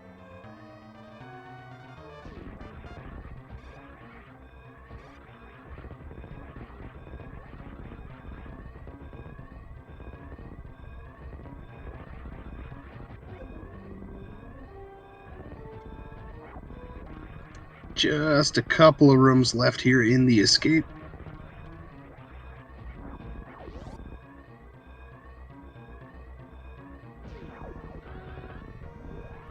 And also gets the spark up the escape shaft. Well done.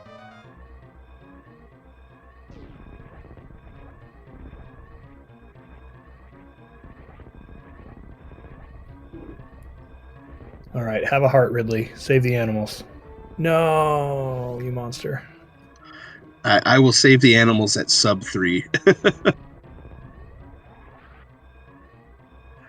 And Ridley on the ship goes ahead, enters the dot done with an official race time of 4:01:17, good enough for 11th place overall. There are still runners remaining. GG's, SP Ridley.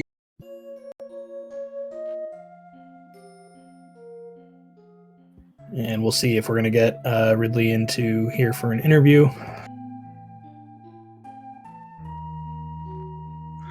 Yep. In the interim, while we check on that, do want to thank everyone, of course, for hanging out with us for the last 4 hours. It's been a lot of fun. Obviously, we can't do these restreams without you as the audience. So having the audience here is huge for us. So thank you. There are ways to contribute to the Speed Gaming family of channels. So thank you for any and all support you give.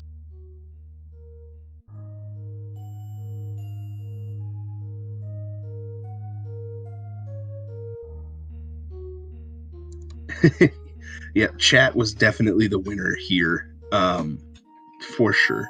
So, Metroid MST, another one of our runners, seed bad. Yeah, I think we're safe in saying, and Metroid, maybe you can confirm, everyone kind of took the suitless Meridia bait.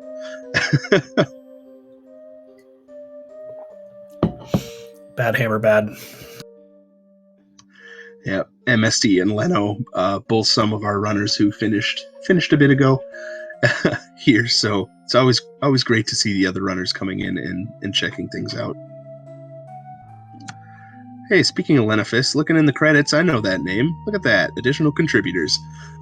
So thank you, Leno, for the work behind the scenes as well.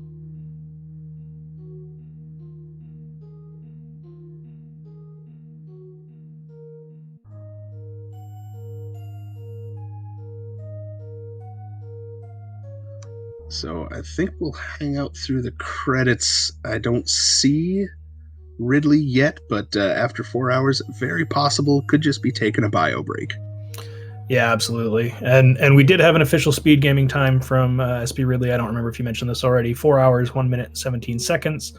That's good for 11th place overall. We also had, Blazor Gaming was actually a accidental undone. So I believe we already read out 8th place for Blazor at 3 hours, 38 minutes and 27 seconds. A 0, 9th place, 3 hours, 42 minutes and 55 seconds. And Tracy M, 9th place, 3 hours, 57 minutes and 50 seconds. Yep, so definitely that hard bait hitting most of the runners here in the seed for sure.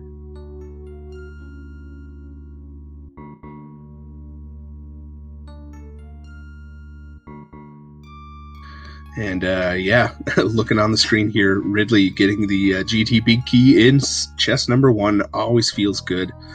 So just finishing out the credits there. Nico, first to finish, let me scroll up there. Peep. Time of 2 hours, 55:44. 2 runners managed to sub 3. PP-chan and Farfaloo.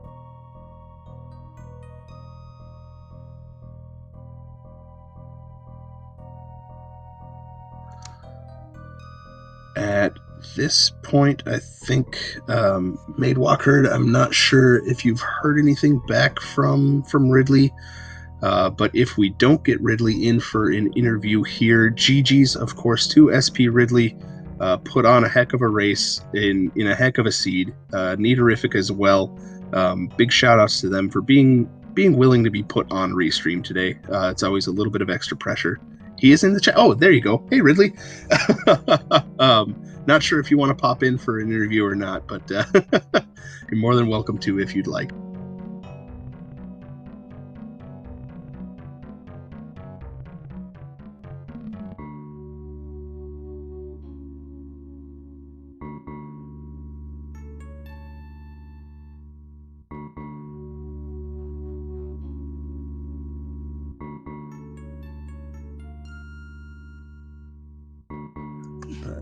Let's take a look.